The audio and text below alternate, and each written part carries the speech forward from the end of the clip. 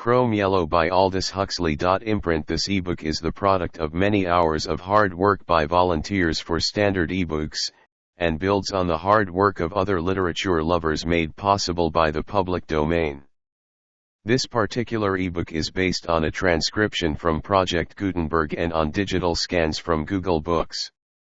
The source text and artwork in this ebook are believed to be in the United States public domain, that is, they are believed to be free of copyright restrictions in the United States. They may still be copyrighted in other countries, so users located outside of the United States must check their local laws before using this ebook. The creators of, and contributors to, this ebook dedicate their contributions to the worldwide public domain via the terms in the CC 01.0 Universal Public Domain Dedication.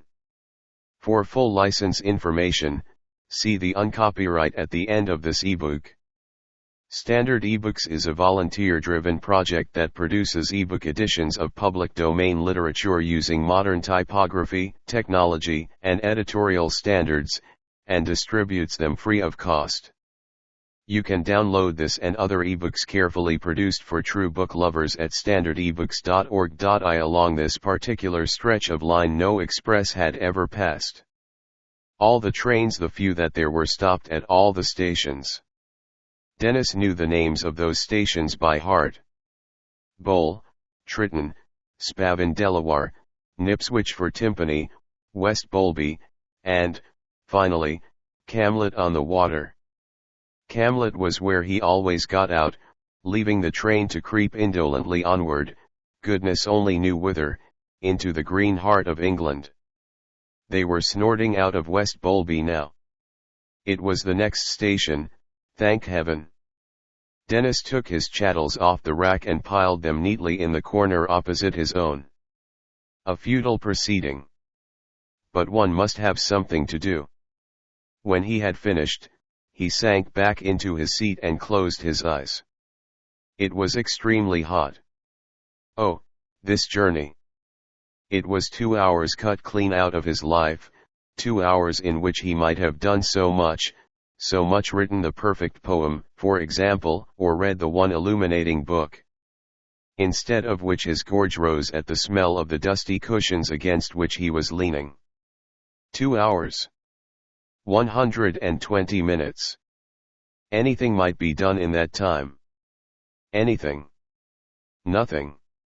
Oh, he had had hundreds of hours, and what had he done with them? Wasted them, spilled the precious minutes as though his reservoir were inexhaustible.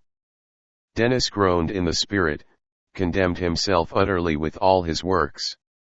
What right had he to sit in the sunshine, to occupy corner seats in third-class carriages, to be alive? None, none, none. Misery and a nameless nostalgic distress possessed him. He was 23, and oh, so agonizingly conscious of the fact. The train came bumpingly to a halt. Here was Camlet at last. Denis jumped up, crammed his hat over his eyes, deranged his pile of baggage, leaned out of the window and shouted for a porter, seized a bag in either hand, and had to put them down again in order to open the door. When at last he had safely bundled himself and his baggage onto the platform, he ran up the train towards the van. A bicycle, he said breathlessly to the guard. He felt himself a man of action. The guard paid no attention, but continued methodically to hand out, one by one, the packages labeled to Camlet. A bicycle. Denis repeated. A green machine, cross-framed, name of stone. Stone. All in good time, sir, said the guard soothingly. He was a large, stately man with a navel beard. One pictured him at home, drinking tea, surrounded by a numerous family. It was in that tone that he must have spoken to his children when they were tiresome. All in good time, sir. Denis's man of action collapsed, punctured. He left his luggage to be called for later, and pushed off on his bicycle. He always took his bicycle when he went into the country. It was part of the theory of exercise. One day one would get up at 6 o'clock and pedal away to Kenilworth, or Stratford-on-Avon, anywhere. And within a radius of 20 miles there were always Norman churches and Tudor mansions to be seen in the course of an afternoon's excursion. Somehow they never did get seen, but all the same it was nice to feel that the bicycle was there, and that one fine morning one really might get up at 6. Once at the top of the long hill which led up from Camlet Station, he felt his spirits mounting. The world, he found, was good. The faraway blue hills, the harvests whitening on the slopes of the ridge along which his road led him, the treeless skylines that changed as he moved, yes, they were all good. He was overcome by the beauty of those deeply embayed combs, scooped in the flanks of the ridge beneath him. Curves, curves, he repeated the word slowly, trying as he did so to find some term in which to give expression to his appreciation. Curves, no, that was inadequate. He made a gesture with his hand, as though to scoop the achieved expression out of the air, and almost fell off his bicycle. What was the word to describe the curves of those little valleys? They were as fine as the lines of a human body, they were informed with the subtlety of art galby. That was a good word, but it was French. Le galby vaste ses hanches. Had one ever read a French novel in which that phrase didn't occur? Some day he would compile a dictionary for the use of novelists. Galby, gonflo, gauleparfum, po, perverse, potal, pudervertu, volupte. But he really must find that word. Curves, curves, those little valleys had the lines of a cup molded round a woman's breast. They seemed the dinted imprints of some huge divine body that had rested on these hills. Cumbrous locutions, these, but through them he seemed to be getting nearer to what he wanted. Dinted, dimpled, wimpled, his mind wandered down echoing corridors of assonance and alliteration ever further and further from the point. He was enamored with the beauty of words. Becoming once more aware of the outer world, he found himself on the crest of a descent. The road plunged down, steep and straight, into a considerable valley. There, on the opposite slope, a little higher up the valley, stood Crome, his destination. He put on his brakes. This view of Crome was pleasant to linger over. The façade with its 3 projecting towers rose precipitously from among the dark trees of the garden. The house basked in full sunlight, the old brick rosily glowed. How ripe and rich it was, how superbly mellow. And at the same time, how austere. The hill was becoming steeper and steeper, he was gaining speed in spite of his brakes. He loosed his grip of the levers, and in a moment was rushing headlong down. 5 minutes later he was passing through the gate of the great courtyard. The front door stood hospitably open. He left his bicycle leaning against the wall and walked in. He would take them by surprise. Point 2. He took nobody by surprise, there was nobody to take. All was quiet. Denis wandered from room to empty room, looking with pleasure at the familiar pictures and furniture, at all the little untidy signs of life that lay scattered here and there. He was rather glad that they were all out. It was amusing to wander through the house as though one were exploring a dead, deserted Pompeii. What sort of life would the excavator reconstruct from these remains? How would he people these empty chambers? There was the long gallery, with its rows of respectable and, though, of course, one couldn't publicly admit it, rather boring Italian primitives, its Chinese sculptures, its unobtrusive, dateless furniture. There was the paneled drawing room, where the huge chintz-covered armchairs stood, oases of comfort among the austere flesh-mortifying antiques. There was the morning room, with its pale lemon walls, its painted Venetian chairs and rococo tables, its mirrors, its modern pictures. There was the library, Cool, spacious, and dark, book lined from floor to ceiling, rich in portentous folios. There was the dining room, solidly, portwinily English, with its great mahogany table, its 18th-century chairs and sideboard, its 18th-century pictures, family portraits, meticulous animal paintings. What could one reconstruct from such data? There was much of Henry Wimbush in the long gallery and the library, something of Anne, perhaps, in the morning room. That was all. Among the accumulations of 10 generations the living had left but few traces. Lying on the table in the morning room he saw his own book of poems. What tact! He picked it up and opened it. It was what the reviewers call a slim volume. He read at hazard, but silence and the topless dark vault in the lights of Luna Park, and Blackpool from the nightly gloom hollows a bright tumultuous tomb. He put it down again, shook his head, and sighed. What genius I had then! He reflected, echoing the aged Swift. It was nearly 6 months since the book had been published. He was glad to think he would never write anything of the same sort again. Who could have been reading it, he wondered. And, perhaps, he liked to think so. Perhaps, too, she had at last recognized herself in the hamadryad of the poplar sapling, the slim hamadryad whose movements were like the swaying of a young tree in the wind. The woman who was a tree was what he had called the poem. He had given her the book when it came out, hoping that the poem would tell her what he hadn't dared to say. She had never referred to it.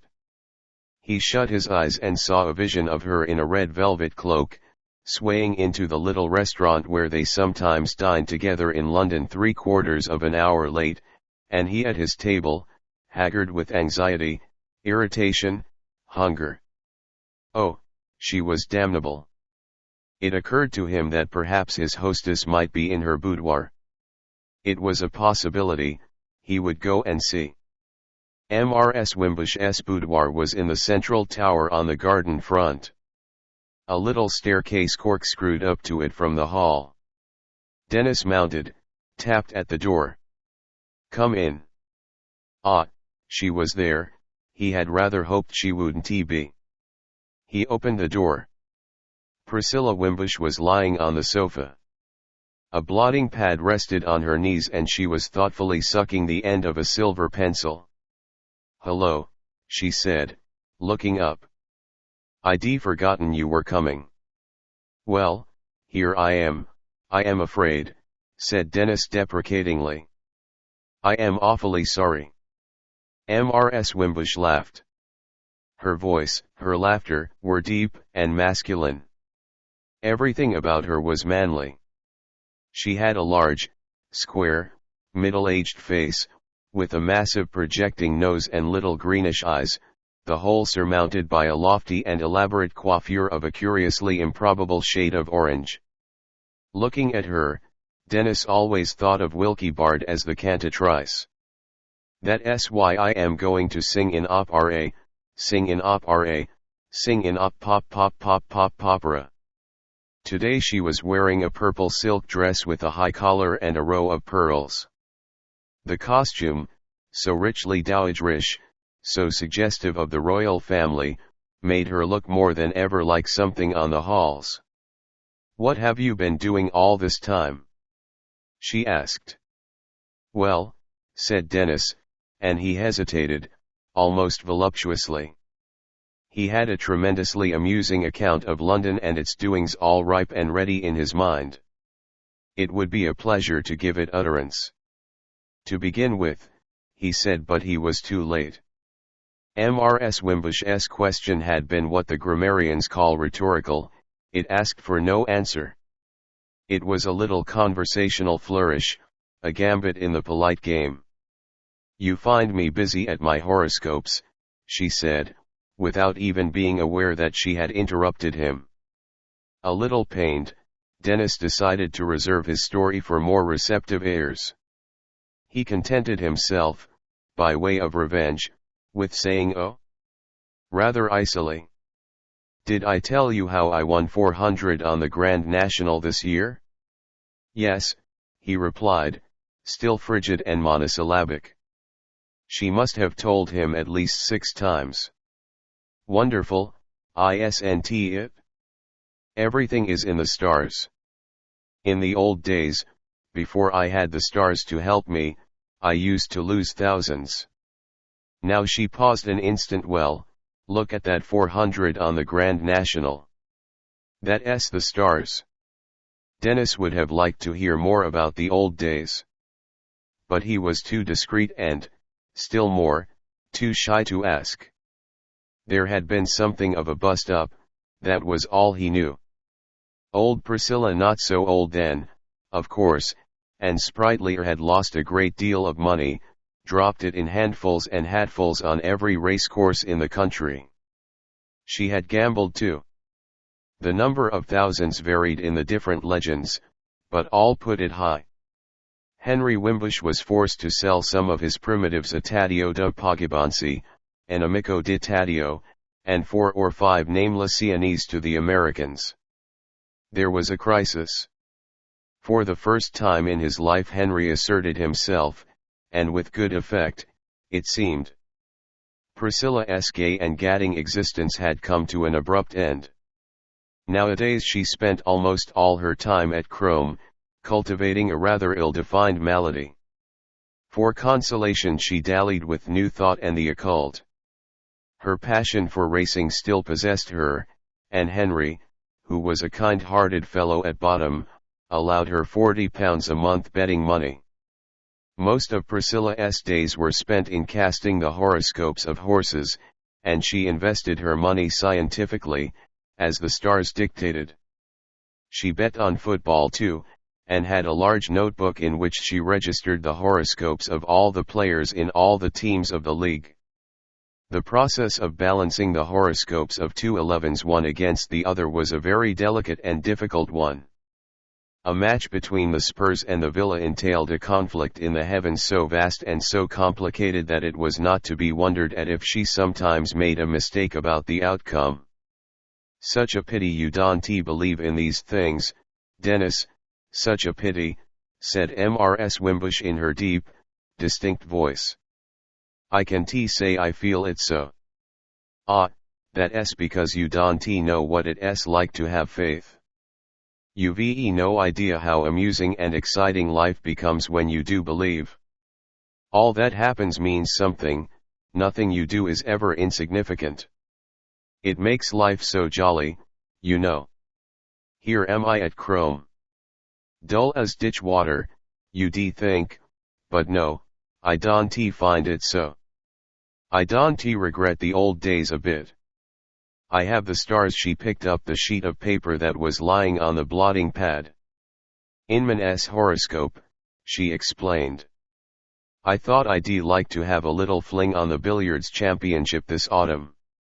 I have the infinite to keep in tune with, she waved her hand. And then there's the next world and all the spirits, and one's aura, and Mrs. Eddy and saying you re not ill, and the Christian mysteries and Mrs. Besant. It's all splendid. One's never dull for a moment. I can think how I used to get on before in the old days. Pleasure running about, that's all it was, just running about. Lunch, tea, dinner, theater, supper every day. It was fun, of course, while it lasted. But there wasn't much left of it afterwards. There's rather a good thing about that in Barbecue Smith's new book. Where is it? She sat up and reached for a book that was lying on the little table by the head of the sofa. Do you know him, by the way? She asked. Who? Mr. Barbecue Smith. Denis knew of him vaguely. Barbecue Smith was a name in the Sunday papers. He wrote about the conduct of life. He might even be the author of What a Young Girl Ought to Know. No, not personally, he said. I've invited him for next weekend. She turned over the pages of the book. Here's the passage I was thinking of, I marked it. I always mark the things I like. Holding the book almost at arm's length, for she was somewhat long-sighted, and making suitable gestures with her free hand, she began to read, slowly, dramatically. What are £1,000 fur coats, what are $250,000 incomes? She looked up from the page with a histrionic movement of the head, her orange coiffure nodded portentously. Denis looked at it, fascinated. Was it the real thing and henna, he wondered, or was it one of those complete transformations one sees in the advertisements? What are thrones and scepters? The orange transformation, yes, it must be a transformation bobbed up again. What are the gaieties of the rich, the splendors of the powerful, what is the pride of the great, what are the gaudy pleasures of high society? The voice, which had risen in tone, questioningly, from sentence to sentence, dropped suddenly and boomed reply. They are nothing. Vanity, fluff, dandelion seed in the wind, thin vapors of fever. The things that matter happen in the heart. Seen things are sweet, but those unseen are 1,000 times more significant. It is the unseen that counts in life. Mrs. Wimbush lowered the book. Beautiful, isn't it? She said. Denis preferred not to hazard an opinion, but uttered a non-committal hm. Ah, it's a fine book this, a beautiful book, said Priscilla, as she let the pages flick back, one by one, from under her thumb. And here's the passage about the lotus pool. He compares the soul to a lotus pool, you know. She held up the book again and read. A friend of mine has a lotus pool in his garden. It lies in a little dell embowered with wild roses and eglantine, among which the nightingale pours forth its amorous descant all the summer long.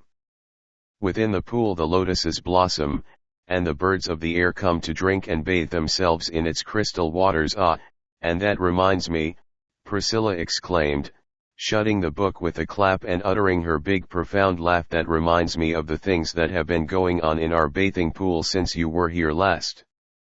We gave the village people leave to come and bathe here in the evenings. You've no idea of the things that happened. She leaned forward, speaking in a confidential whisper. Every now and then she uttered a deep gurgle of laughter. Mixed bathing saw them out of my window, sent for a pair of field glasses to make sure, no doubt of it. The laughter broke out again. Denis laughed too.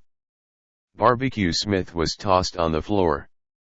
It's time we went to see if tea's ready, said Priscilla. She hoisted herself up from the sofa and went swishing off across the room, striding beneath the trailing silk. Denis followed her, faintly humming to himself that I am going to sing in opera, sing in opera, sing in op pop pop pop pop opera. And then the little twiddly bit of accompaniment at the end, ra. 3. The terrace in front of the house was a long narrow strip of turf, bounded along its outer edge by a graceful stone balustrade.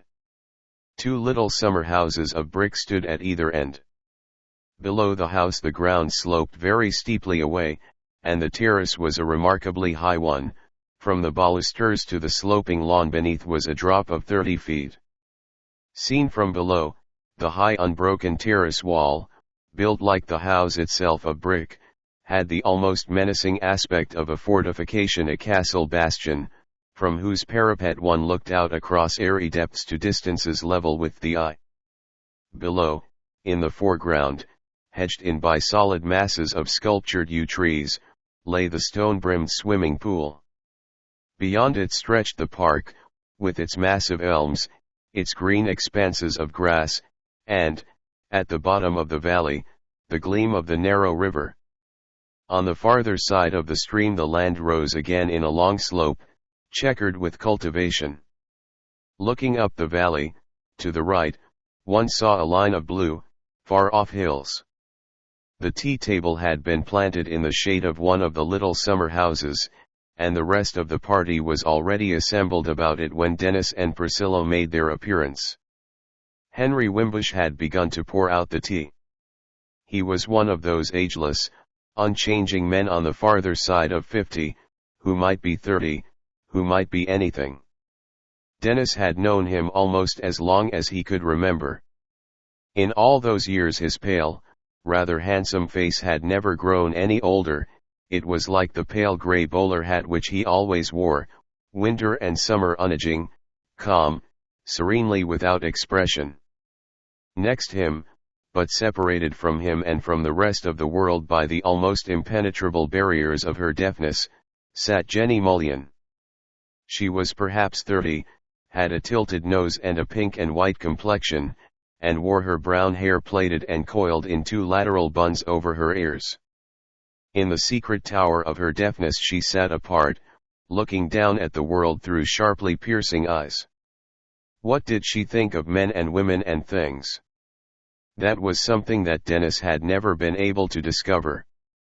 In her enigmatic remoteness Jenny was a little disquieting. Even now some interior joke seemed to be amusing her, for she was smiling to herself, and her brown eyes were like very bright round marbles. On his other side the serious, moon-like innocence of Mary Bracegirdle's face shone pink and childish. She was nearly 23, but one wouldn't he have guessed it?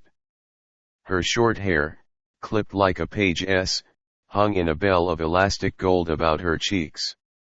She had large blue china eyes, whose expression was one of ingenuous and often puzzled earnestness. Next to Mary a small gaunt man was sitting, rigid and erect in his chair. In appearance Mr. Scogan was like one of those extinct bird lizards of the tertiary. His nose was beaked, his dark eye had the shining quickness of a robin's, but there was nothing soft or gracious or feathery about him. The skin of his wrinkled brown face had a dry and scaly look, his hands were the hands of a crocodile. His movements were marked by the lizard's disconcertingly abrupt clockwork speed, his speech was thin, fluty, and dry. Henry Wimbush's schoolfellow and exact contemporary, Mr. Scogan looked far older and, at the same time, far more youthfully alive than did that gentle aristocrat with the face like a grey bowler. Mr. Scogan might look like an extinct saurian, but Gombald was altogether and essentially human. In the old-fashioned natural histories of the 30s he might have figured in a steel engraving as a type of Homo sapiens, an honor which at that time commonly fell to Lord Byron. Indeed, with more hair and less collar, Gombald would have been completely Byronic, more than Byronic, even, for Gombald was of provençal descent, a black-haired young corsair of 30, with flashing teeth and luminous large dark eyes. Denis looked at him enviously. He was jealous of his talent if only he wrote verse as well as Gombald painted pictures. Still more, at the moment, he envied Gombald his looks, his vitality, his easy confidence of manner. Was it surprising that Anne should like him? Like him? It might even be something worse, Denis reflected bitterly, as he walked at Priscilla's side down the long grass terrace. Between Gombald and Mr. Scogan a very much lowered deck chair presented its back to the new arrivals as they advanced towards the tea table. Gombald was leaning over it, his face moved vivaciously, he smiled, he laughed, he made quick gestures with his hands. From the depths of the chair came up a sound of soft, lazy laughter. Denis started as he heard it. That laughter, how well he knew it! What emotions it evoked in him! He quickened his pace. In her low deck chair Anne was nearer to lying than to sitting. Her long, slender body reposed in an attitude of listless and indolent grace. Within its setting of light brown hair her face had a pretty regularity that was almost doll-like. And indeed there were moments when she seemed nothing more than a doll, when the oval face, with its long-lashed, pale blue eyes, expressed nothing, when it was no more than a lazy mask of wax. She was Henry Wimbush's own niece. That bowler-like countenance was one of the Wimbush heirlooms, it ran in the family, appearing in its female members as a blank doll face. But across this dollish mask, like a gay melody dancing over an unchanging fundamental bass, passed N's other inheritance: quick laughter, light ironic amusement, and the changing expressions of many moods. She was smiling now as Denis looked down at her cat's smile, he called it, for no very good reason. The mouth was compressed, and on either side of it 2 tiny wrinkles had formed themselves in her cheeks. An infinity of slightly malicious amusement lurked in those little folds, in the puckers about the half-closed eyes, in the eyes themselves, bright and laughing between the narrowed lids. The preliminary greetings spoken, Denis found an empty chair between Gombald and Jenny and sat down. "How are you, Jenny?" he shouted to her. Jenny nodded and smiled in mysterious silence, as though the subject of her health were a secret that could not be publicly divulged. "How's London been since I went away?" Anne inquired from the depth of her chair. The moment had come, the tremendously amusing narrative was waiting for utterance. "Well," said Denis, smiling happily, "to begin with, has Priscilla told you of our great antiquarian find?" Henry Wimbush leaned forward. The most promising of buds was nipped. "To begin with," said Denis desperately, "there was the ballet last week," Mr. Wimbush went on softly and implacably. "We dug up 50 yards of oaken drain pipes, just tree trunks with a hole bored through the middle. Very interesting indeed. Whether they were laid down by the monks in the 15th century, or whether," Denis listened gloomily. "Extraordinary," he said, when Mr. Wimbush had finished, "quite extraordinary." He helped himself to another slice of cake. He didn't even want to tell his tale about London now, he was damped. For some time past Mary's grave blue eyes had been fixed upon him. "What have you been writing lately?" she asked. "It would be nice to have a little literary conversation." "Oh, verse and prose," said Denis. "Just verse and prose." "Prose?" Mr. Scogan pounced alarmingly on the word. "You've been writing prose?" "Yes." "Not a novel?" "Yes." "My poor Denis!" exclaimed Mr. Scogan. "What about?" Denis felt rather uncomfortable. "Oh, about the usual things, you know." "Of course," Mr. Scogan groaned. "I'll describe the plot for you. Little Percy, the hero, was never good at games, but he was always clever. He passes through the usual public school and the usual university and comes to London, where he lives among the artists. He is bowed down with melancholy thought, he carries the whole weight of the universe upon his shoulders. He writes a novel of dazzling brilliance, he dabbles delicately in amour and disappears, at the end of the book, into the luminous future." Denis blushed scarlet. Mr. Scogan had described the plan of his novel with an accuracy that was appalling. He made an effort to laugh. "You're entirely wrong," he said. "My novel is not in the least like that. It was a heroic lie. Luckily," he reflected, "only 2 chapters were written." He would tear them up that very evening when he unpacked. Mr. Scogan paid no attention to his denial, but went on. "Why will you young men continue to write about things that are so entirely uninteresting as the mentality of adolescents and artists? Professional anthropologists might find it interesting to turn sometimes from the beliefs of the blackfellow to the philosophical preoccupations of the undergraduate. But you can't expect an ordinary adult man, like myself, to be much moved by the story of his spiritual troubles.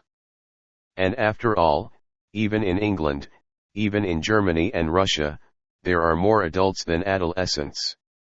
As for the artist, he is preoccupied with problems that are so utterly unlike those of the ordinary adult man, problems of pure aesthetics which Dante so much as present themselves to people like myself that a description of his mental processes is as boring to the ordinary reader as a piece of pure mathematics. A serious book about artists regarded as artists is unreadable, and a book about artists regarded as lovers, husbands, dipsomaniacs, heroes, and the like is really not worth writing again. Jean-Christophe is the stock artist of literature, just as Professor Radium of Comic Cuts is its stock man of science. I am sorry to hear I am as uninteresting as all that, said Gombald. Not at all, my dear Gombald, Mr. Scogan hastened to explain. As a lover or a dipsomaniac, I've no doubt of your being a most fascinating specimen. But as a combiner of forms, you must honestly admit it, you bore. I entirely disagree with you, exclaimed Mary. She was somehow always out of breath when she talked. And her speech was punctuated by little gasps. I've known a great many artists, and I've always found their mentality very interesting. Especially in Paris. Tchuplitsky, for example. I saw a great deal of Tchuplitsky in Paris this spring. But then you an exception, Mary, you an exception, said Mr. Scogan. You are a femme supérieure. A flush of pleasure turned Mary's face into a harvest moon. For Denis woke up next morning to find the sun shining, the sky serene. He decided to wear white flannel trousers and a black jacket, with a silk shirt and his new peach-colored tie. And what shoes? White was the obvious choice, but there was something rather pleasing about the notion of black patent leather. He lay in bed for several minutes considering the problem. Before he went down, patent leather was his final choice. He looked at himself critically in the glass. His hair might have been more golden, he reflected. As it was, its yellowness had the hint of a greenish tinge in it. But his forehead was good. His forehead made up in height what his chin lacked in prominence. His nose might have been longer, but it would pass. His eyes might have been blue and not green. But his coat was very well cut and, discreetly padded, made him seem robuster than he actually was. His legs, in their white casing, were long and elegant. Satisfied, he descended the stairs. Most of the party had already finished their breakfast. He found himself alone with Jenny. "I hope you slept well," he said. "Yes, isn't it lovely?" Jenny replied, giving two rapid little nods. "But we had such awful thunderstorms last week." Parallel straight lines, Denis reflected, meet only at infinity. He might talk forever of care, charmer, sleep, and she of meteorology till the end of time. Did one ever establish contact with anyone? We are all parallel straight lines. Jenny was only a little more parallel than most. "They are very alarming, these thunderstorms," he said, helping himself to porridge. "Don't you think so? Or are you above being frightened?" "No, I always go to bed in a storm. One is so much safer lying down." "Why?" "Because," said Jenny, making a descriptive gesture, "because lightning goes downwards and not flat ways. When you lying down you out of the current. That's very ingenious." "It's true." There was a silence. Denis finished his porridge and helped himself to bacon. For lack of anything better to say, and because Mr. Scogan's absurd phrase was for some reason running in his head, he turned to Jenny and asked, "Do you consider yourself a femme supérieure?" He had to repeat the question several times before Jenny got the hang of it. "No," she said, rather indignantly, when at last she heard what Denis was saying. "Certainly not.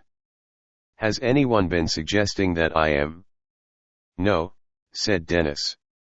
"Mr. Scogan told Mary she was one." Did he? Jenny lowered her voice. Shall I tell you what I think of that man? I think he is slightly sinister. Having made this pronouncement, she entered the ivory tower of her deafness and closed the door.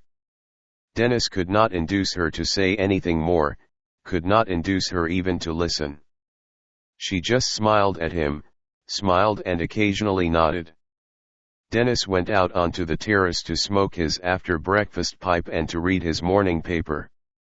An hour later, when Anne came down, she found him still reading. By this time he had got to the court circular and the forthcoming weddings. He got up to meet her as she approached, a hamadryad in white muslin, across the grass.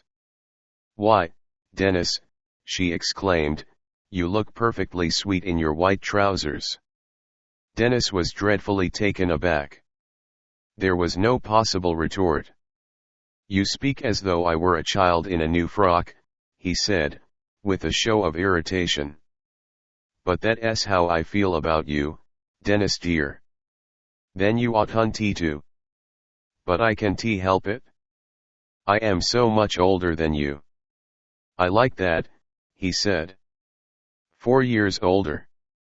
And if you do look perfectly sweet in your white trousers, why shouldn't I say so? And why did you put them on, if you didn't think you were going to look sweet in them?" "Let us go into the garden," said Denis.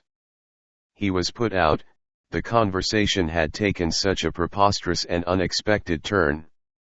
He had planned a very different opening, in which he was to lead off with, "You look adorable this morning," or something of the kind, and she was to answer, "Do I?" And then there was to be a pregnant silence. And now she had got in first with the trousers. It was provoking, his pride was hurt. That part of the garden that sloped down from the foot of the terrace to the pool had a beauty which did not depend on color so much as on forms.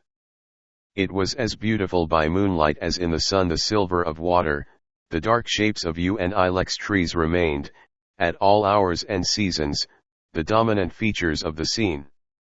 It was a landscape in black and white. For color there was the flower garden. It lay to one side of the pool, separated from it by a huge Babylonian wall of yews. You passed through a tunnel in the hedge, you opened a wicket in a wall, and you found yourself, startlingly and suddenly, in the world of color. The July borders blazed and flared under the sun within its high brick walls. The garden was like a great tank of warmth and perfume and color. Denis held open the little iron gate for his companion. "It's like passing from a cloister into an oriental palace," he said, and took a deep breath of the warm, flower-scented air. "In fragrant volleys they let fly. How does it go?" "Well shot, ye fireman.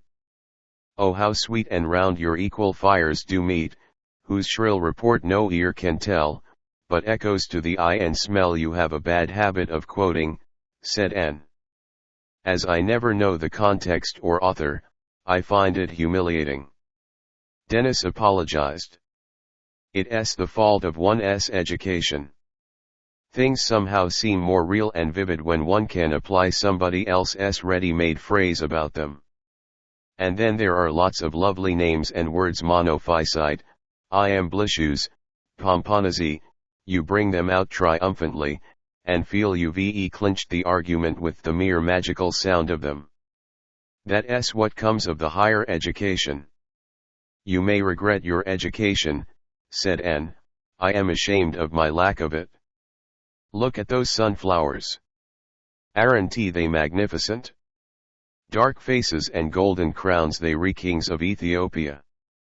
And I like the way the tits cling to the flowers and pick out the seeds, while the other loutish birds, grubbing dirtily for their food, look up in envy from the ground."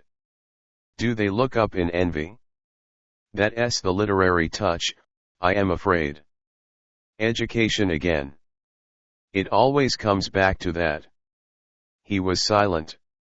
Anne had sat down on a bench that stood in the shade of an old apple tree. "I am listening," she said. He did not sit down, but walked backwards and forwards in front of the bench, gesticulating a little as he talked. Books, he said, books. One reads so many, and one sees so few people and so little of the world. Great thick books about the universe and the mind and ethics.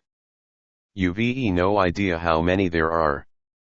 I must have read 20 or 30 tons of them in the last 5 years. 20 tons of ratiocination. Weighted with that, 1s pushed out into the world. He went on walking up and down. His voice rose, fell, was silent a moment, and then talked on. He moved his hands, sometimes he waved his arms. And looked and listened quietly, as though she were at a lecture. He was a nice boy, and today he looked charming. One entered the world, Denis pursued, having ready-made ideas about everything. One had a philosophy and tried to make life fit into it. One should have lived first and then made one's philosophy to fit life. Facts, things were horribly complicated, ideas, even the most difficult of them, deceptively simple. In the world of ideas everything was clear, in life all was obscure, embroiled. Was it surprising that one was miserable, horribly unhappy? Denis came to a halt in front of the bench, and as he asked this last question he stretched out his arms and stood for an instant in an attitude of crucifixion, then let them fall again to his sides. My poor Denis!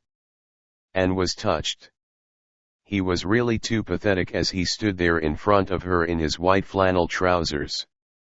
But does one suffer about these things? It seems very extraordinary. You like Skogan, cried Denis bitterly. You regard me as a specimen for an anthropologist. Well, I suppose I am. No, she protested, and drew in her skirt with a gesture that indicated that he was to sit down beside her. He sat down. Why can't you just take things for granted and as they come? She asked. It's so much simpler. Of course it is, said Denis. But it's a lesson to be learned gradually. There are the 20 tons of ratiocination to be got rid of first.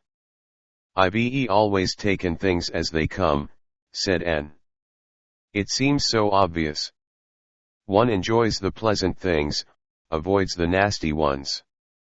There's nothing more to be said. Nothing for you. But, then, you were born a pagan, I am trying laboriously to make myself one. I can take nothing for granted, I can enjoy nothing as it comes along. Beauty, pleasure, art, women, I have to invent an excuse, a justification for everything that's delightful. Otherwise I can't enjoy it with an easy conscience. I make up a little story about beauty and pretend that it has something to do with truth and goodness. I have to say that art is the process by which one reconstructs the divine reality out of chaos. Pleasure is one of the mystical roads to union with the infinite, the ecstasies of drinking, dancing, love-making. As for women, I am perpetually assuring myself that they re the broad highway to divinity. And to think that I am only just beginning to see through the silliness of the whole thing.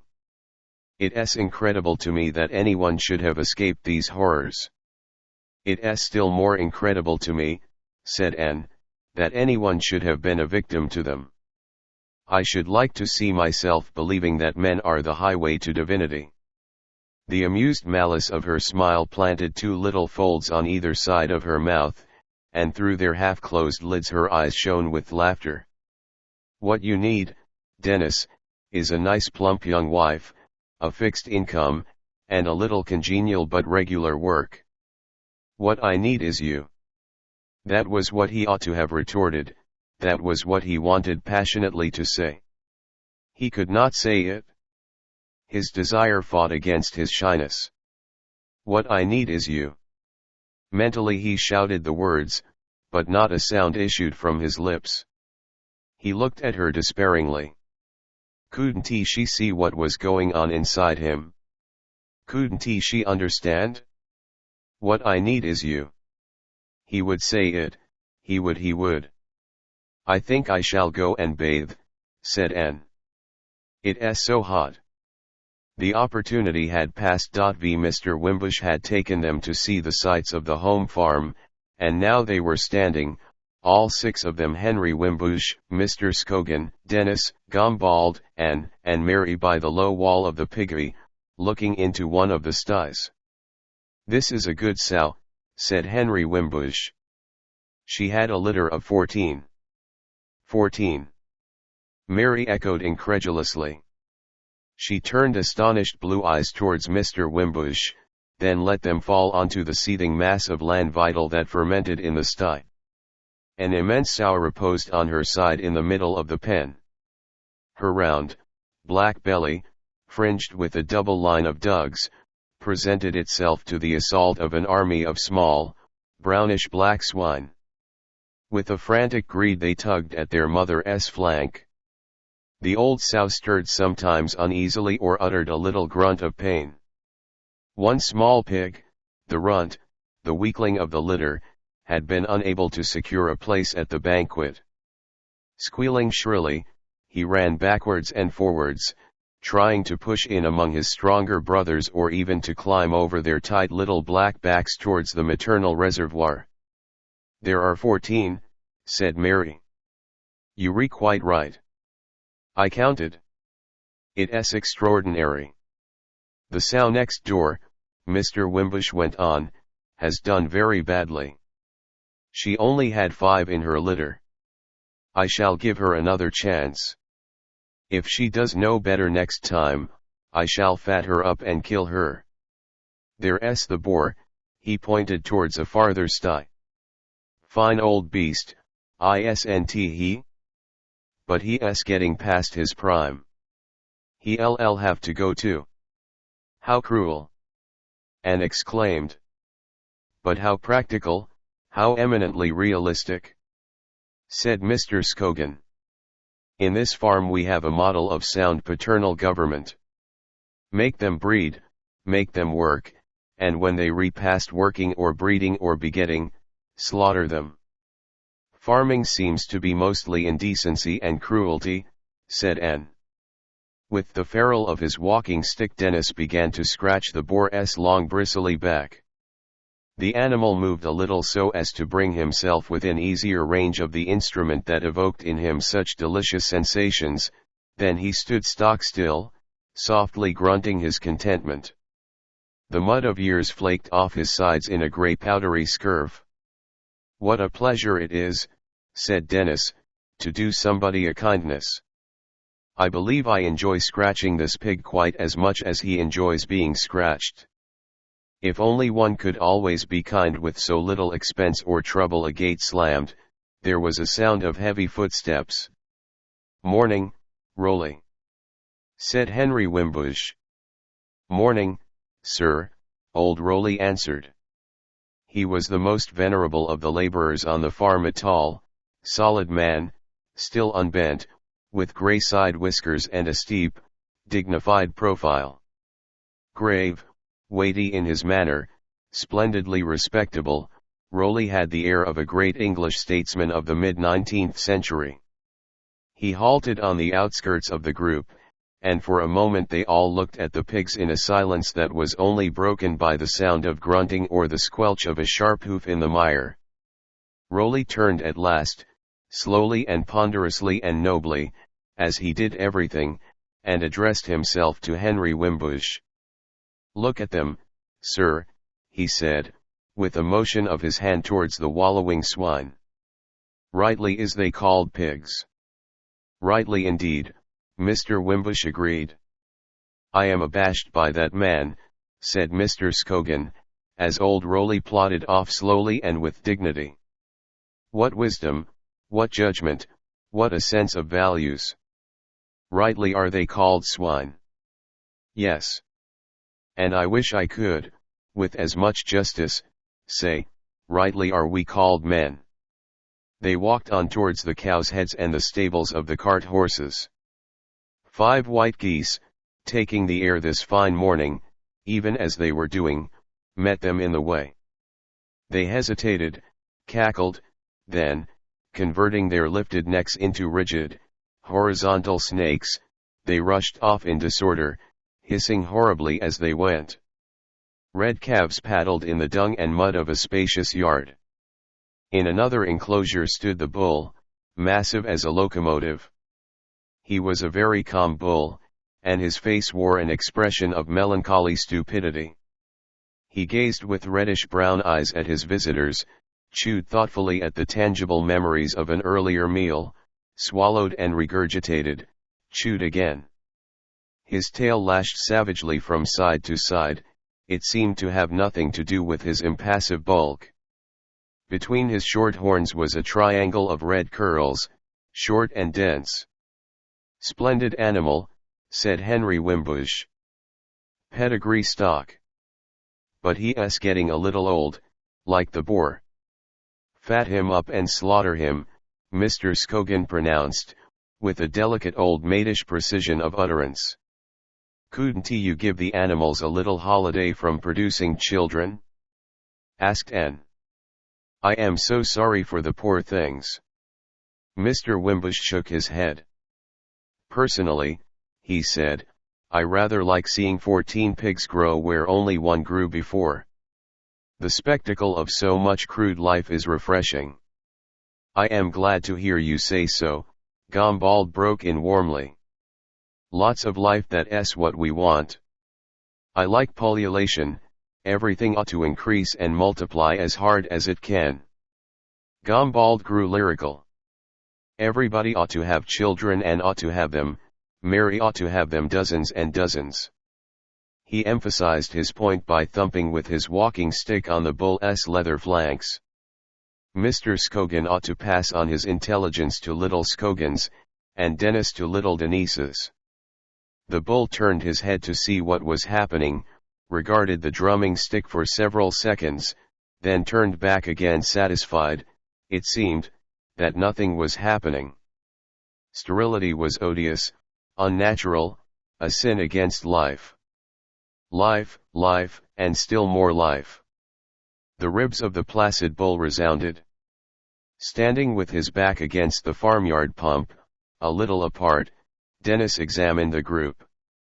Gombald, passionate and vivacious, was its center. The others stood round, listening. Henry Wimbush, calm and polite beneath his grey bowler, Mary, with parted lips and eyes that shone with the indignation of a convinced birth controller.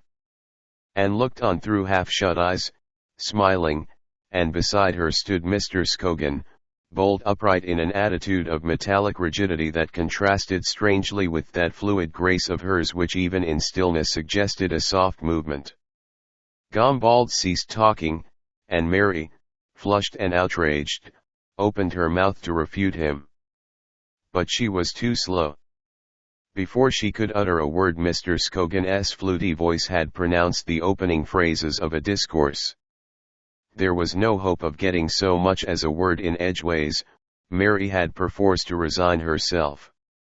"Even your eloquence, my dear Gombald," he was saying, "even your eloquence must prove inadequate to reconvert the world to a belief in the delights of mere multiplication. With the gramophone, the cinema, and the automatic pistol, the goddess of applied science has presented the world with another gift, more precious even than these, the means of dissociating love from propagation. Eros, for those who wish it, is now an entirely free god. His deplorable associations with Lucina may be broken at will. In the course of the next few centuries, who knows? The world may see a more complete severance. I look forward to it optimistically. Where the great Erasmus Darwin and Miss Anna Seward, Swan of Lichfield, experimented and, for all their scientific ardor, failed, our descendants will experiment and succeed. An impersonal generation will take the place of nature's hideous system. In vast state incubators, rows upon rows of gravid bottles will supply the world with the population it requires. The family system will disappear. Society, sapped at its very base, will have to find new foundations, and Eros, beautifully and irresponsibly free, will flit like a gay butterfly from flower to flower through a sunlit world. It sounds lovely, said Anne. The distant future always does. Mary's china blue eyes, more serious and more astonished than ever, were fixed on Mr. Scogan.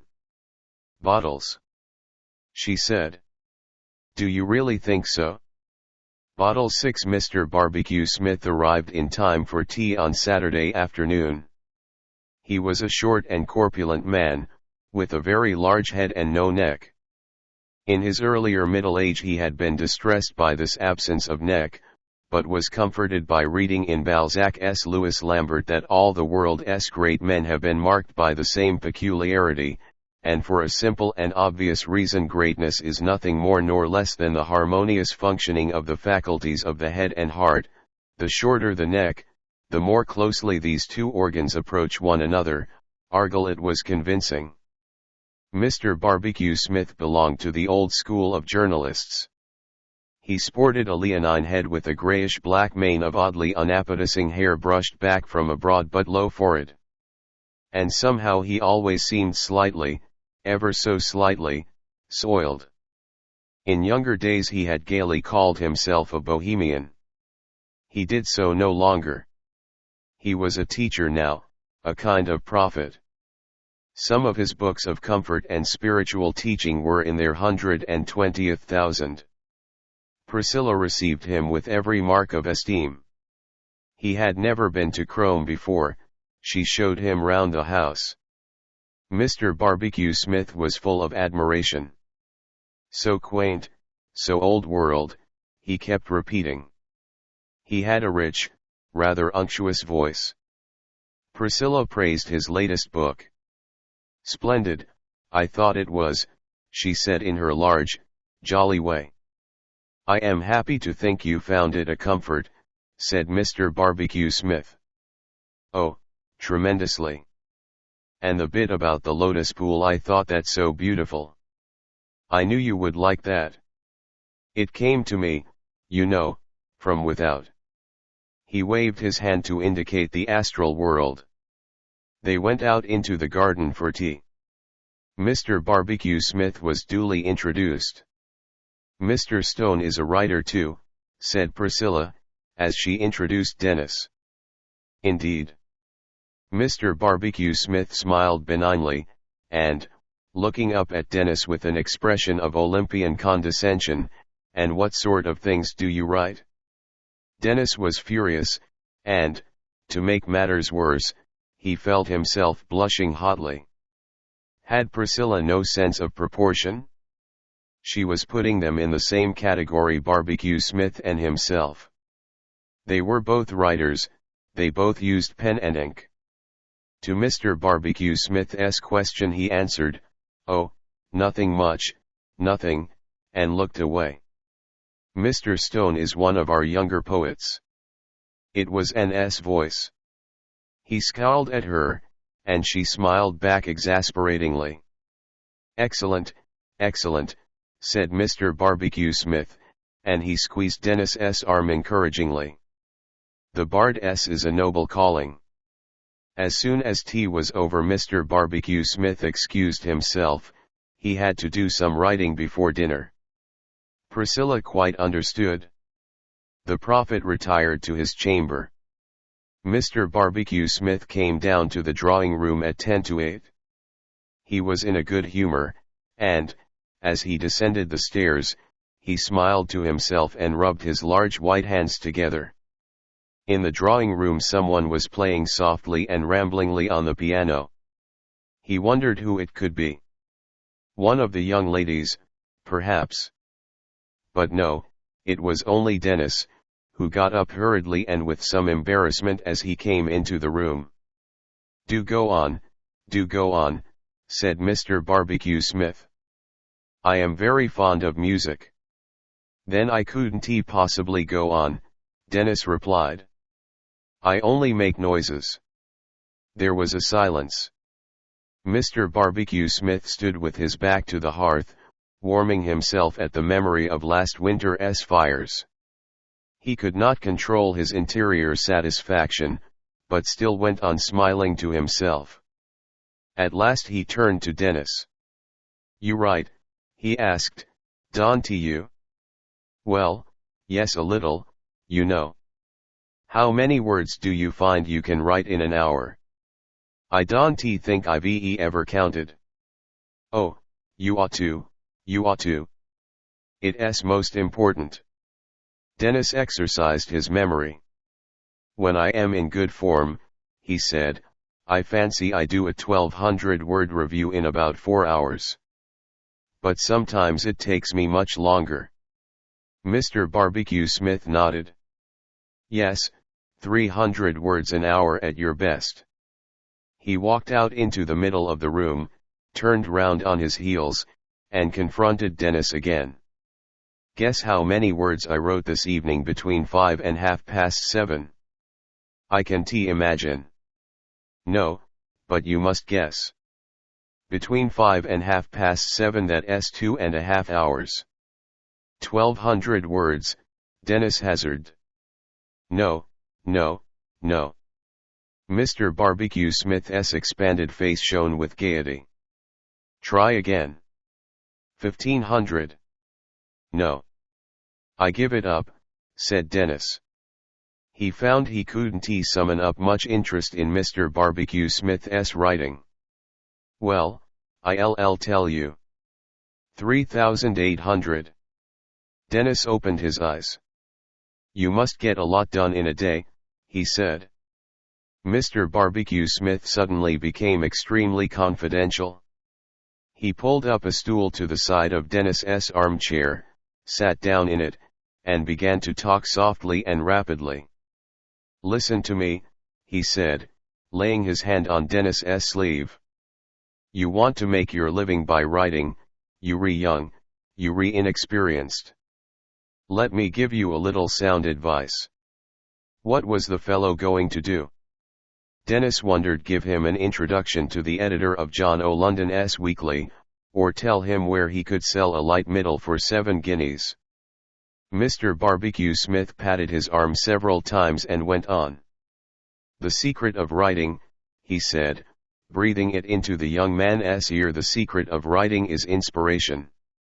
Denis looked at him in astonishment. "Inspiration?" Mr. Barbecue Smith repeated. "You mean the native wood note business?" Mr. Barbecue Smith nodded. "Oh, then I entirely agree with you," said Denis. "But what if one hasn't got inspiration?" "That was precisely the question I was waiting for," said Mr. Barbecue Smith. "You ask me what one should do if one hasn't got inspiration. I answer, you have inspiration, everyone has inspiration. It's simply a question of getting it to function." The clock struck 8. There was no sign of any of the other guests, everybody was always late at Crome. Mr. Barbecue Smith went on. "That's my secret," he said. "I give it you freely." Denis made a suitably grateful murmur and grimace. "I'll help you to find your inspiration, because I don't like to see a nice, steady young man like you exhausting his vitality and wasting the best years of his life in a grinding intellectual labor that could be completely obviated by inspiration. I did it myself, so I know what it's like. Up till the time I was 38 I was a writer like you, a writer without inspiration. All I wrote I squeezed out of myself by sheer hard work.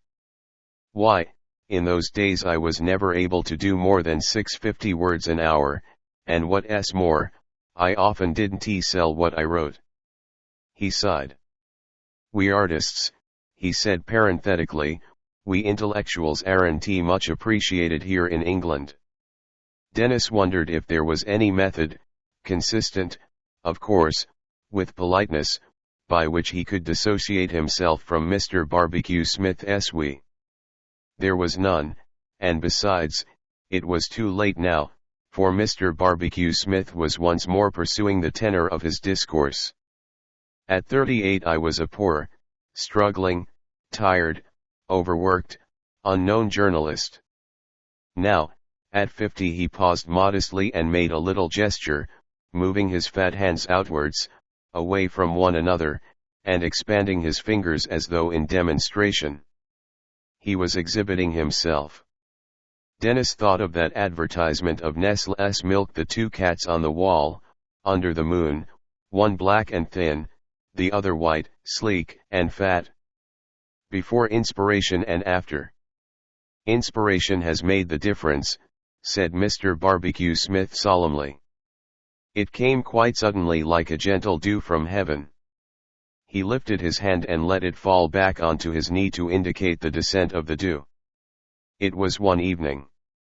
I was writing my first little book about the conduct of life, Humble Heroisms. You may have read it. It has been a comfort, at least I hope and think so, a comfort to many thousands. I was in the middle of the second chapter, and I was stuck. Fatigue, overwork. I had only written 100 words in the last hour, and I could get no further. I sat biting the end of my pen and looking at the electric light, which hung above my table, a little above and in front of me. He indicated the position of the lamp with elaborate care. Have you ever looked at a bright light intently for a long time? He asked, turning to Denis. Denis didn't think he had. You can hypnotize yourself that way, Mr. Barbecue Smith went on. The gong sounded in a terrific crescendo from the hall. Still no sign of the others. Denis was horribly hungry. That's what happened to me, said Mr. Barbecue Smith. I was hypnotized. I lost consciousness like that. He snapped his fingers. When I came to, I found that it was past midnight, and I had written 4,000 words. 4,000, he repeated, opening his mouth very wide on the OU of thousand. Inspiration had come to me. What a very extraordinary thing, said Denis. I was afraid of it at first. It didn't seem to me natural.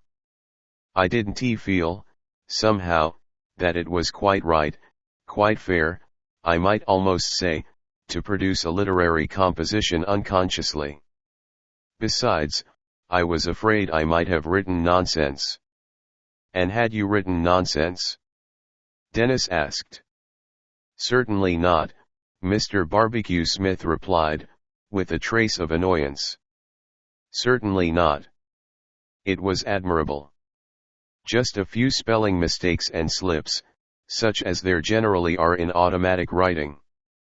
But the style, the thought, all the essentials were admirable. After that, inspiration came to me regularly. I wrote the whole of Humble Heroisms like that. It was a great success, and so has everything been that I have written since. He leaned forward and jabbed at Denis with his finger. That's my secret, he said, and that's how you could write too, if you tried without effort, fluently, well. But how? Asked Denis, trying not to show how deeply he had been insulted by that final well. By cultivating your inspiration, by getting into touch with your subconscious. Have you ever read my little book, Pipelines to the Infinite? Denis had to confess that that was, precisely, one of the few, perhaps the only one, of Mr. Barbecue Smith's works he had not read. Never mind, said Mr. Barbecue Smith. It's just a little book about the connection of the subconscious with the infinite. Get into touch with the subconscious and you are in touch with the universe. Inspiration, in fact. You follow me? Perfectly, said Denis. But don't you find that the universe sometimes sends you very irrelevant messages? I don't allow it to, Mr. Barbecue Smith replied. I canalize it. I bring it down through pipes to work the turbines of my conscious mind. Like Niagara, Denis suggested. Some of Mr. Barbecue Smith's remarks sounded strangely like quotations from his own works, no doubt. Precisely. Like Niagara. And this is how I do it? He leaned forward, and with a raised forefinger marked his points as he made them, beating time, as it were, to his discourse. Before I go off into my trance, I concentrate on the subject I wish to be inspired about. Let us say I am writing about the humble heroisms.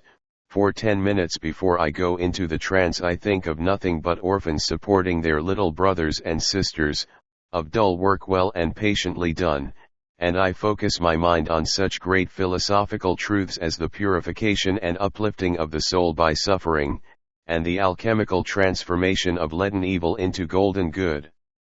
Denis again hung up his little festoon of quotation marks. Then I pop off. 2 or 3 hours later I wake up again, and find that inspiration has done its work. Thousands of words, comforting, uplifting words, lie before me. I type them out neatly on my machine and they are ready for the printer. It all sounds wonderfully simple, said Denis. It is. All the great and splendid and divine things of life are wonderfully simple. Quotation marks again. When I have to do my aphorisms, Mr. Barbecue Smith continued, I prelude my trance by turning over the pages of any dictionary of quotations or Shakespeare calendar that comes to hand.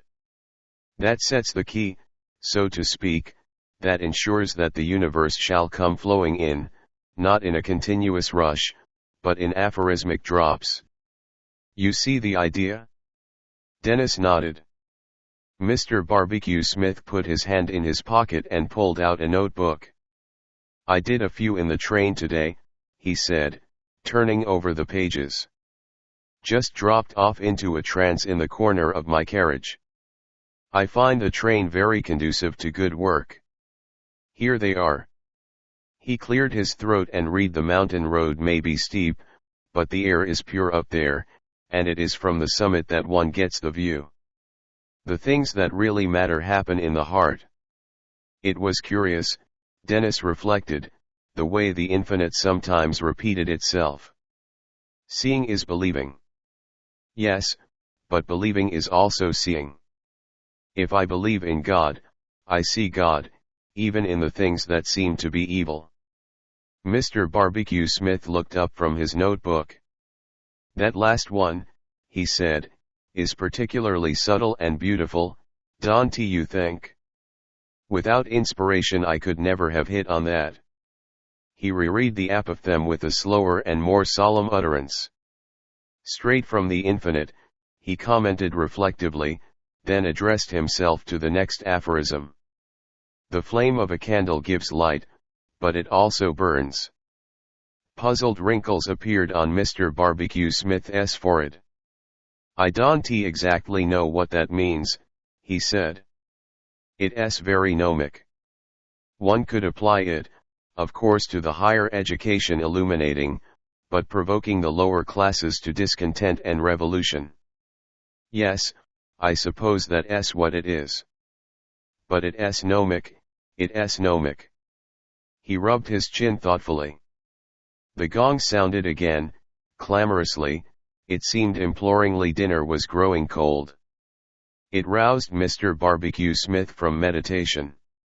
He turned to Denis. You understand me now when I advise you to cultivate your inspiration. Let your subconscious work for you, turn on the Niagara of the infinite. There was the sound of feet on the stairs. Mr. Barbecue Smith got up, laid his hand for an instant on Denis's shoulder, and said no more now. Another time. And remember, I rely absolutely on your discretion in this matter.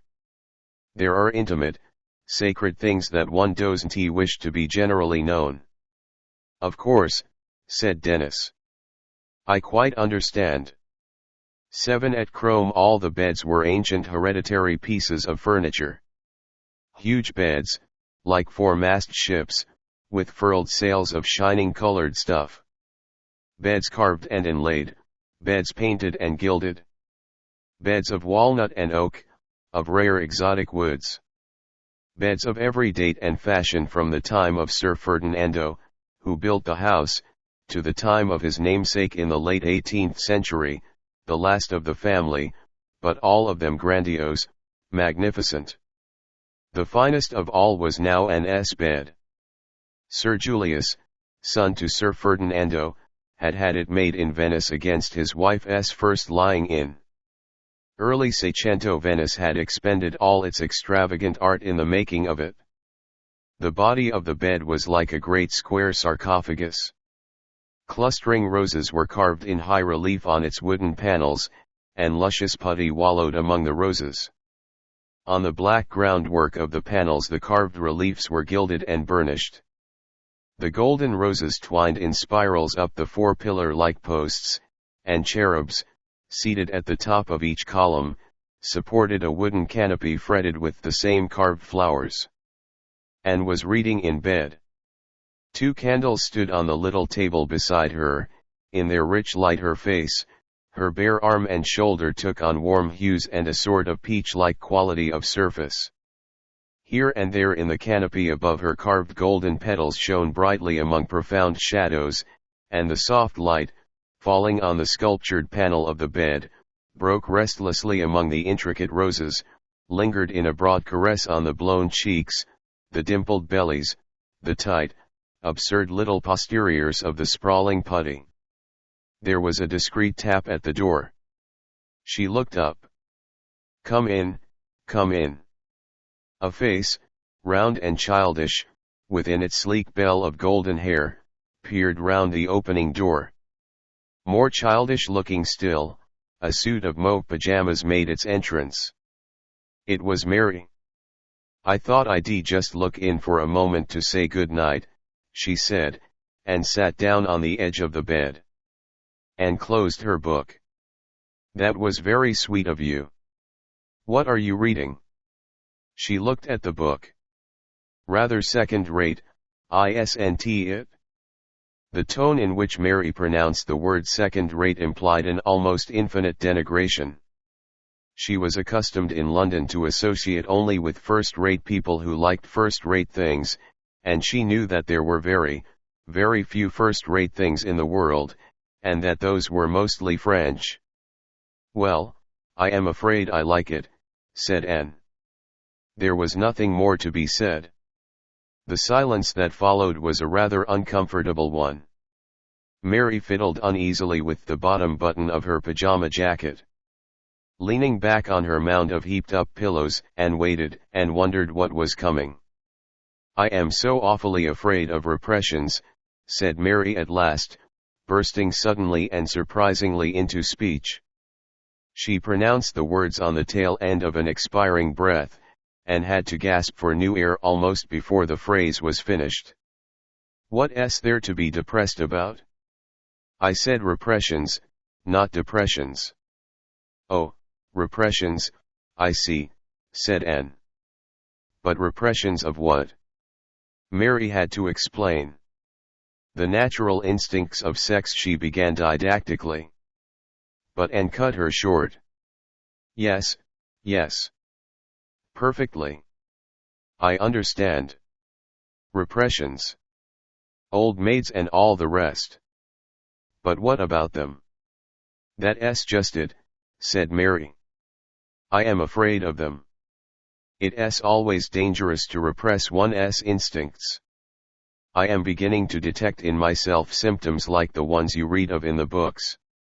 I constantly dream that I am falling down wells, and sometimes I even dream that I am climbing up ladders.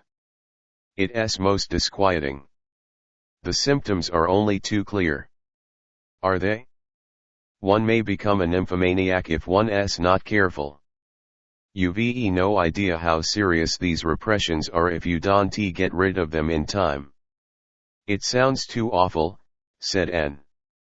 "But I don't see that I can do anything to help you. I thought I'd just like to talk it over with you." "Why, of course, I am only too happy, Mary darling." Mary coughed and drew a deep breath. "I presume," she began sententiously, I presume we may take for granted that an intelligent young woman of 23 who has lived in civilized society in the 20th century has no prejudices.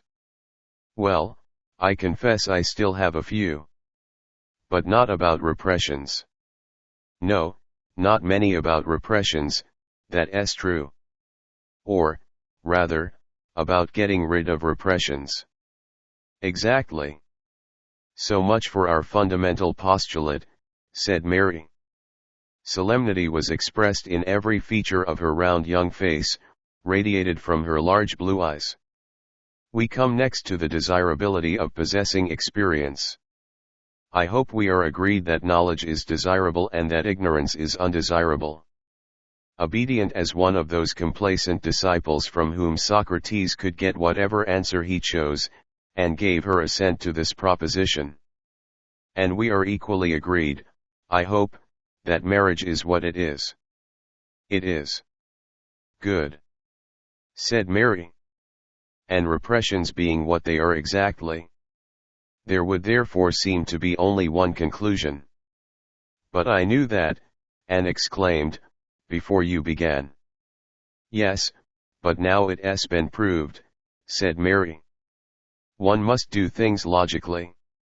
The question is now, but where does the question come in? You've reached your only possible conclusion logically, which is more than I could have done. All that remains is to impart the information to someone you like really rather a lot, someone you're in love with, if I may express myself so baldly. But that's just where the question comes in, Mary exclaimed. I am not in love with anybody.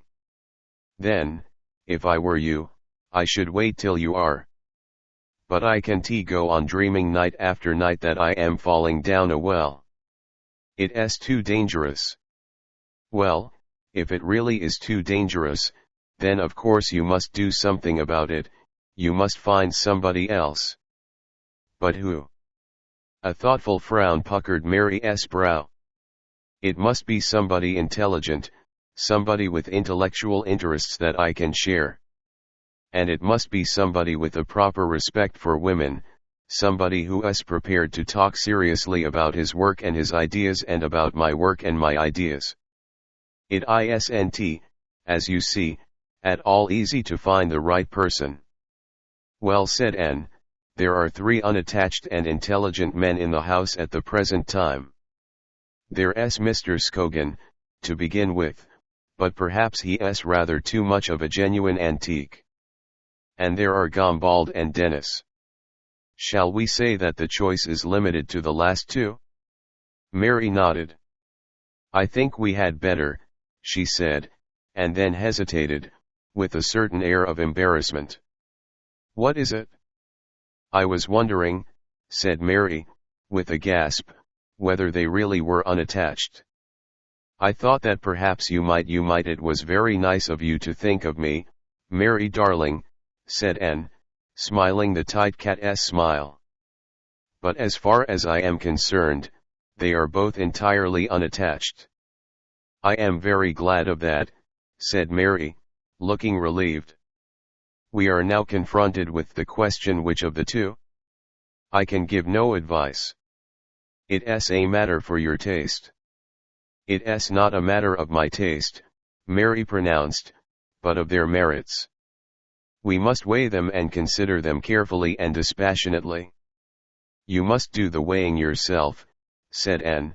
There was still the trace of a smile at the corners of her mouth and round the half-closed eyes.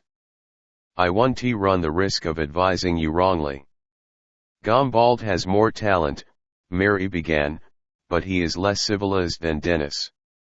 Mary's pronunciation of civilized gave the word a special and additional significance. She uttered it meticulously, in the very front of her mouth, hissing delicately on the opening sibilant. So few people were civilized, and they, like the first-rate works of art, were mostly French. Civilization is most important, don't you think? Anne held up her hand. I won't advise, she said. You must make the decision. Gombald's family, Mary went on reflectively, comes from Marseilles. Rather a dangerous heredity, when one thinks of the Latin attitude towards women. But then, I sometimes wonder whether Denis is altogether serious-minded, whether he isn't rather a dilettante. It's very difficult. What do you think? I am not listening, said Anne. I refuse to take any responsibility. Mary sighed.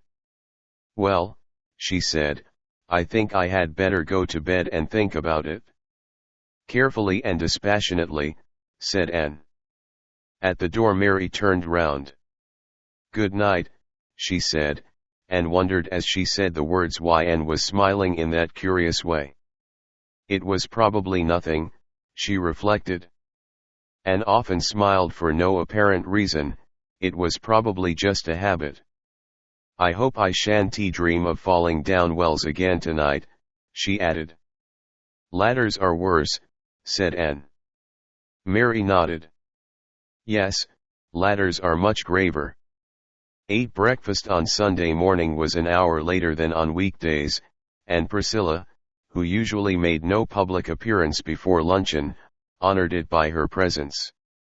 Dressed in black silk, with a ruby cross as well as her customary string of pearls round her neck, she presided.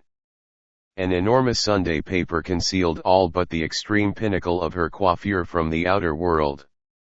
I see Surrey has won, she said, with her mouth full, by 4 wickets. The sun is in Leo, that would account for it. Splendid game, cricket, remarked Mr. Barbecue Smith heartily to no one in particular, so thoroughly English. Jenny, who was sitting next to him, woke up suddenly with a start. What? She said. What? So English, repeated Mr. Barbecue Smith. Jenny looked at him, surprised. English. Of course I am. He was beginning to explain, when Mrs. Wimbush veiled her Sunday paper, and appeared, a square, mauve-powdered face in the midst of orange splendors. I see there's a new series of articles on the next world just beginning, she said to Mr. Barbecue Smith. This one's called Summerland and Gehenna. Summerland, echoed Mr. Barbecue Smith, closing his eyes. Summerland. A beautiful name. Beautiful, beautiful. Mary had taken the seat next to Denis. After a night of careful consideration she had decided on Denis. He might have less talent than Gombald, he might be a little lacking in seriousness, but somehow he was safer. Are you writing much poetry here in the country? She asked, with a bright gravity. None, said Denis curtly. I haven't brought my typewriter. But do you mean to say you can write without a typewriter? Denis shook his head. He hated talking at breakfast, and, besides, he wanted to hear what Mr. Scogan was saying at the other end of the table. My scheme for dealing with the church, Mr. Scogan was saying, is beautifully simple. At the present time the Anglican clergy wear their collars the wrong way round.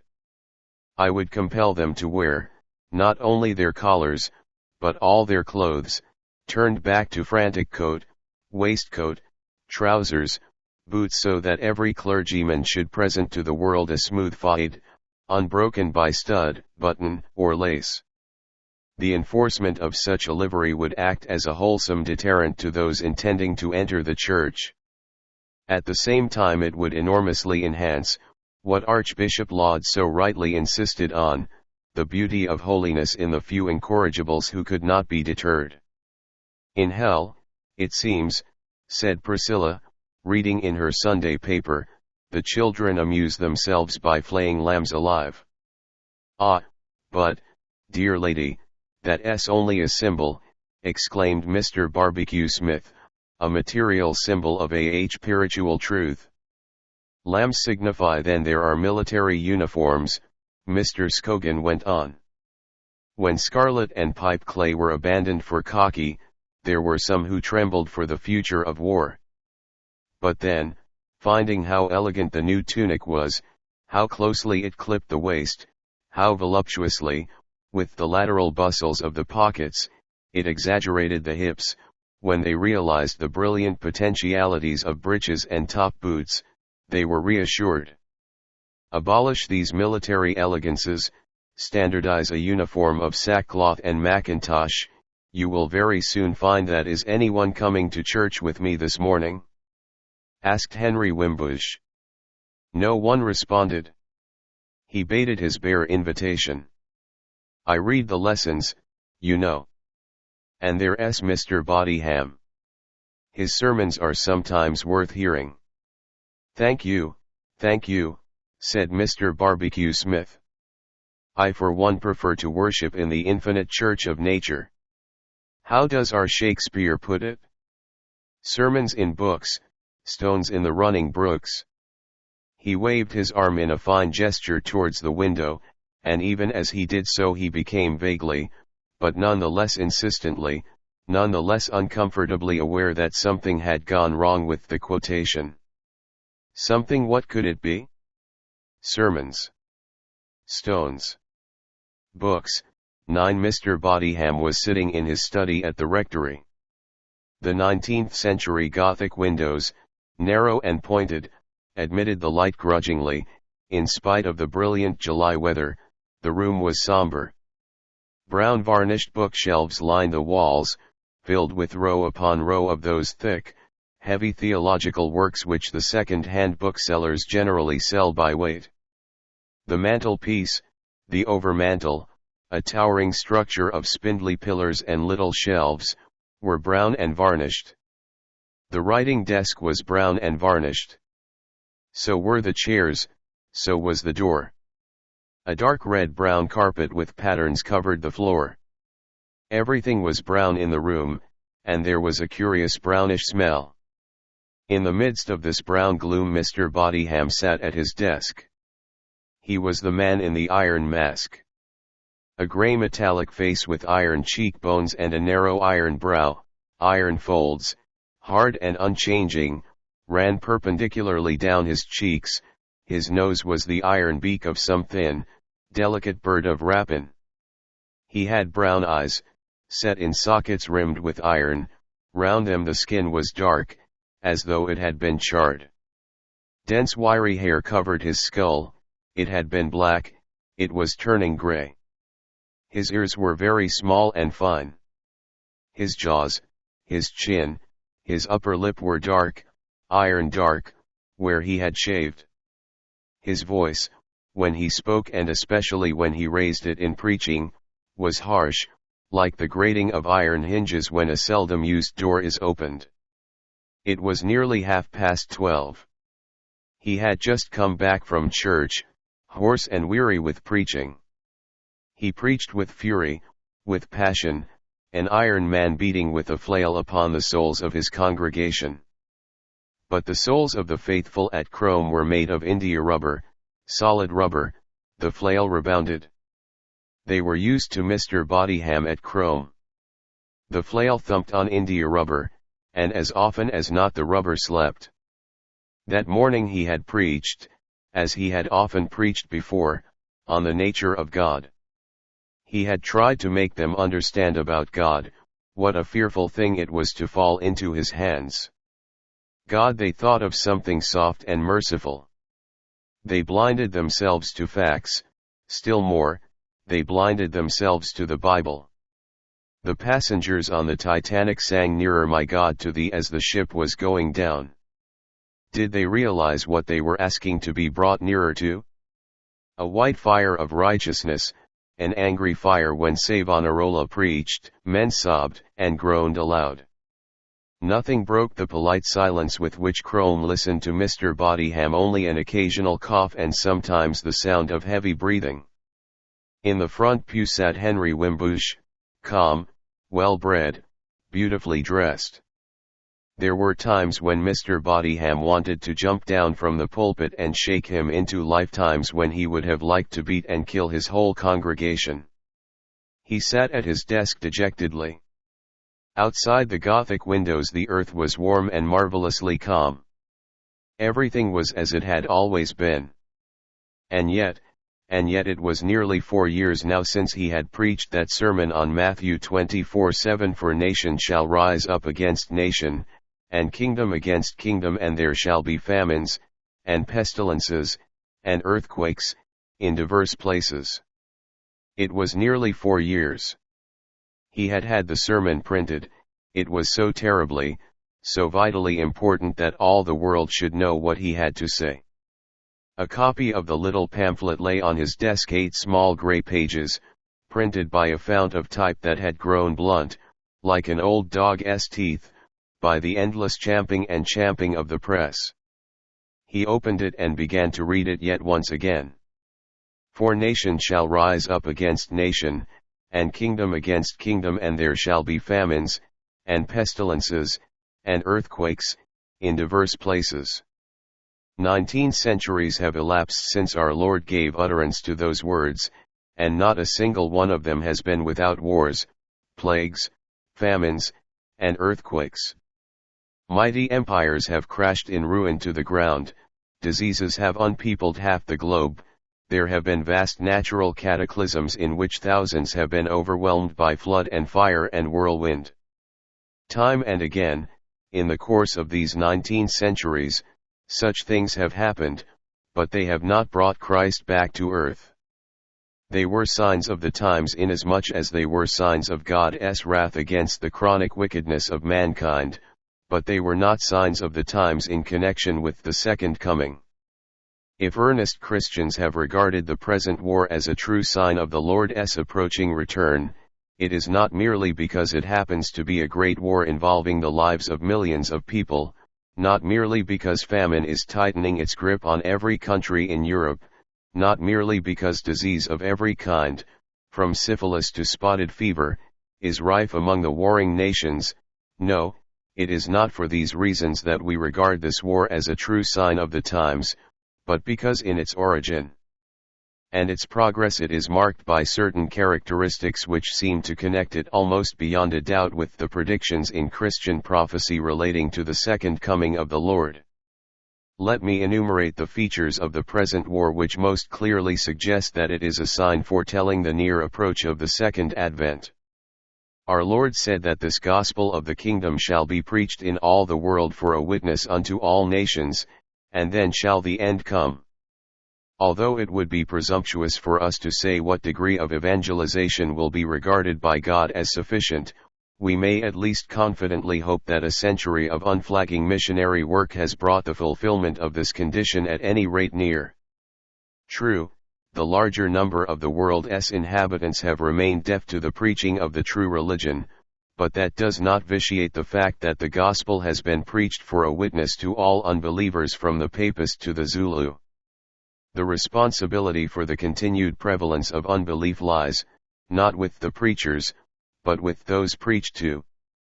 Again, it has been generally recognized that the drying up of the waters of the great river Euphrates, mentioned in the 16th chapter of Revelation, refers to the decay and extinction of Turkish power, and is a sign of the near approaching end of the world as we know it. The capture of Jerusalem and the successes in Mesopotamia are great strides forward in the destruction of the Ottoman Empire, though it must be admitted that the Gallipoli episode proved that the Turk still possesses a notable horn of strength. Historically speaking, this drying up of Ottoman power has been going on for the past century.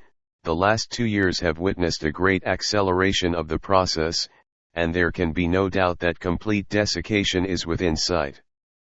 Closely following on the words concerning the drying up of Euphrates comes the prophecy of Armageddon, that world war with which the second coming is to be so closely associated.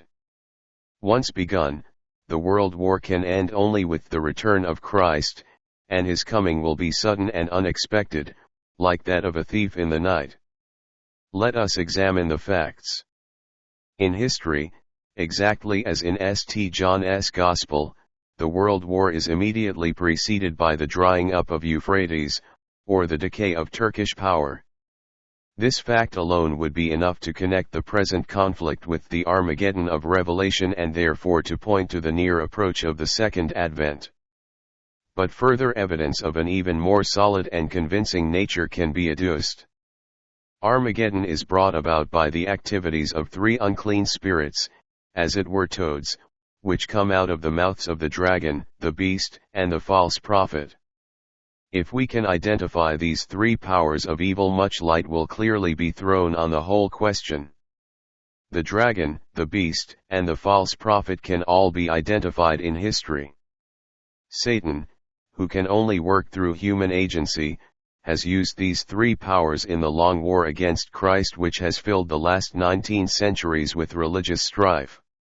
The dragon, it has been sufficiently established, is pagan Rome, and the spirit issuing from its mouth is the spirit of infidelity. The beast, alternatively symbolized as a woman, is undoubtedly the papal power, and popery is the spirit which it spews forth. There is only one power which answers to the description of the false prophet, the wolf in sheep's clothing, the agent of the devil working in the guise of the Lamb, and that power is the so-called Society of Jesus. The spirit that issues from the mouth of the false prophet is the spirit of false morality. We may assume, then, that the three evil spirits are infidelity, popery, and false morality. Have these three influences been the real cause of the present conflict? The answer is clear. The spirit of infidelity is the very spirit of German criticism. The higher criticism, as it is mockingly called, denies the possibility of miracles, prediction, and real inspiration, and attempts to account for the Bible as a natural development. Slowly but surely, during the last 80 years, the spirit of infidelity has been robbing the Germans of their Bible and their faith, so that Germany is today a nation of unbelievers. Higher criticism has thus made the war possible, for it would be absolutely impossible for any Christian nation to wage war as Germany is waging it. We come next to the spirit of popery, whose influence in causing the war was quite as great as that of infidelity, though not, perhaps, so immediately obvious. Since the Franco-Prussian War, the papal power has steadily declined in France, while in Germany it has steadily increased. Today France is an anti-papal state, while Germany possesses a powerful Roman Catholic minority.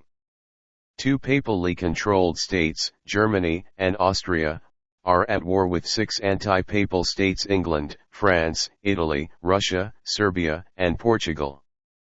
Belgium is, of course, a thoroughly papal state, and there can be little doubt that the presence on the Allies' side of an element so essentially hostile has done much to hamper the righteous cause and is responsible for our comparative ill success.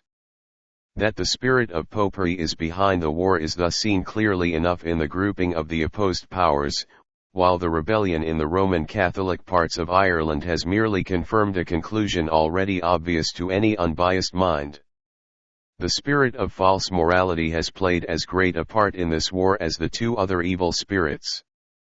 The scrap of paper incident is the nearest and most obvious example of Germany's adherence to this essentially unchristian or Jesuitical morality. The end is German world power, and in the attainment of this end, any means are justifiable. It is the true principle of Jesuitry applied to international politics. The identification is now complete. As was predicted in Revelation, the three evil spirits have gone forth just as the decay of the Ottoman power was nearing completion, and have joined together to make the world war. The warning, "Behold, I come as a thief," is therefore meant for the present period for you and me and all the world. This war will lead on inevitably to the war of Armageddon, and will only be brought to an end by the Lord's personal return. And when he returns, what will happen? Those who are in Christ, St. John tells us, will be called to the supper of the Lamb. Those who are found fighting against him will be called to the supper of the great God, that grim banquet where they shall not feast, but be feasted on.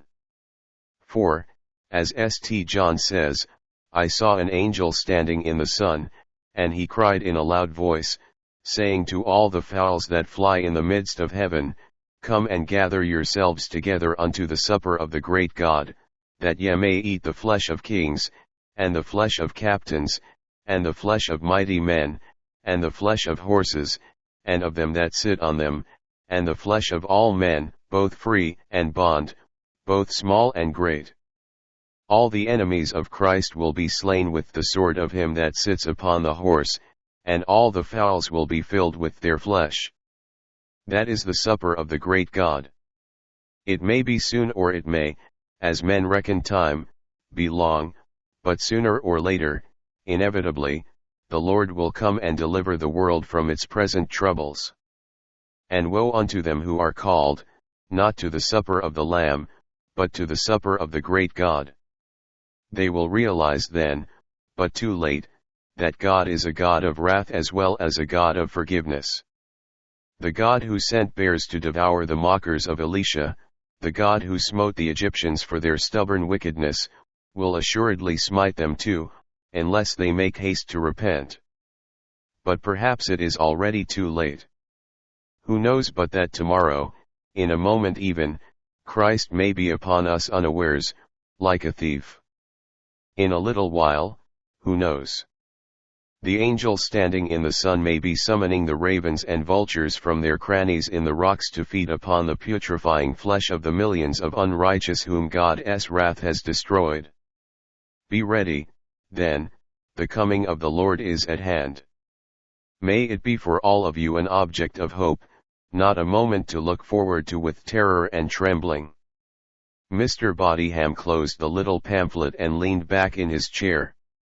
The argument was sound, absolutely compelling, and yet it was 4 years since he had preached that sermon, 4 years, and England was at peace, the sun shone, the people of Crome were as wicked and indifferent as ever, more so, indeed, if that were possible. If only he could understand, if the heavens would but make a sign. But his questionings remained unanswered.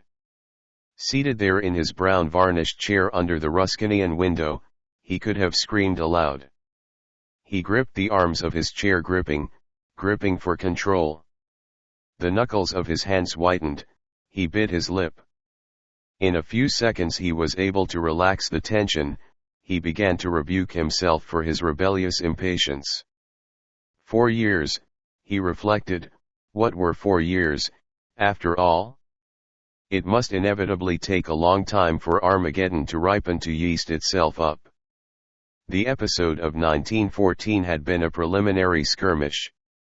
And as for the war having come to an end, why, that, of course, was illusory. It was still going on, smouldering away in Cilicia, in Ireland, in Anatolia. The discontent in Egypt and India was preparing the way, perhaps, for a great extension of the slaughter among the heathen peoples. The Chinese boycott of Japan, and the rivalries of that country and America in the Pacific, might be breeding a great new war in the East. The prospect, Mr. Bodyham tried to assure himself, was hopeful. The genuine Armageddon might soon begin, and then, like a thief in the night, but, in spite of all his comfortable reasoning, he remained unhappy, dissatisfied. 4 years ago he had been so confident, God's intention seemed then so plain. And now, he did well to be angry. And now he suffered too. Sudden and silent as a phantom, Mrs. Bodyham appeared, gliding noiselessly across the room. Above her black dress her face was pale with an opaque whiteness, her eyes were pale as water in a glass, and her strawy hair was almost colorless. She held a large envelope in her hand. "This came for you by the post," she said softly. The envelope was unsealed. Mechanically Mr. Bodyham tore it open. It contained a pamphlet, larger than his own and more elegant in appearance. The House of Sheeny, Clerical Outfitters, Birmingham. He turned over the pages. The catalogue was tastefully and ecclesiastically printed in antique characters with illuminated Gothic initials. Red marginal lines, crossed at the corners after the manner of an Oxford picture frame, enclosed each page of type. Little red crosses took the place of full stops. Mr. Bodyham turned the pages. Soutane in best black merino. Ready to wear, in all sizes. Clerical frock coats. From 9 guineas. A dressy garment, tailored by our own experienced ecclesiastical cutters. Half-tone illustrations represented young curates, some dapper, some rugbyne and muscular, some with ascetic faces and large ecstatic eyes, dressed in jackets, in frock coats, in surplices, in clerical evening dress, in black Norfolk suitings. A large assortment of chasubles. Rope girdles. Sheeny's special skirt cassocks. Tied by a string about the waist when worn under a surplice presents an appearance indistinguishable from that of a complete cassock recommended for summer wear and hot climates. With a gesture of horror and disgust Mr. Bodyham threw the catalogue into the waste paper basket. Mrs. Bodyham looked at him, her pale, glaucous eyes reflected his action without comment. "The village," she said in her quiet voice, "the village grows worse and worse every day." "What has happened now?" asked Mr. Bodyham, feeling suddenly very weary. "I'll tell you." She pulled up a brown varnished chair and sat down. In the village of Crome, it seemed, Sodom and Gomorrah had come to a second birth. Denis did not dance, but when ragtime came squirting out of the pianola in gushes of treacle and hot perfume, in jets of Bengal light, then things began to dance inside him. Little black nigger corpuscles jigged and drummed in his arteries. He became a cage of movement, a walking palais de danse. It was very uncomfortable, like the preliminary symptoms of a disease. He sat in one of the window seats, glumly pretending to read. At the pianola, Henry Wimbush, smoking a long cigar through a tunneled pillar of amber, trod out the shattering dance music with serene patience. Locked together, Gombald and Anne moved with a harmoniousness that made them seem a single creature, two-headed and four-legged. Mr. Scogan, solemnly buffoonish, shuffled round the room with Mary. Jenny sat in the shadow behind the piano, scribbling, so it seemed, in a big red notebook. In armchairs by the fireplace, Priscilla and Mr. Barbecue Smith discussed higher things, without, apparently, being disturbed by the noise on the lower plane. "Optimism," said Mr. Barbecue Smith with a tone of finality, speaking through strains of the wild women. "Optimism is the opening out of the soul towards the light, it is an expansion towards and into God, it is a spiritual self-unification with the infinite." "How true!" sighed Priscilla, nodding the baleful splendors of her coiffure.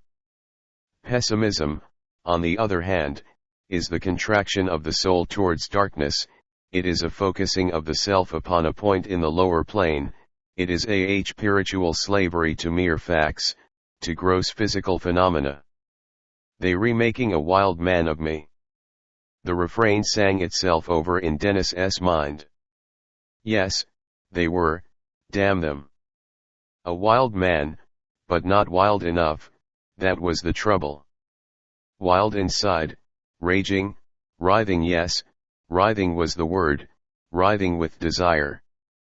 But outwardly he was hopelessly tame, outwardly baa. There they were, Anne and Gombald, moving together as though they were a single supple creature. The beast with two backs. And he sat in a corner, pretending to read, pretending he didn't want to dance, pretending he rather despised dancing. Why? It was the BAA business again. Why was he born with a different face? Why was he? Gombald had a face of brass, one of those old, brazen rams that thumped against the walls of cities till they fell. He was born with a different face, a woolly face. The music stopped. The single harmonious creature broke in two. Flushed, a little breathless, and swayed across the room to the pianola, laid her hand on Mr. Wimbush's shoulder. "A waltz this time, please, Uncle Henry," she said. "A waltz," he repeated, and turned to the cabinet where the rolls were kept. He trod off the old roll and trod on the new, a slave at the mill, uncomplaining and beautifully well bred. Rum, tum, rum ti, tum ti, the melody wallowed oozily along, like a ship moving forward over a sleek and oily swell. The four-legged creature, more graceful, more harmonious in its movements than ever, slid across the floor. Oh, why was he born with a different face? "What are you reading?" He looked up, startled. It was Mary. She had broken from the uncomfortable embrace of Mr. Scogan, who had now seized on Jenny for his victim. "What are you reading?" "I don't know," said Denis truthfully. He looked at the title page. The book was called The Stockbreeder's Vade Mecum. "I think you are so sensible to sit and read quietly," said Mary, fixing him with her china eyes. "I don't know why one dances. It's so boring." Denis made no reply. She exacerbated him. From the armchair by the fireplace he heard Priscilla's deep voice. "Tell me, Mr. Barbecue Smith, you know all about science." I know. A deprecating noise came from Mr. Barbecue Smith's chair. "This Einstein theory. It seems to upset the whole starry universe. It makes me so worried about my horoscopes." "You see," Mary renewed her attack. "Which of the contemporary poets do you like best?" she asked. Denis was filled with fury. Why couldn't this pest of a girl leave him alone? He wanted to listen to the horrible music, to watch them dancing, oh, with what grace, as though they had been made for one another. To savor his misery in peace. And she came and put him through this absurd catechism. She was like Mangold's questions: what are the three diseases of wheat? Which of the contemporary poets do you like best? Blight, mildew, and smut, he replied, with the laconism of one who is absolutely certain of his own mind. It was several hours before Denis managed to go to sleep that night. Vague but agonizing miseries possessed his mind. It was not only Anne who made him miserable, he was wretched about himself, the future, life in general, the universe. "This adolescence business," he repeated to himself every now and then, "is horribly boring." But the fact that he knew his disease did not help him to cure it. After kicking all the clothes off the bed, he got up and sought relief in composition. He wanted to imprison his nameless misery in words. At the end of an hour, 9 more or less complete lines emerged from among the blots and scratchings. "I do not know what I desire when summer nights are dark and still, when the wind's many voiced choir sleeps among the muffled branches. I long and know not what I will, and not a sound of life or laughter stanches time's black and silent flow. I do not know what I desire, I do not know." He read it through aloud, then threw the scribbled sheet into the waste paper basket and got into bed again. In a very few minutes he was asleep. 11 Mr. Barbecue Smith was gone. The motor had whirled him away to the station. A faint smell of burning oil commemorated his recent departure. A considerable detachment had come into the courtyard to speed him on his way, and now they were walking back, round the side of the house, towards the terrace and the garden. They walked in silence. Nobody had yet ventured to comment on the departed guest. "Well?" said Anne at last, turning with raised inquiring eyebrows to Denis. "Well?" It was time for someone to begin. Denis declined the invitation. He passed it on to Mr. Scogan. "Well?" he said. Mr. Scogan did not respond. He only repeated the question, "Well?" It was left for Henry Wimbush to make a pronouncement. "A very agreeable adjunct to the weekend," he said. His tone was obituary. They had descended, without paying much attention where they were going, the steep yew walk that went down, under the flank of the terrace, to the pool. The house towered above them, immensely tall, with the whole height of the built-up terrace added to its own 70 feet of brick façade. The perpendicular lines of the three towers soared up, uninterrupted, enhancing the impression of height until it became overwhelming. They paused at the edge of the pool to look back. "The man who built this house knew his business," said Denis. "He was an architect." "Was he?" said Henry Wimbush reflectively. "I doubt it. The builder of this house was Sir Ferdinando Lapith, who flourished during the reign of Elizabeth.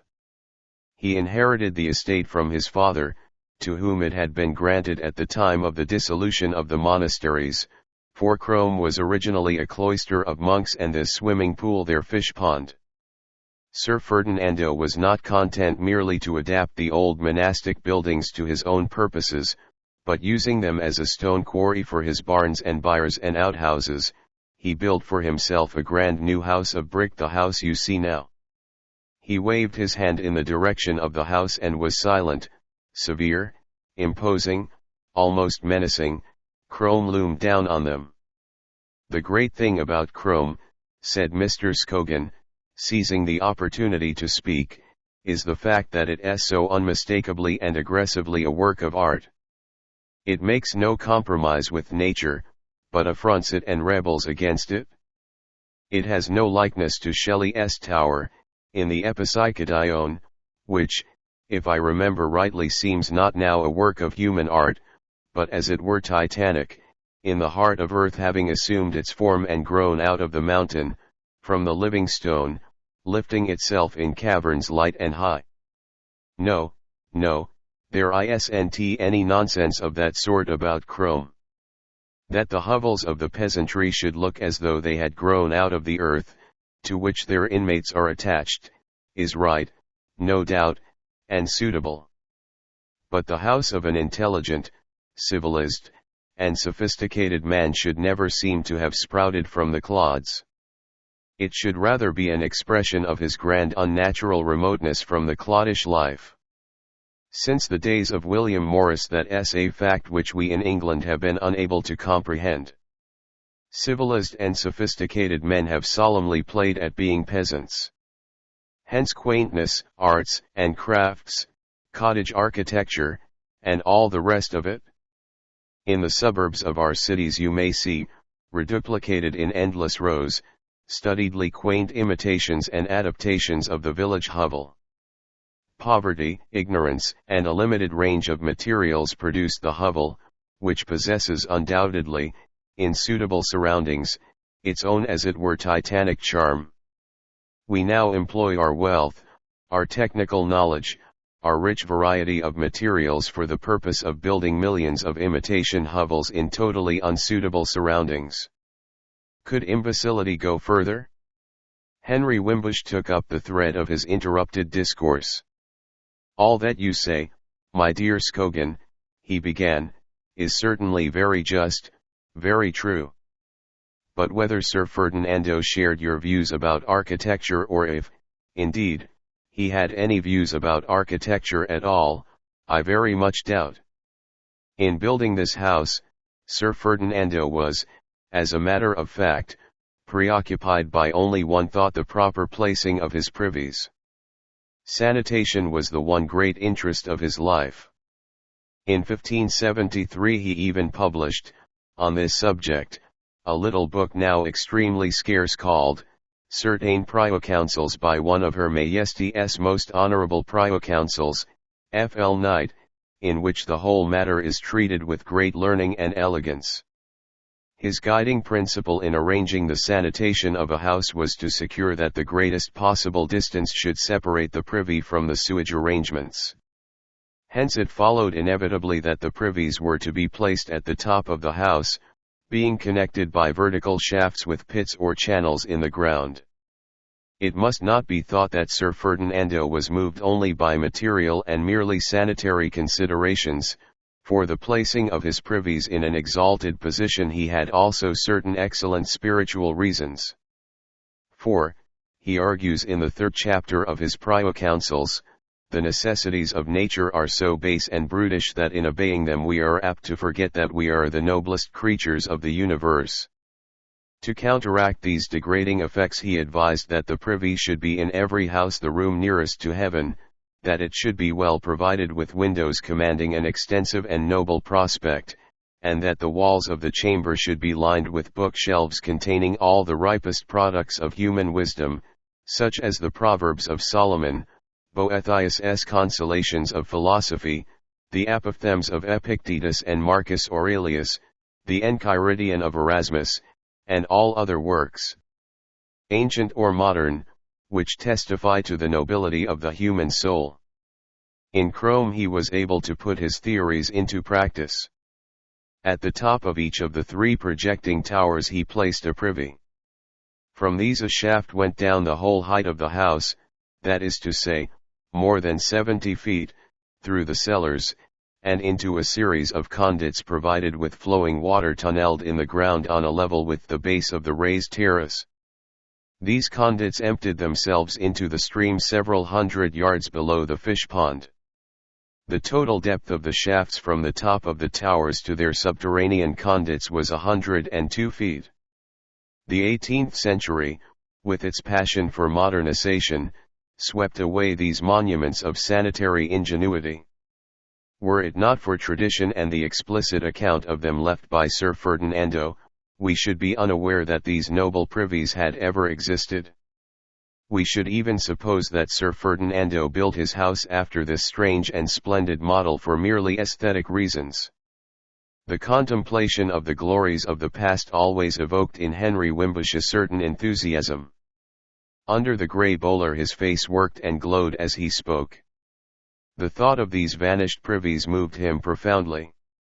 He ceased to speak, the light gradually died out of his face, and it became once more the replica of the grave, polite hat which shaded it. There was a long silence.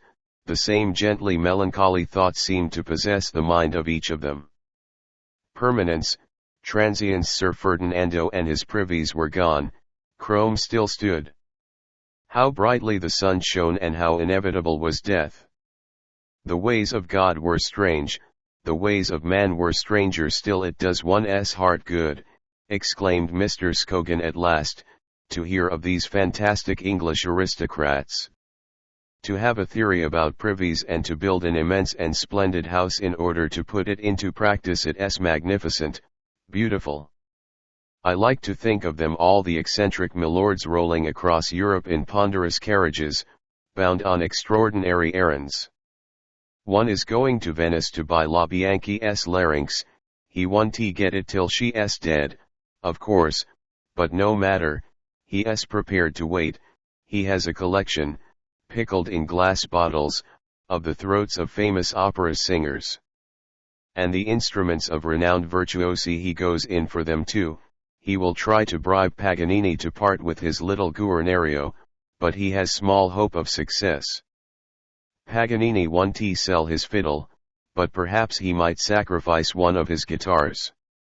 Others are bound on crusades, one to die miserably among the savage Greeks, another, in his white top hat, to lead Italians against their oppressors. Others have no business at all, they are just giving their oddity a continental airing.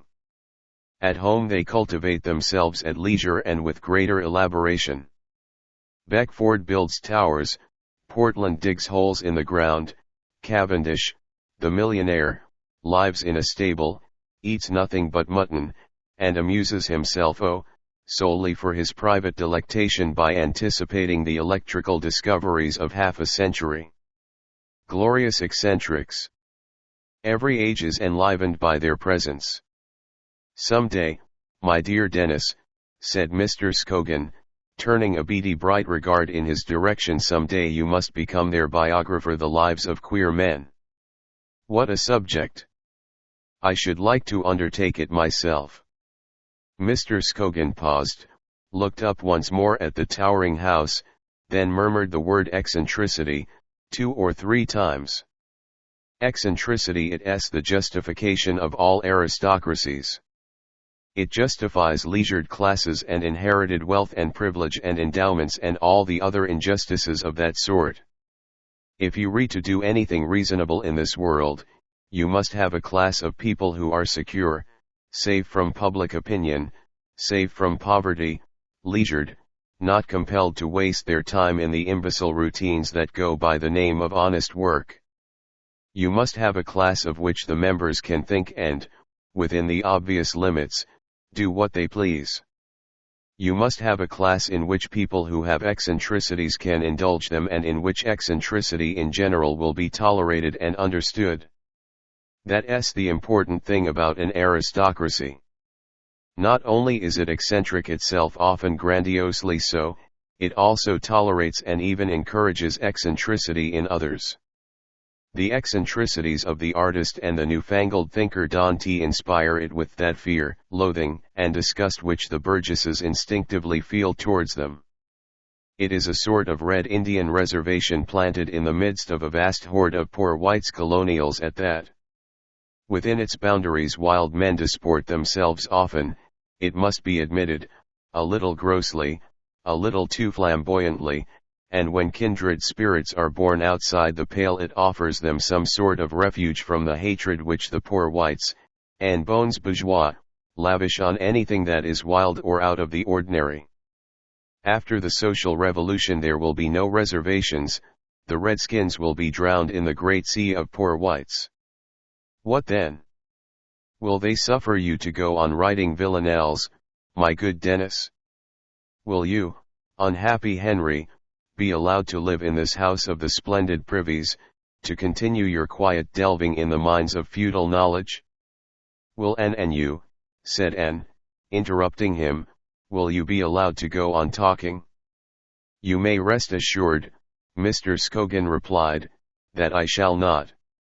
I shall have some honest work to do. 12 blight, mildew, and smut. Mary was puzzled and distressed. Perhaps her ears had played her false. Perhaps what he had really said was, Squire, Binion, and Shanks, or Child, Blunden, and Earp, or even Abercrombie, Drinkwater, and Rabindranath Tagore. Perhaps. But then her ears never did play her false. Blight, mildew, and smut. The impression was distinct and ineffaceable. Blight, mildew. She was forced to the conclusion, reluctantly, that Denis had indeed pronounced those improbable words. He had deliberately repelled her attempts to open a serious discussion. That was horrible. A man who would not talk seriously to a woman just because she was a woman, oh, impossible. Egeria or nothing.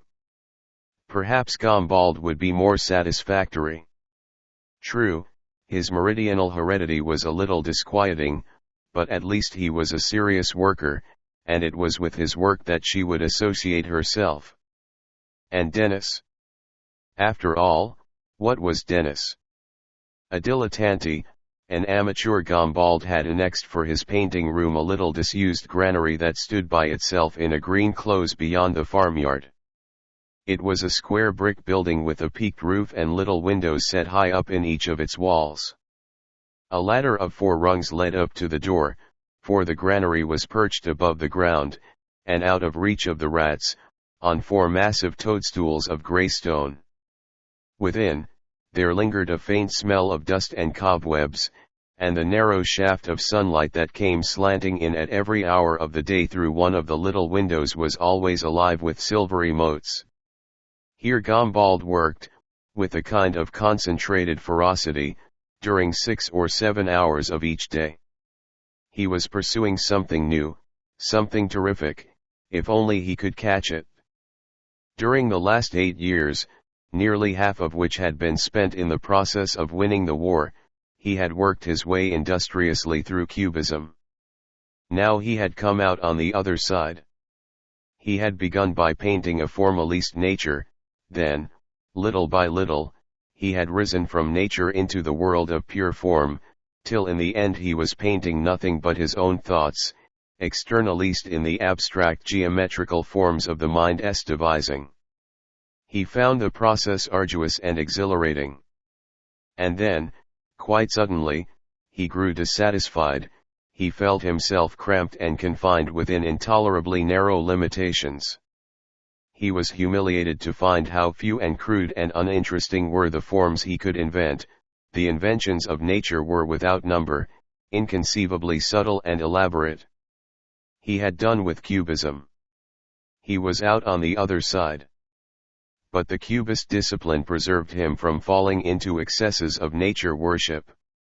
He took from nature its rich, subtle, elaborate forms, but his aim was always to work them into a whole that should have the thrilling simplicity and formality of an idea, to combine prodigious realism with prodigious simplification. Memories of Caravaggio's portentous achievements haunted him. Forms of a breathing, living reality emerged from darkness, built themselves up into compositions as luminously simple and single as a mathematical idea. He thought of the call of Matthew, of Peter crucified, of the lute players, of Magdalene. He had the secret, that astonishing ruffian, he had the secret. And now Gombald was after it, in hot pursuit. Yes, it would be something terrific, if only he could catch it. For a long time an idea had been stirring and spreading, yeastily, in his mind. He had made a portfolio full of studies, he had drawn a cartoon, and now the idea was taking shape on canvas. A man fallen from a horse. The huge animal, a gaunt white cart horse, filled the upper half of the picture with its great body. Its head, lowered towards the ground, was in shadow.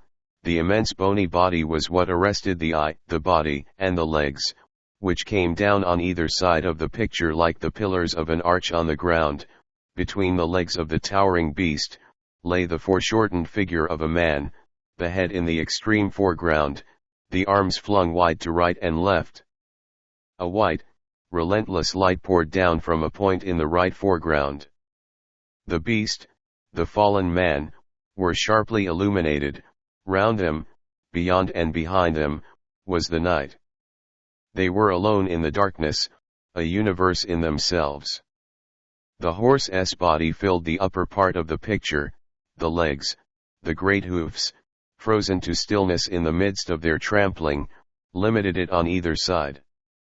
And beneath lay the man, his foreshortened face at the focal point in the center, his arms outstretched towards the sides of the picture.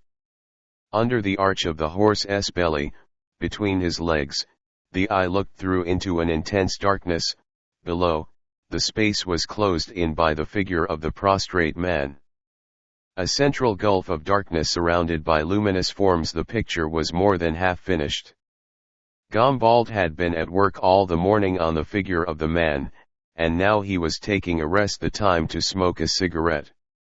Tilting back his chair till it touched the wall, he looked thoughtfully at his canvas. He was pleased, and at the same time he was desolate. In itself, the thing was good, he knew it. But that something he was after, that something that would be so terrific if only he could catch it. Had he caught it? Would he ever catch it? 3 little taps, rat, tat, tat. Surprised, Gombald turned his eyes towards the door. Nobody ever disturbed him while he was at work. It was one of the unwritten laws.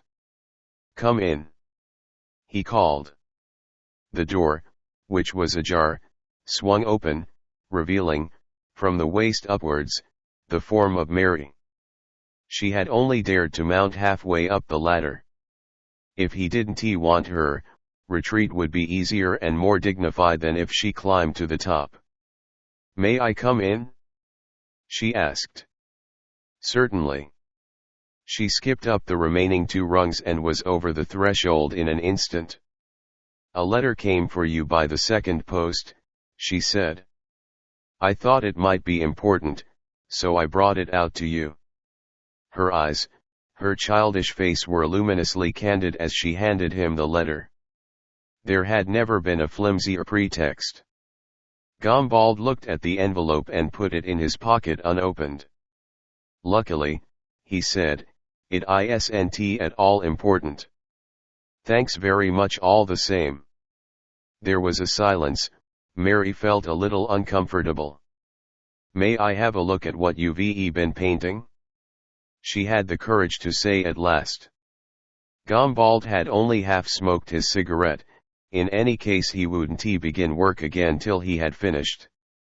He would give her the 5 minutes that separated him from the bitter end.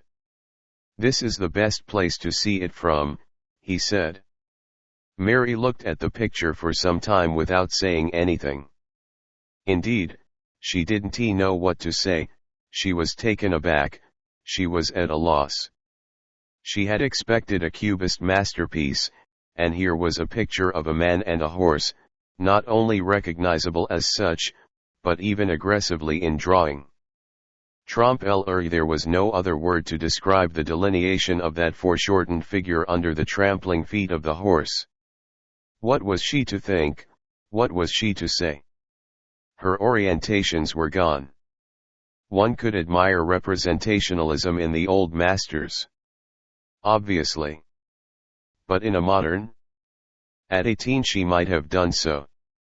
But now, after 5 years of schooling among the best judges, her instinctive reaction to a contemporary piece of representation was contempt, an outburst of laughing disparagement. What could Gombald be up to? She had felt so safe in admiring his work before. But now she didn't know what to think. It was very difficult, very difficult. There's rather a lot of chiaroscuro, isn't there? She ventured at last, and inwardly congratulated herself on having found a critical formula so gentle and at the same time so penetrating. There is, Gombald agreed. Mary was pleased. He accepted her criticism. It was a serious discussion. She put her head on one side and screwed up her eyes. I think it's awfully fine, she said. But of course it's a little too trompe-l'œil for my taste. She looked at Gombald, who made no response, but continued to smoke, gazing meditatively all the time at his picture. Mary went on gaspingly. When I was in Paris this spring I saw a lot of Tchoupletski. I admire his work so tremendously. Of course, it's frightfully abstract now, frightfully abstract and frightfully intellectual. He just throws a few oblongs onto his canvas quite flat, you know, and painted in pure primary colors. But his design is wonderful. He's getting more and more abstract every day. He'd given up the third dimension when I was there and was just thinking of giving up the second. Soon, he says, there'll be just the blank canvas. That's the logical conclusion.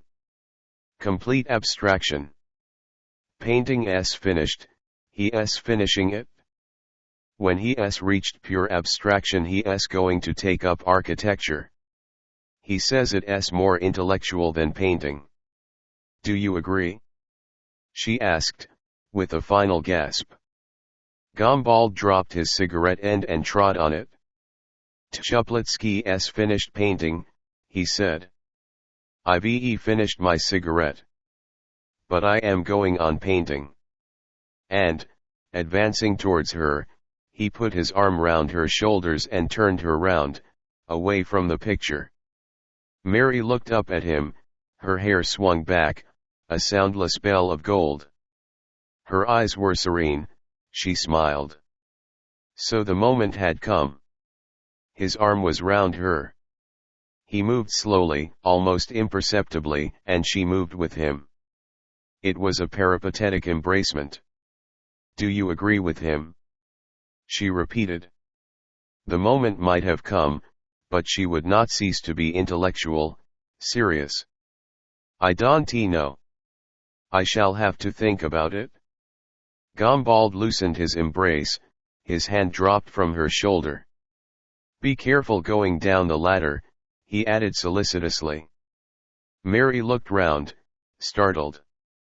They were in front of the open door. She remained standing there for a moment in bewilderment.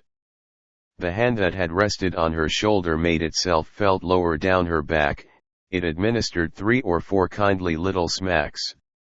Replying automatically to its stimulus, she moved forward. "Be careful going down the ladder," said Gombald once more. She was careful. The door closed behind her and she was alone in the little green close. She walked slowly back through the farmyard. She was pensive. 13 Henry Wimbush brought down with him to dinner a budget of printed sheets loosely bound together in a cardboard portfolio. "Today," he said, exhibiting it with a certain solemnity, "today I have finished the printing of my history of Crome. I helped to set up the type of the last page this evening." "The famous history?" cried Anne. The writing and the printing of this magnum opus had been going on as long as she could remember. All her childhood long Uncle Henry's history had been a vague and fabulous thing, often heard of and never seen. "It has taken me nearly 30 years, said Mr. Wimbush. 25 years of writing and nearly 4 of printing. And now it's finished the whole chronicle, from Sir Ferdinando Lapith's birth to the death of my father William Wimbush, more than 3 centuries and a half, a history of Crome, written at Crome, and printed at Crome by my own press.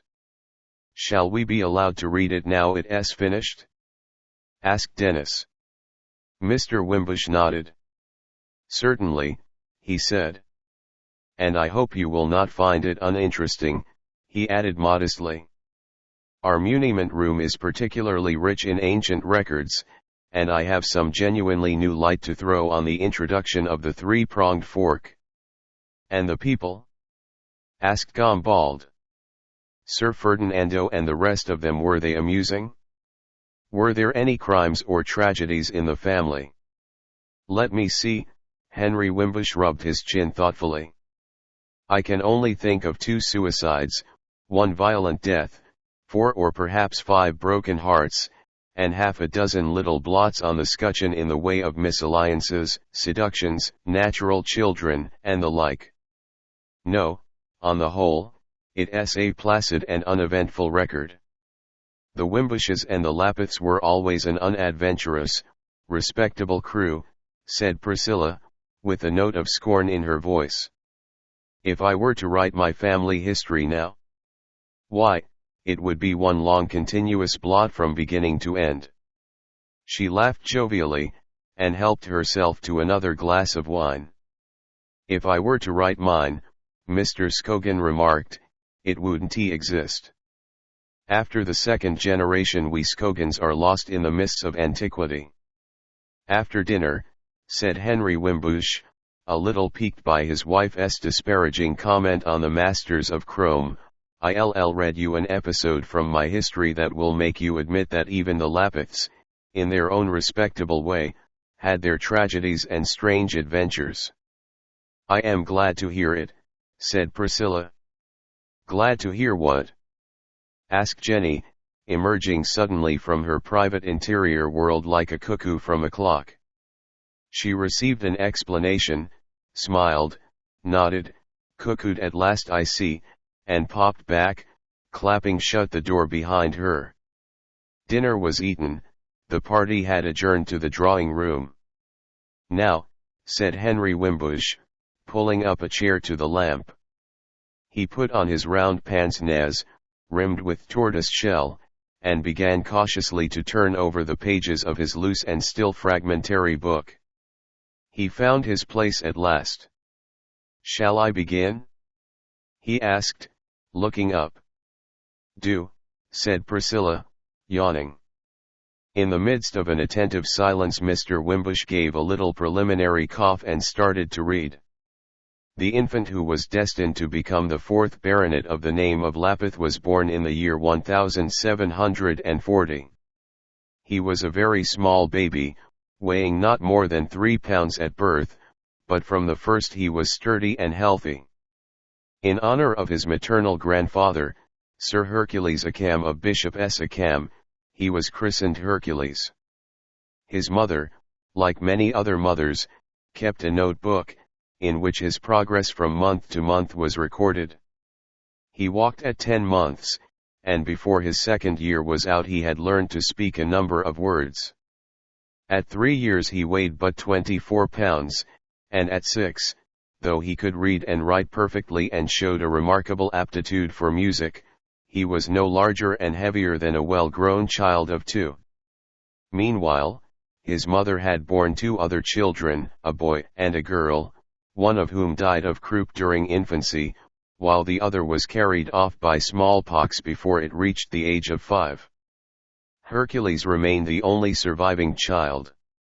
On his 12th birthday Hercules was still only 3 feet and 2 inches in height. His head, which was very handsome and nobly shaped, was too big for his body, but otherwise he was exquisitely proportioned, and, for his size, of great strength and agility. His parents, in the hope of making him grow, consulted all the most eminent physicians of the time. Their various prescriptions were followed to the letter, but in vain. One ordered a very plentiful meat diet, another exercise, a third constructed a little rack, modelled on those employed by the Holy Inquisition, on which young Hercules was stretched, with excruciating torments, for half an hour every morning and evening. In the course of the next 3 years Hercules gained perhaps 2 inches. After that his growth stopped completely, and he remained for the rest of his life a pygmy of 3 feet and 4 inches. His father, who had built the most extravagant hopes upon his son, planning for him in his imagination a military career equal to that of Marlborough, found himself a disappointed man. "I have brought an abortion into the world," he would say, and he took so violent a dislike to his son that the boy dared scarcely come into his presence. His temper, which had been serene, was turned by disappointment to moroseness and savagery. He avoided all company being, as he said, ashamed to show himself, the father of a lusus naturae, among normal, healthy human beings, and took to solitary drinking, which carried him very rapidly to his grave, for the year before Hercules came of age his father was taken off by an apoplexy. His mother, whose love for him had increased with the growth of his father's unkindness, did not long survive, but little more than a year after her husband's death succumbed, after eating 24 of oysters, to an attack of typhoid fever. Hercules thus found himself at the age of 21 alone in the world, and master of a considerable fortune, including the estate and mansion of Crome. The beauty and intelligence of his childhood had survived into his manly age, and, but for his dwarfish stature, he would have taken his place among the handsomest and most accomplished young men of his time. He was well read in the Greek and Latin authors, as well as in all the moderns of any merit who had written in English, French, or Italian. He had a good ear for music, and was no indifferent performer on the violin, which he used to play like a bass viol, seated on a chair with the instrument between his legs. To the music of the harpsichord and clavichord he was extremely partial, but the smallness of his hands made it impossible for him ever to perform upon these instruments. He had a small ivory flute made for him, on which, whenever he was melancholy, he used to play a simple country air or jig, affirming that this rustic music had more power to clear and raise the spirits than the most artificial productions of the masters. From an early age he practiced the composition of poetry, but, though conscious of his great powers in this art, he would never publish any specimen of his writing. "My stature," he would say, "is reflected in my verses. If the public were to read them it would not be because I am a poet, but because I am a dwarf." Several MS books of Sir Hercules' poems survive. A single specimen will suffice to illustrate his qualities as a poet. In ancient days, while yet the world was young, ere Abram fed his flocks or Homer sung, when blacksmith Tubal tamed creative fire, and Jabal dwelt in tents and Jubal struck the lyre, flesh grown corrupt brought forth a monstrous birth and obscene giants trod the shrinking earth, till God, impatient of their sinful brood, gave rein to wrath and drowned them in the flood. Teeming again, repeopled Tellus bore the lubber hero and the man of war, huge towers of brawn, topped with an empty skull, witlessly bold, heroically dull. Long ages past and man grown more refined, slighter in muscle but of vaster mind, smiled at his grandsire's broadsword, bow and bill, and learned to wield the pencil and the quill. The glowing canvas and the written page immortalized his name from age to age, his name emblazoned on fame's temple wall, for art grew great as humankind grew small. Thus man's long progress step by step we trace, the giant dies, the hero takes his place, the giant vile, the dull heroic block at one we shudder and at one we mock. Man last appears. In him the soul's pure flame burns brightly in a not inordinate frame. Of old when heroes fought and giants swarmed, men were huge mounds of matter scarce informed, wearied by leavening so vast a mass, the spirit slept and all the mind was crass. The smaller carcase of these later days is soon informed, the soul unwearied plays and like a pharos darts abroad her mental rays. But can we think that Providence will stay man's footsteps here upon the upward way? Mankind in understanding and in grace advanced so far beyond the giant's race? Hence impious thought. Still led by God's own hand, mankind proceeds towards the promised land.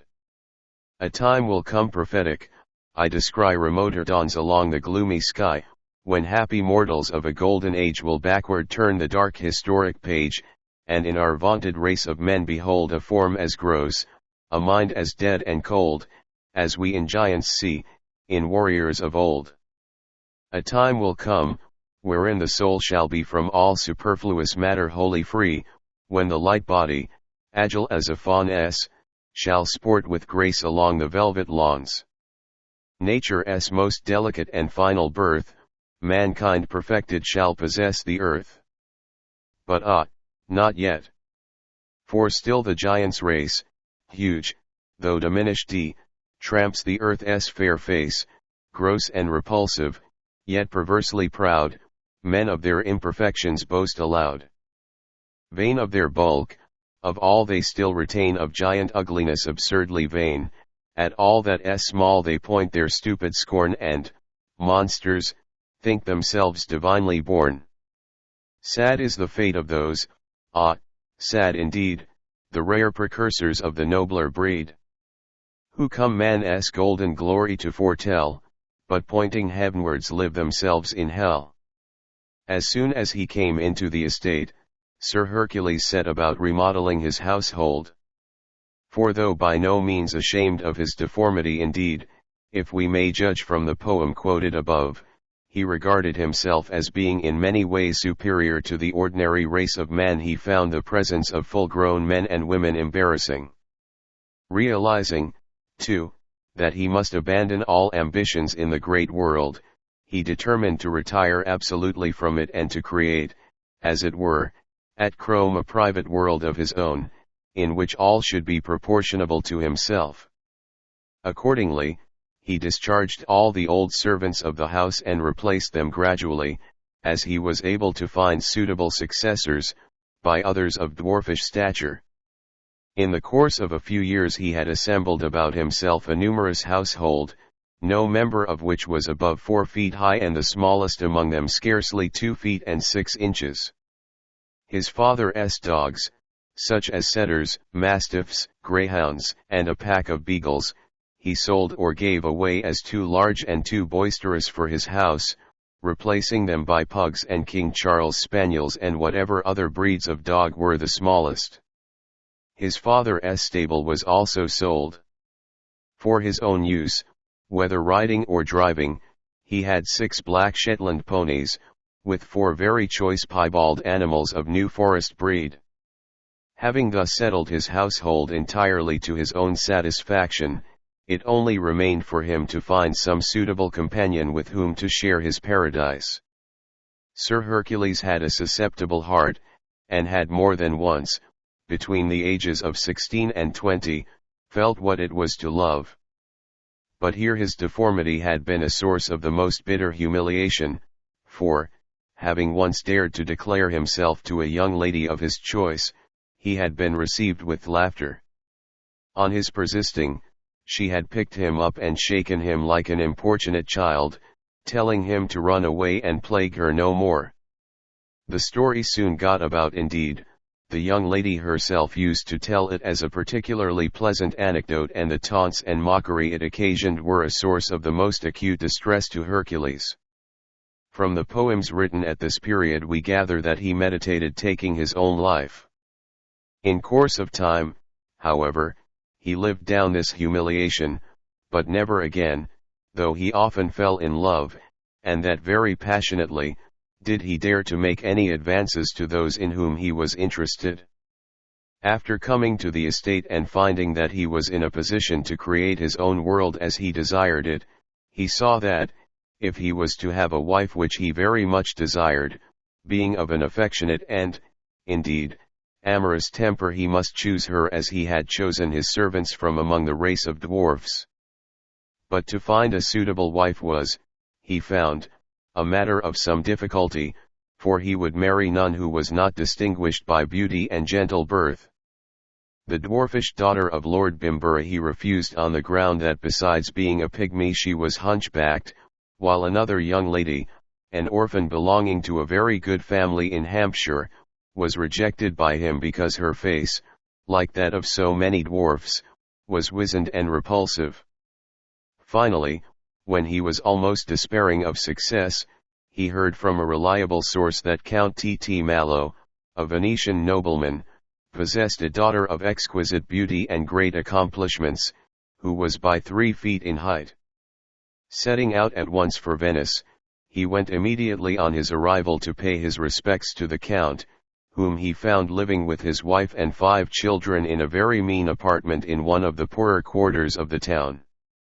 Indeed, the Count was so far reduced in his circumstances that he was even then negotiating, so it was rumored, with a traveling company of clowns and acrobats, who had had the misfortune to lose their performing dwarf, for the sale of his diminutive daughter Philomena. Sir Hercules arrived in time to save her from this untoward fate, for he was so much charmed by Philomena's grace and beauty, that at the end of 3 days' courtship he made her a formal offer of marriage, which was accepted by her no less joyfully than by her father, who perceived in an English son-in-law a rich and unfailing source of revenue. After an unostentatious marriage, at which the English ambassador acted as one of the witnesses, Sir Hercules and his bride returned by sea to England, where they settled down, as it proved, to a life of uneventful happiness. Crome and its household of dwarfs delighted Philomena, who felt herself now for the first time to be a free woman living among her equals in a friendly world. She had many tastes in common with her husband, especially that of music. She had a beautiful voice, of a power surprising in one so small, and could touch an alt without effort. Accompanied by her husband on his fine Cremona fiddle, which he played, as we have noted before, as one plays a bass viol, she would sing all the liveliest and tenderest airs from the operas and cantatas of her native country. Seated together at the harpsichord, they found that they could with their 4 hands play all the music written for 2 hands of ordinary size, a circumstance which gave Sir Hercules unfailing pleasure.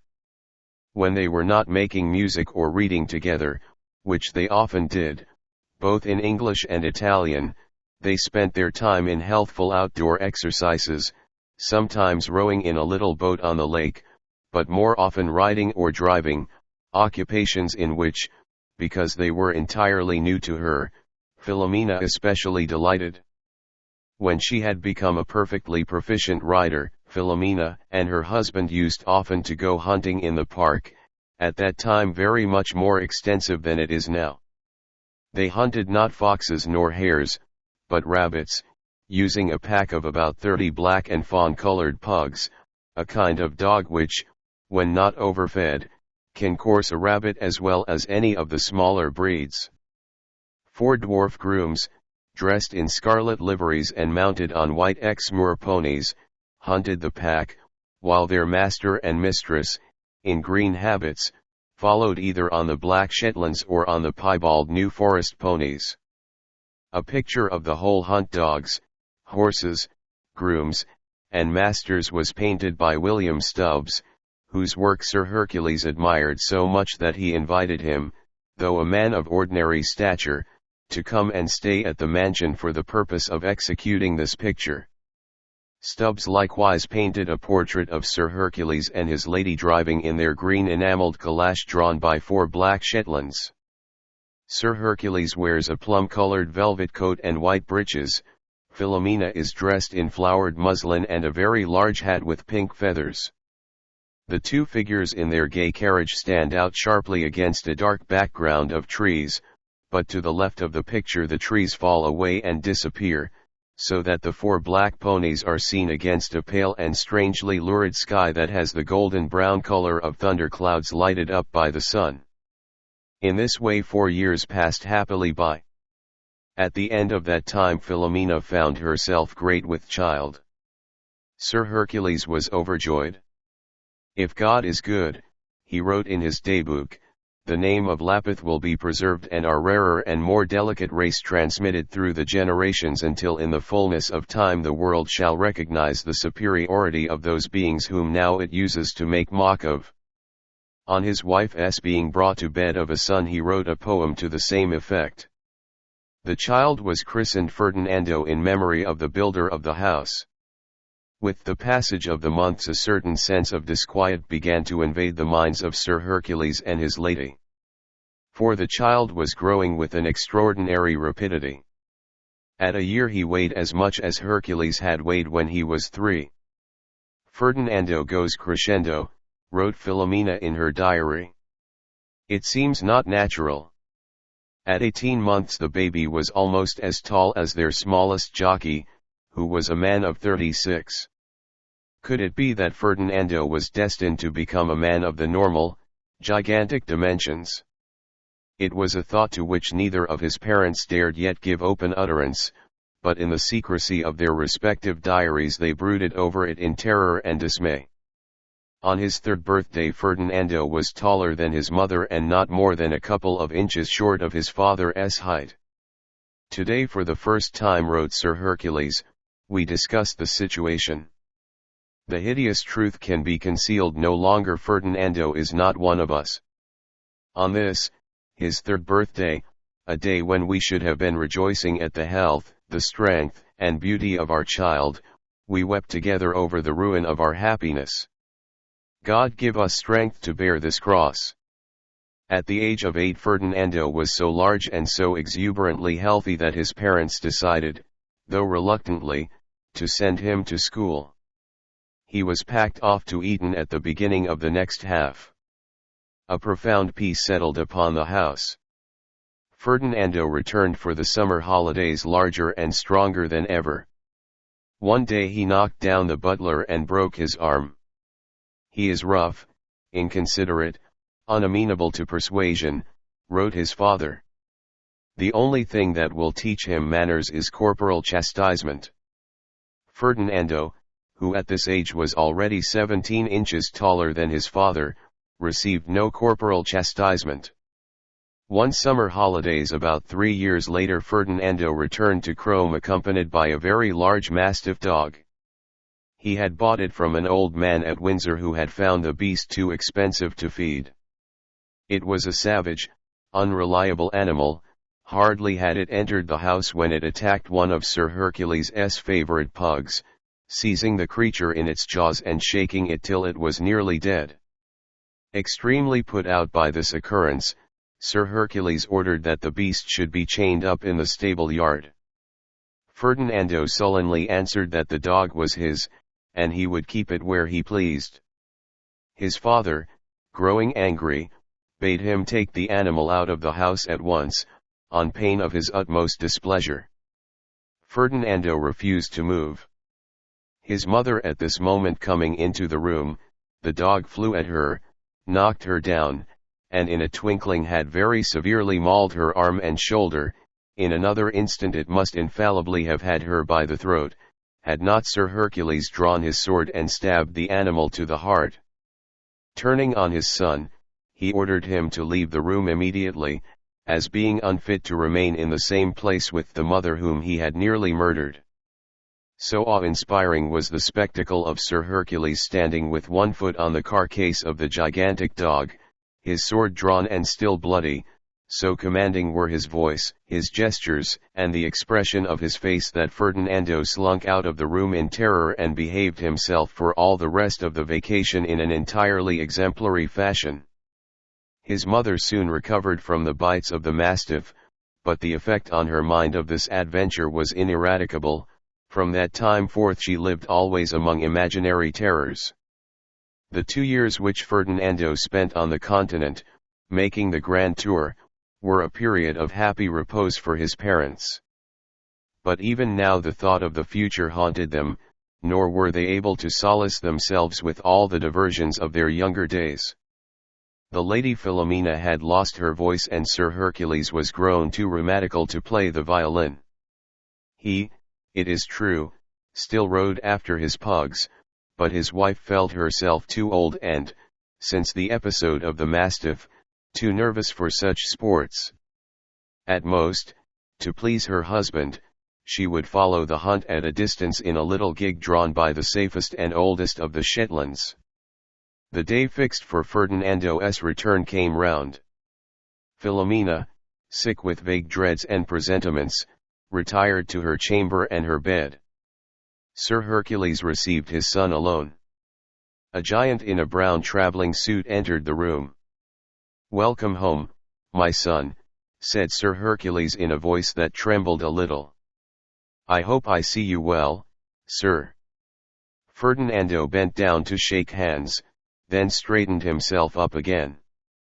The top of his father's head reached to the level of his hip. Ferdinando had not come alone. 2 friends of his own age accompanied him, and each of the young men had brought a servant. Not for 30 years had Crome been desecrated by the presence of so many members of the common race of men. Sir Hercules was appalled and indignant, but the laws of hospitality had to be obeyed. He received the young gentlemen with grave politeness and sent the servants to the kitchen, with orders that they should be well cared for. The old family dining table was dragged out into the light and dusted. Sir Hercules and his lady were accustomed to dine at a small table 20 inches high.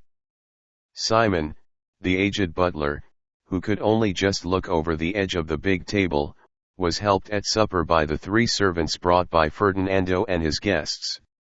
Sir Hercules presided, and with his usual grace supported a conversation on the pleasures of foreign travel, the beauties of art and nature to be met with abroad, the opera at Venice, the singing of the orphans in the churches of the same city, and on other topics of a similar nature. The young men were not particularly attentive to his discourses, they were occupied in watching the efforts of the butler to change the plates and replenish the glasses. They covered their laughter by violent and repeated fits of coughing or choking. Sir Hercules affected not to notice, but changed the subject of the conversation to sport. Upon this one of the young men asked whether it was true, as he had heard, that he used to hunt the rabbit with a pack of pug dogs. Sir Hercules replied that it was, and proceeded to describe the chase in some detail. The young men roared with laughter. When supper was over, Sir Hercules climbed down from his chair and, giving as his excuse that he must see how his lady did, bade them good night. The sound of laughter followed him up the stairs. Philomena was not asleep, she had been lying on her bed listening to the sound of enormous laughter and the tread of strangely heavy feet on the stairs and along the corridors. Sir Hercules drew a chair to her bedside and sat there for a long time in silence, holding his wife's hand and sometimes gently squeezing it. At about 10 o'clock they were startled by a violent noise. There was a breaking of glass, a stamping of feet, with an outburst of shouts and laughter. The uproar continuing for several minutes, Sir Hercules rose to his feet and, in spite of his wife's entreaties, prepared to go and see what was happening. There was no light on the staircase, and Sir Hercules groped his way down cautiously, lowering himself from stair to stair and standing for a moment on each tread before adventuring on a new step. The noise was louder here, the shouting articulated itself into recognizable words and phrases. A line of light was visible under the dining room door. Sir Hercules tiptoed across the hall towards it. Just as he approached the door there was another terrific crash of breaking glass and jangled metal. What could they be doing? Standing on tiptoe he managed to look through the keyhole. In the middle of the ravaged table old Simon, the butler, so primed with drink that he could scarcely keep his balance, was dancing a jig. His feet crunched and tinkled among the broken glass, and his shoes were wet with spilt wine. The three young men sat round, thumping the table with their hands or with the empty wine bottles, shouting and laughing encouragement. The three servants leaning against the wall laughed too. Ferdinando suddenly threw a handful of walnuts at the dancer's head, which so dazed and surprised the little man that he staggered and fell down on his back, upsetting a decanter and several glasses. They raised him up, gave him some brandy to drink, thumped him on the back. The old man smiled and hiccuped. "Tomorrow," said Ferdinando, "we'll have a concerted ballet of the whole household. With Father Hercules wearing his club and lion skin," added one of his companions, and all three roared with laughter. Sir Hercules would look and listen no further. He crossed the hall once more and began to climb the stairs, lifting his knees painfully high at each degree.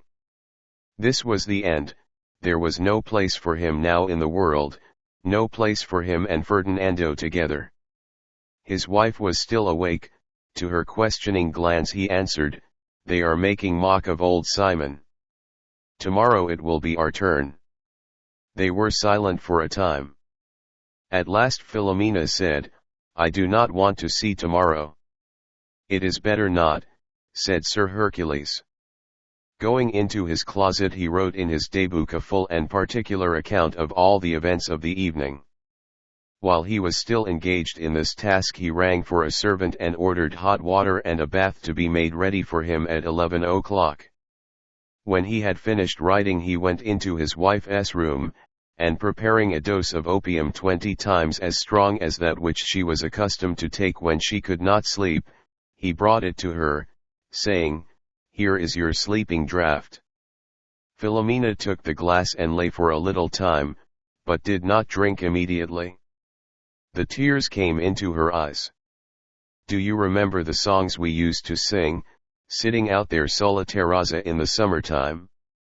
She began singing softly in her ghost of a cracked voice a few bars from Stradella's Amor Amor, non dormer piu. "And you playing on the violin, it seems such a short time ago, and yet so long, long, long. Addio, amore, arrivederci." She drank off the draught and, lying back on the pillow, closed her eyes. Sir Hercules kissed her hand and tiptoed away, as though he were afraid of waking her. He returned to his closet, and having recorded his wife's last words to him, he poured into his bath the water that had been brought up in accordance with his orders. The water being too hot for him to get into the bath at once, he took down from the shelf his copy of Suetonius. He wished to read how Seneca had died. He opened the book at random. "But dwarfs," he read, he held in abhorrence as being lusus naturae and of evil omen. He winced as though he had been struck. This same Augustus, he remembered, had exhibited in the amphitheatre a young man called Lucius, of good family, who was not quite 2 feet in height and weighed 17 pounds, but had a stentorian voice. He turned over the pages. Tiberius, Caligula, Claudius, Nero it was a tale of growing horror. Seneca his preceptor, he forced to kill himself. And there was Petronius, who had called his friends about him at the last, bidding them talk to him, not of the consolations of philosophy, but of love and gallantry, while the life was ebbing away through his opened veins. Dipping his pen once more in the ink, he wrote on the last page of his diary he died a Roman death. Then, putting the toes of one foot into the water and finding that it was not too hot, he threw off his dressing gown and, taking a razor in his hand, sat down in the bath. With one deep cut he severed the artery in his left wrist, then lay back and composed his mind to meditation. The blood oozed out, floating through the water in dissolving wreaths and spirals. In a little while the whole bath was tinged with pink. The color deepened. Sir Hercules felt himself mastered by an invincible drowsiness. He was sinking from vague dream to dream. Soon he was sound asleep. There was not much blood in his small body. 14 For their after luncheon coffee the party generally adjourned to the library. Its windows looked east, and at this hour of the day it was the coolest place in the whole house. It was a large room, fitted, during the 18th century, with white painted shelves of an elegant design. In the middle of one wall a door, ingeniously upholstered with rows of dummy books, gave access to a deep cupboard, where, among a pile of letter files and old newspapers, the mummy case of an Egyptian lady, brought back by the second Sir Ferdinando on his return from the Grand Tour, mouldered in the darkness. From 10 yards away and at a first glance, one might almost have mistaken this secret door for a section of shelving filled with genuine books. Coffee cup in hand, Mr. Scogan was standing in front of the dummy bookshelf. Between the sips he discoursed. The bottom shelf, he was saying, is taken up by an encyclopedia in 14 volumes. Useful, but a little dull, as is also Kaprimulge's dictionary of the Finnish language. The biographical dictionary looks more promising. Biography of men who were born great, biography of men who achieved greatness, biography of men who had greatness thrust upon them, and biography of men who were never great at all.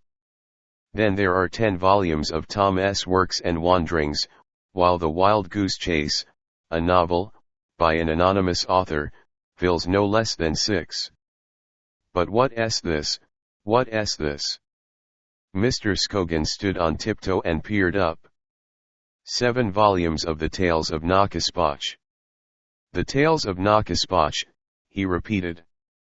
Ah, my dear Henry, he said, turning round, these are your best books. I would willingly give all the rest of your library for them.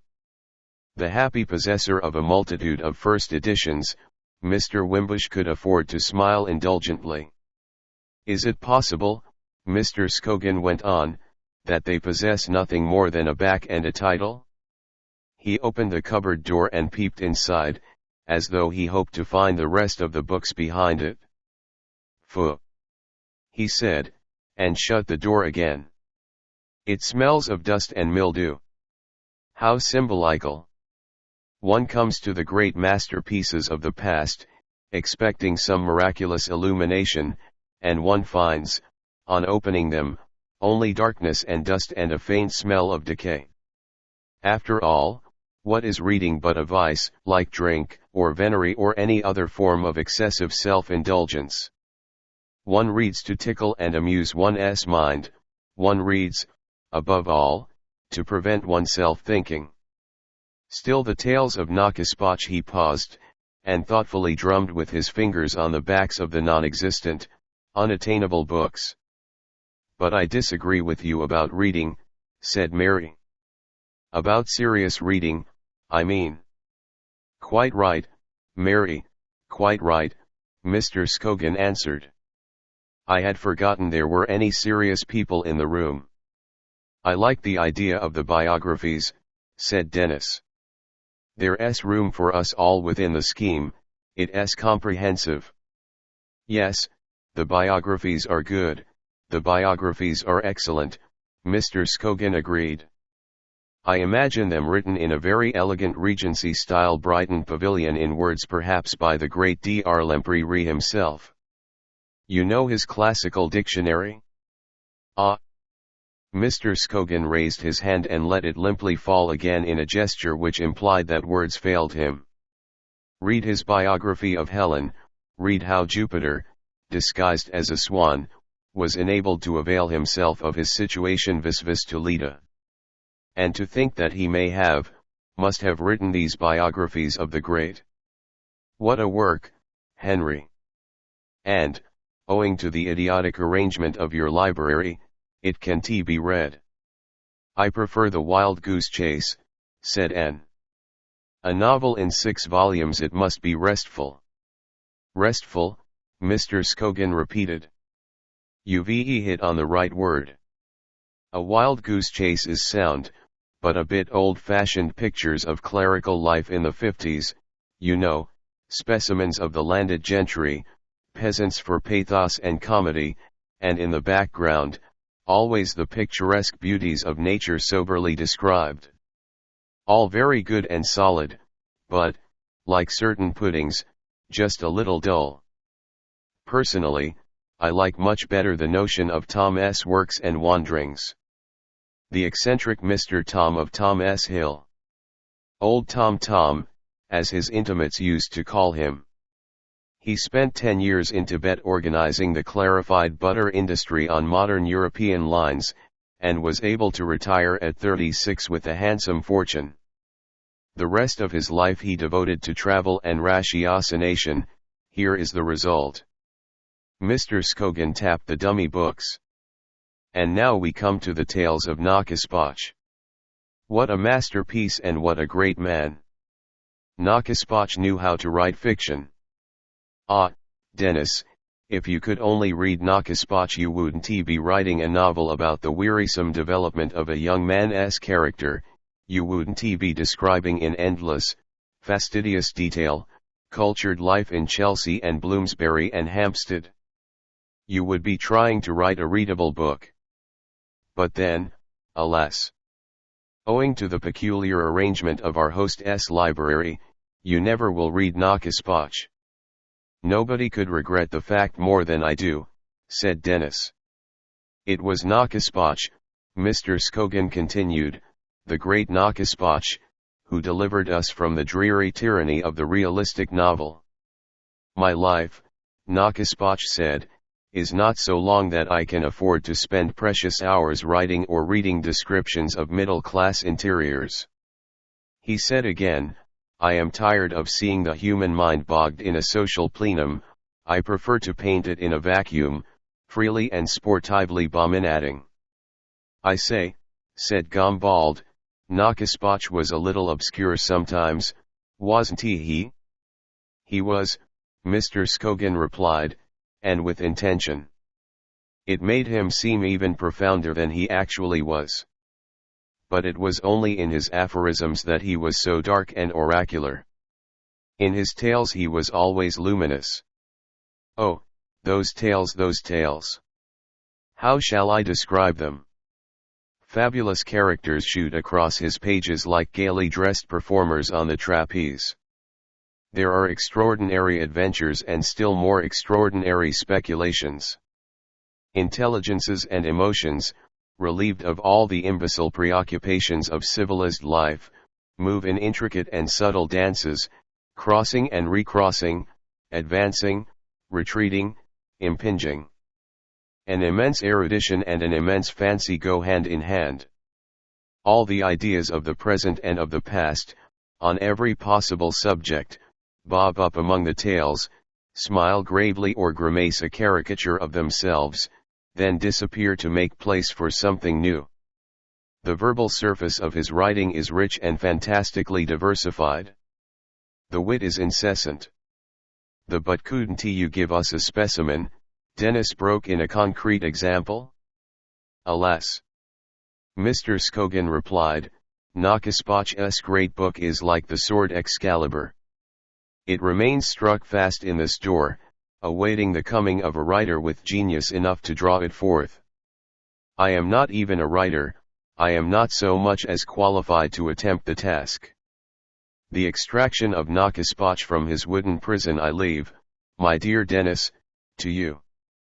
Thank you, said Denis. 15 In the time of the amiable Brantme, Mr. Scogan was saying, every debutante at the French court was invited to dine at the king's table, where she was served with wine in a handsome silver cup of Italian workmanship. It was no ordinary cup, this goblet of the debutantes, for, inside, it had been most curiously and ingeniously engraved with a series of very lively amorous scenes. With each draught that the young lady swallowed, these engravings became increasingly visible, and the court looked on with interest, every time she put her nose in the cup, to see whether she blushed at what the ebbing wine revealed. If the debutante blushed, they laughed at her for her innocence; if she did not, she was laughed at for being too knowing. Do you propose, asked Anne, that the custom should be revived at Buckingham Palace? I do not, said Mr. Scogan. I merely quoted the anecdote as an illustration of the customs, so genially frank, of the 16th century.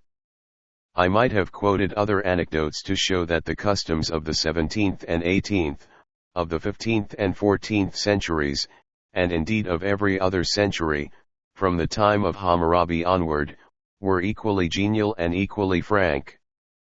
The only century in which customs were not characterized by the same cheerful openness was the 19th, of blessed memory. It was the astonishing exception. And yet, with what one must suppose was a deliberate disregard of history, it looked upon its horribly pregnant silences as normal and natural and right. The frankness of the previous 15 or 20,000 years was considered abnormal and perverse. It was a curious phenomenon. I entirely agree. Mary panted with excitement in her effort to bring out what she had to say. Havelock Ellis, says Mr. Scogan, like a policeman arresting the flow of traffic, held up his hand. He does, I know. And that brings me to my next point, the nature of the reaction. Havelock Ellis, the reaction, when it came, and we may say roughly that it set in a little before the beginning of the century, the reaction was to openness, but not to the same openness as had reigned in the earlier ages. It was to a scientific openness, not to the jovial frankness of the past, that we returned. The whole question of amour became a terribly serious one. Earnest young men wrote in the public prints that from this time forth it would be impossible ever again to make a joke of any sexual matter. Professors wrote thick books in which sex was sterilized and dissected. It has become customary for serious young women, like Mary, to discuss, with philosophic calm, matters of which the merest hint would have sufficed to throw the youth of the 60s into a delirium of amorous excitement. It is all very estimable, no doubt. But still, Mr. Scogan sighed.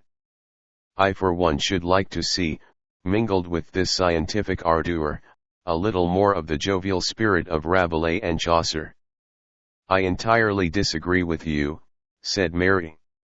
Sex isn't a laughing matter, it's serious.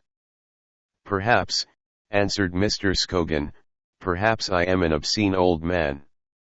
For I must confess that I cannot always regard it as wholly serious. But I tell you, began Mary furiously. Her face had flushed with excitement. Her cheeks were the cheeks of a great ripe peach. Indeed, Mr. Scogan continued, it seems to me one of few permanently and everlastingly amusing subjects that exist. Amour is the one human activity of any importance in which laughter and pleasure preponderate, if ever so slightly, over misery and pain. I entirely disagree, said Mary. There was a silence. Anne looked at her watch. Nearly 7:15, she said. I wonder when Ivor will turn up. She got up from her deck chair and, leaning her elbows on the balustrade of the terrace, looked out over the valley and towards the farther hills. Under the level evening light the architecture of the land revealed itself. The deep shadows, the bright contrasting lights gave the hills a new solidity. Irregularities of the surface, unsuspected before, were picked out with light and shade. The grass, the corn, the foliage of trees were stippled with intricate shadows. The surface of things had taken on a marvelous enrichment. "Look," said Anne suddenly, and pointed. On the opposite side of the valley, at the crest of the ridge, a cloud of dust flushed by the sunlight to rosy gold was moving rapidly along the skyline. "It's Ivor. One can tell by the speed." The dust cloud descended into the valley and was lost. A horn with the voice of a sea lion made itself heard, approaching. A minute later Ivor came leaping round the corner of the house. His hair waved in the wind of his own speed, he laughed as he saw them. "Anne, darling," he cried, and embraced her, embraced Mary, very nearly embraced Mr. Scogan. "Well, here I am." I've come with incredulous speed. Ivor's vocabulary was rich, but a little erratic. "I am not late for dinner, am I?" He hoisted himself up onto the balustrade, and sat there, kicking his heels. With one arm he embraced a large stone flower pot, leaning his head sideways against its hard and lichenous flanks in an attitude of trustful affection. He had brown, wavy hair, and his eyes were of a very brilliant, pale, improbable blue. His head was narrow, his face thin and rather long, his nose aquiline. In old age, though it was difficult to imagine Ivor old, he might grow to have an iron ducal grimness. But now, at 26, it was not the structure of his face that impressed one, it was its expression. That was charming and vivacious, and his smile was an irradiation. He was forever moving, restlessly and rapidly, but with an engaging gracefulness. His frail and slender body seemed to be fed by a spring of inexhaustible energy. "No, you're not late. You're in time to answer a question," said Mr. Scogan. "We were arguing whether a moor were a serious matter or no. What do you think?" "Is it serious?" "Serious?" echoed Ivor. "Most certainly." "I told you so," cried Mary triumphantly. "But in what sense serious?" Mr. Scogan asked. "I mean as an occupation. One can go on with it without ever getting bored." "I see," said Mr. Scogan. "Perfectly. One can occupy oneself with it," Ivor continued, "always and everywhere. Women are always wonderfully the same. Shapes vary a little, that's all." In Spain with his free hand he described a series of ample curves one can pass them on the stairs. In England he put the tip of his forefinger against the tip of his thumb and, lowering his hand, drew out this circle into an imaginary cylinder, in England a retubular. But their sentiments are always the same. At least, I've always found it so. "I am delighted to hear it," said Mr. Scogan. 16 The ladies had left the room and the port was circulating. Mr. Scogan filled his glass, passed on the decanter, and, leaning back in his chair, looked about him for a moment in silence. The conversation rippled idly round him, but he disregarded it. He was smiling at some private joke. Gombald noticed his smile. "What's amusing you?" he asked. "I was just looking at you all, sitting round this table," said Mr. Scogan. "Are we as comic as all that?" "Not at all," Mr. Scogan answered politely. "I was merely amused by my own speculations." "And what were they?" "The idlest, the most academic of speculations. I was looking at you one by one and trying to imagine which of the first 6 Caesars you would each resemble, if you were given the opportunity of behaving like a Caesar.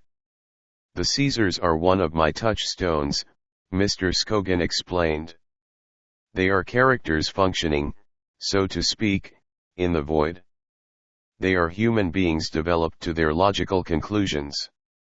Hence their unequaled value as a touchstone, a standard. When I meet someone for the first time, I ask myself this question: given the Caesarian environment, which of the Caesars would this person resemble? Julius, Augustus, Tiberius, Caligula, Claudius, Nero. I take each trait of character, each mental and emotional bias, each little oddity, and magnify them 1,000 times. The resulting image gives me his Caesarian formula.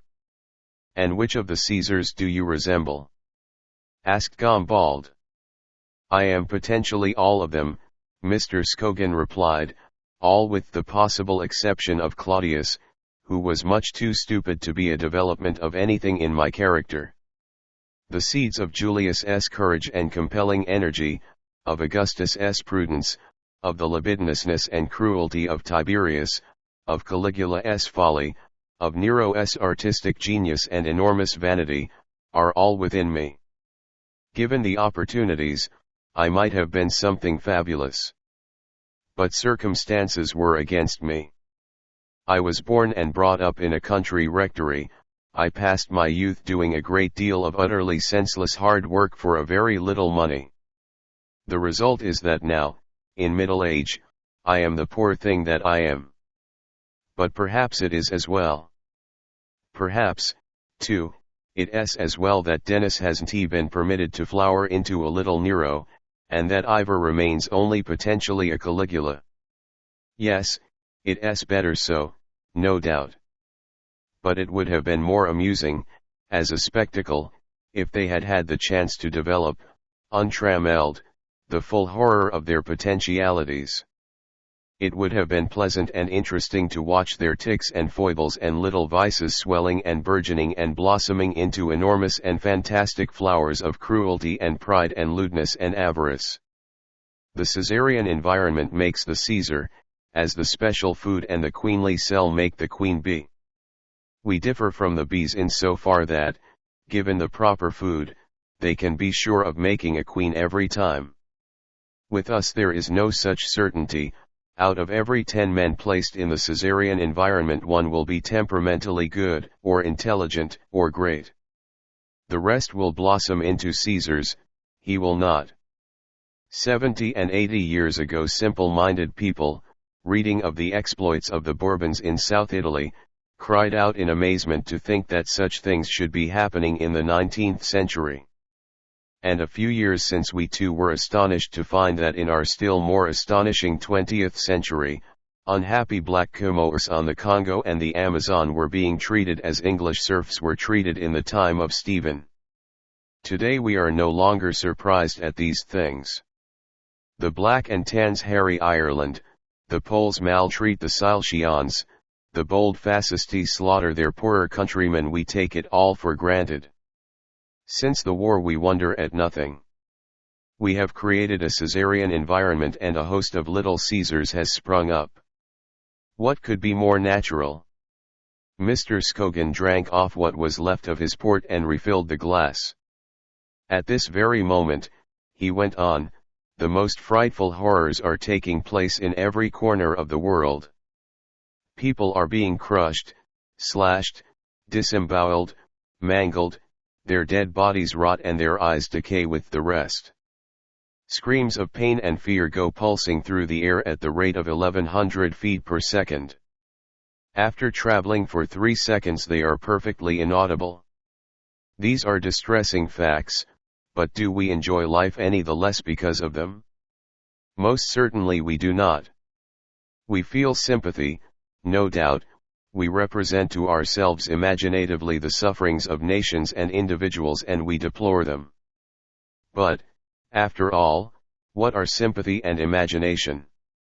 Precious little, unless the person for whom we feel sympathy happens to be closely involved in our affections, and even then they don't go very far. And a good thing too. For if one had an imagination vivid enough and a sympathy sufficiently sensitive really to comprehend and to feel the sufferings of other people, one would never have a moment's peace of mind. A really sympathetic race would not so much as know the meaning of happiness. But luckily, as I've already said, we aren't a sympathetic race. At the beginning of the war I used to think I really suffered, through imagination and sympathy, with those who physically suffered. But after a month or two I had to admit that, honestly, I didn't, and yet I think I have a more vivid imagination than most. One is always alone in suffering. The fact is depressing when one happens to be the sufferer, but it makes pleasure possible for the rest of the world. There was a pause. Henry Wimbush pushed back his chair. I think perhaps we ought to go and join the ladies, he said. So do I, said Ivor, jumping up with alacrity. He turned to Mr. Scogan. Fortunately, he said, we can share our pleasures. We are not always condemned to be happy alone. 17 Ivor brought his hands down with a bang onto the final chord of his rhapsody. There was just a hint in that triumphant harmony that the seventh had been struck along with the octave by the thumb of the left hand, but the general effect of splendid noise emerged clearly enough. Small details matter little so long as the general effect is good. And, besides, that hint of the seventh was decidedly modern. He turned round in his seat and tossed the hair back out of his eyes. There, he said. That's the best I can do for you, I am afraid. Murmurs of applause and gratitude were heard, and Mary, her large china eyes fixed on the performer, cried out aloud, wonderful! And gasped for new breath as though she were suffocating. Nature and fortune had vied with one another in heaping on Ivor Lombard all their choicest gifts. He had wealth and he was perfectly independent. He was good-looking, possessed an irresistible charm of manner, and was the hero of more amorous successes than he could well remember. His accomplishments were extraordinary for their number and variety. He had a beautiful untrained tenor voice, he could improvise, with a startling brilliance, rapidly and loudly, on the piano. He was a good amateur medium and telepathist, and had a considerable first-hand knowledge of the next world. He could write rhymed verses with an extraordinary rapidity. For painting symbolical pictures he had a dashing style, and if the drawing was sometimes a little weak, the color was always pyrotechnical. He excelled in amateur theatricals and, when occasion offered, he could cook with genius. He resembled Shakespeare in knowing little Latin and less Greek. For a mind like his, education seemed supererogatory. Training would only have destroyed his natural aptitudes. Let us go out into the garden, Ivor suggested. It's a wonderful night. Thank you, said Mr. Scogan, but I for one prefer these still more wonderful armchairs. His pipe had begun to bubble oozily every time he pulled at it. He was perfectly happy. Henry Wimbush was also happy. He looked for a moment over his pince-nez in Ivor's direction and then, without saying anything, returned to the grimy little 16th-century account books which were now his favorite reading. He knew more about Sir Ferdinando's household expenses than about his own.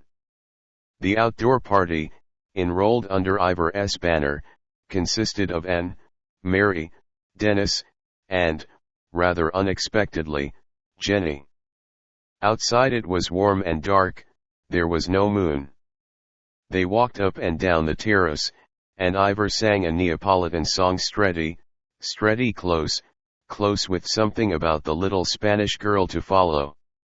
The atmosphere began to palpitate. Ivor put his arm round Anne's waist, dropped his head sideways onto her shoulder, and in that position walked on, singing as he walked.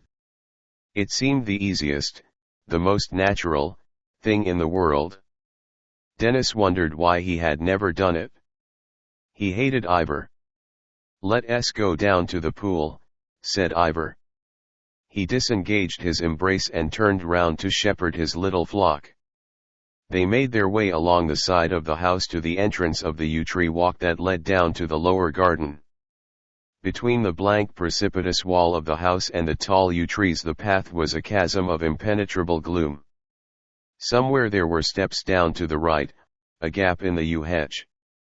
Denis, who headed the party, groped his way cautiously. In this darkness, one had an irrational fear of yawning precipices, of horrible spiked obstructions. Suddenly from behind him he heard a shrill, startled, "Oh!"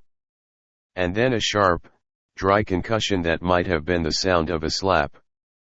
After that, Jenny's voice was heard pronouncing, "I am going back to the house." Her tone was decided, and even as she pronounced the words she was melting away into the darkness. The incident, whatever it had been, was closed. Denis resumed his forward groping. From somewhere behind Ivor began to sing again, softly Phyllis plus avare que tendre ne gagnant rien refuser, un jour exigia sylvandre 30 moutons pour un baiser. The melody drooped and climbed again with a kind of easy languor. The warm darkness seemed to pulse like blood about them. Le lendemain, nouvelle affaire pour le burger le troc fut bon. Here are the steps, cried Denis. He guided his companions over the danger, and in a moment they had the turf of the yew tree walk under their feet. It was lighter here, or at least it was just perceptibly less dark, for the yew walk was wider than the path that had led them under the lee of the house. Looking up, they could see between the high black hedges a strip of sky and a few stars. Car il obtint de la bergère went on Ivor, and then interrupted himself to shout, "I am going to run down," and he was off, full speed, down the invisible slope, singing unevenly as he went, "Trente baisers pour un mouton." The others followed. Denis shambled in the rear, vainly exhorting everyone to caution. The slope was steep, one might break one's neck.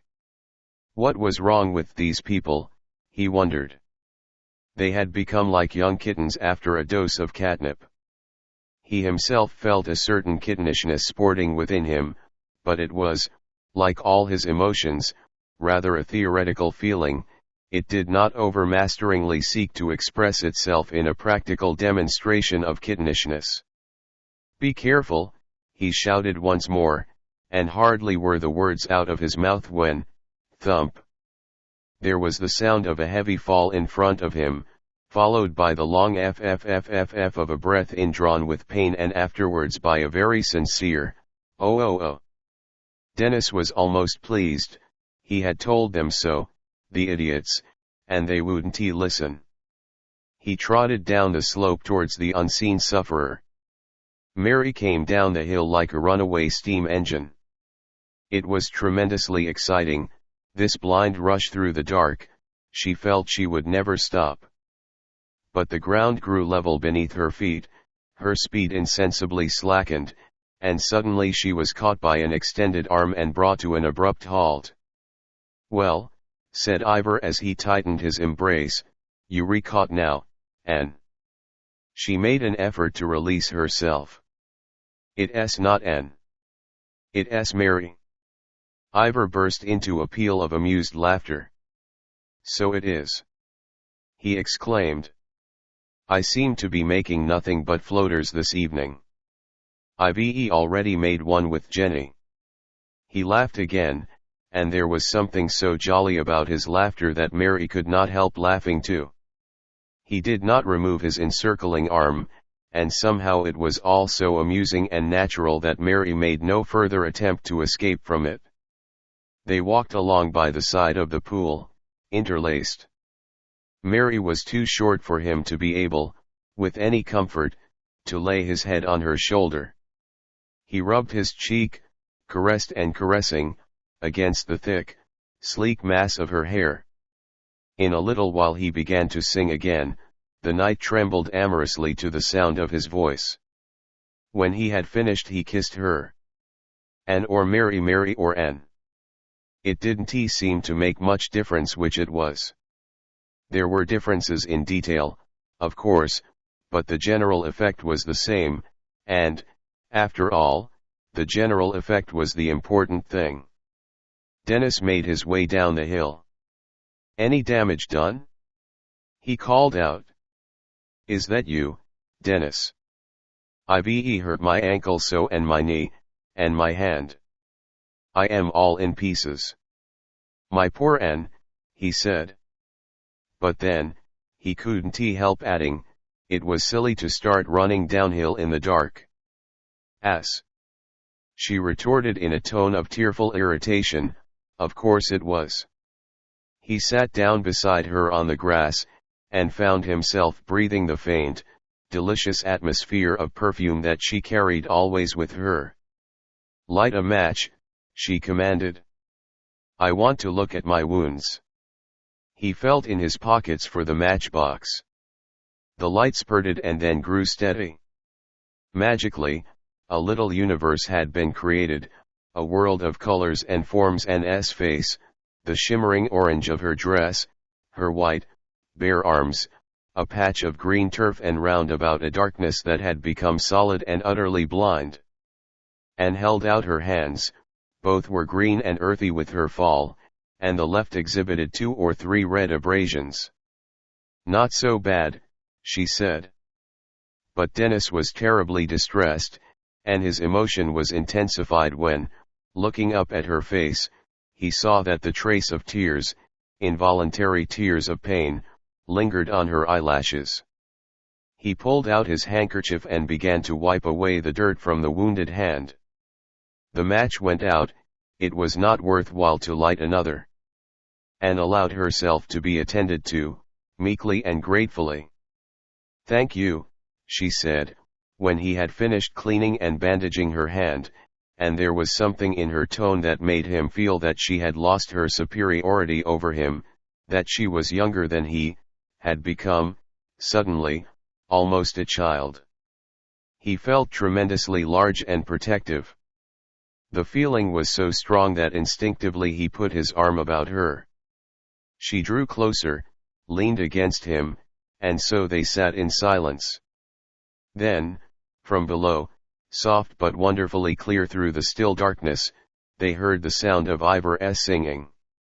He was going on with his half-finished song Le lendemain Phyllis plus tendre, Annie volant de plaire au burger, fut trop ariustil we rendre 30 moutons pour un baiser.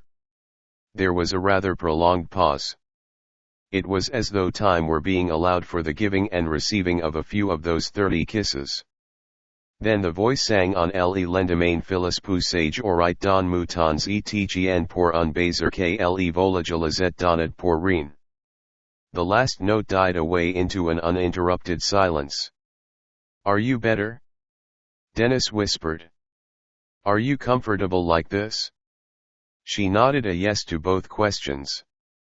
30 moutons pour un baiser. The sheep, the woolly mutton baa, baa. Or the shepherd? Yes, decidedly, he felt himself to be the shepherd now. He was the master, the protector. A wave of courage swelled through him, warm as wine. He turned his head, and began to kiss her face, at first rather randomly, then, with more precision, on the mouth. Anne averted her head. He kissed the ear, the smooth nape that this movement presented him. "No," she protested, "no, Denis." "Why not?" "It spoils our friendship, and that was so jolly." "Bosh," said Denis. She tried to explain. "Can't you see," she said, it isn't our stunt at all." It was true. Somehow she had never thought of Denis in the light of a man who might make love. She had never so much as conceived the possibilities of an amorous relationship with him. He was so absurdly young, so she couldn't find the adjective, but she knew what she meant. "Why isn't it our stunt?" asked Denis. "And, by the way, that's a horrible and inappropriate expression." "Because it isn't." "But if I say it is?" "It makes no difference." "I say it isn't." "I shall make you say it is." All right, Denis. But you must do it another time. I must go in and get my ankle into hot water. It's beginning to swell. Reasons of health could not be gainsaid. Denis got up reluctantly, and helped his companion to her feet. She took a cautious step. Oh! She halted and leaned heavily on his arm. I'll carry you, Denis offered. He had never tried to carry a woman, but on the cinema it always looked an easy piece of heroism. You couldn't, said Anne. Of course I can. He felt larger and more protective than ever. Put your arms round my neck, he ordered. She did so and, stooping, he picked her up under the knees and lifted her from the ground. Good heavens, what a weight! He took 5 staggering steps up the slope, then almost lost his equilibrium, and had to deposit his burden suddenly, with something of a bump. Anne was shaking with laughter. I said you couldn't, my poor Denis. I can, said Denis, without conviction. I'll try again. It's perfectly sweet of you to offer, but I'd rather walk, thanks. She laid her hand on his shoulder and, thus supported, began to limp slowly up the hill. My poor Denis. She repeated, and laughed again. Humiliated, he was silent. It seemed incredible that, only 2 minutes ago, he should have been holding her in his embrace, kissing her. Incredible. She was helpless then, a child. Now she had regained all her superiority, she was once more the far-off being, desired and unassailable. Why had he been such a fool as to suggest that carrying stunt? He reached the house in a state of the profoundest depression. He helped Anne upstairs, left her in the hands of a maid, and came down again to the drawing room. He was surprised to find them all sitting just where he had left them. He had expected that, somehow, everything would be quite different. It seemed such a prodigious time since he went away. All silent and all damned, he reflected, as he looked at them. Mr. Scogan's pipe still wheezed, that was the only sound. Henry Wimbush was still deep in his account books. He had just made the discovery that Sir Ferdinando was in the habit of eating oysters the whole summer through, regardless of the absence of the justifying Argambald, in horn-rimmed spectacles, was reading. Jenny was mysteriously scribbling in her red notebook.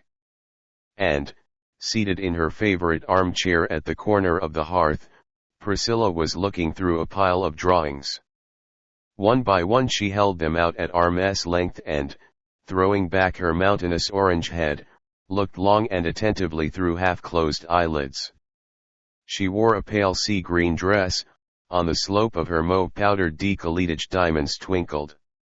An immensely long cigarette holder projected at an angle from her face.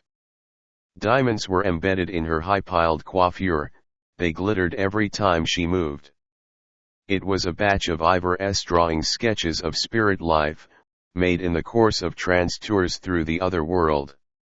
On the back of each sheet descriptive titles were written: Portrait of an Angel, March 15, 20, Astral Beings at Play, December 3, 19, A Party of Souls on Their Way to a Higher Sphere, May 21, 21.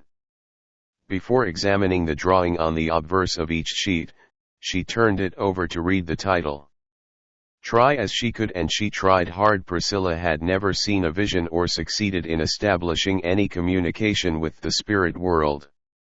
She had to be content with the reported experiences of others. What have you done with the rest of your party? She asked, looking up as Denis entered the room. He explained. Anne had gone to bed, Ivor and Mary were still in the garden. He selected a book and a comfortable chair, and tried, as far as the disturbed state of his mind would permit him, to compose himself for an evening's reading. The lamplight was utterly serene, there was no movement save the stir of Priscilla among her papers. All silent and all damned, Denis repeated to himself, all silent and all damned. It was nearly an hour later when Ivor and Mary made their appearance. We waited to see the moon rise, said Ivor. It was gibbous, you know, Mary explained, very technical and scientific. It was so beautiful down in the garden. The trees, the scent of the flowers, the stars. Ivor waved his arms. And when the moon came up, it was really too much. It made me burst into tears. He sat down at the piano and opened the lid. There were a great many meteorites, said Mary to anyone who would listen. The earth must just be coming into the summer shower of them. In July and August, but Ivor had already begun to strike the keys. He played the garden, the stars, the scent of flowers, the rising moon. He even put in a nightingale that was not there. Mary looked on and listened with parted lips. The others pursued their occupations, without appearing to be seriously disturbed. On this very July day, exactly 350 years ago, Sir Ferdinando had eaten 7 dozen oysters. The discovery of this fact gave Henry Wimbush a peculiar pleasure. He had a natural piety which made him delight in the celebration of memorial feasts. The 350th anniversary of the 7 dozen oysters he wished he had known before dinner. He would have ordered champagne. On her way to bed, Mary paid a call. The light was out in Anne's room, but she was not yet asleep. "Why didn't you come down to the garden with us?" Mary asked. "I fell down and twisted my ankle. Denis helped me home." Mary was full of sympathy. Inwardly, too, she was relieved to find Anne's non-appearance so simply accounted for. She had been vaguely suspicious, down there in the garden. Suspicious of what, she hardly knew, but there had seemed to be something a little louche in the way she had suddenly found herself alone with Ivor. Not that she minded, of course, far from it. But she didn't like the idea that perhaps she was the victim of a put-up job. "I do hope you'll be better tomorrow," she said, and she commiserated with Anne on all she had missed: the garden, the stars, the scent of flowers, the meteorites through whose summer shower the earth was now passing, the rising moon and its gibbosity. And then they had had such interesting conversation. What about? About almost everything. Nature, art, science, poetry, the stars, spiritualism, the relations of the sexes, music, religion. Ivor, she thought, had an interesting mind. The two young ladies parted affectionately. 18 The nearest Roman Catholic church was upwards of 20 miles away. Ivor, who was punctilious in his devotions, came down early to breakfast and had his car at the door, ready to start, by 9:45. It was a smart, expensive-looking machine, enameled a pure lemon yellow and upholstered in emerald green leather. There were 2 seats, 3 if you squeezed tightly enough, and their occupants were protected from wind, dust, and weather by a glazed sedan that rose, an elegant 18th-century hump, from the midst of the body of the car. Mary had never been to a Roman Catholic service, thought it would be an interesting experience, and, when the car moved off through the great gates of the courtyard, she was occupying the spare seat in the sedan. The sea lion horn roared, faintlier, and they were gone. In the parish church of Crome, Mr. Bodyham preached on 1 Kings 6:18, and the cedar of the house within was carved with knops, a sermon of immediately local interest.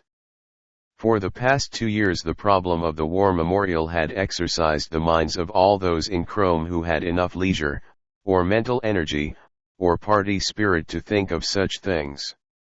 Henry Wimbush was all for a library of local literature, stocked with county histories, old maps of the district, monographs on the local antiquities, dialect dictionaries, handbooks of the local geology and natural history. He liked to think of the villagers, inspired by such reading, making up parties of a Sunday afternoon to look for fossils and flint arrowheads.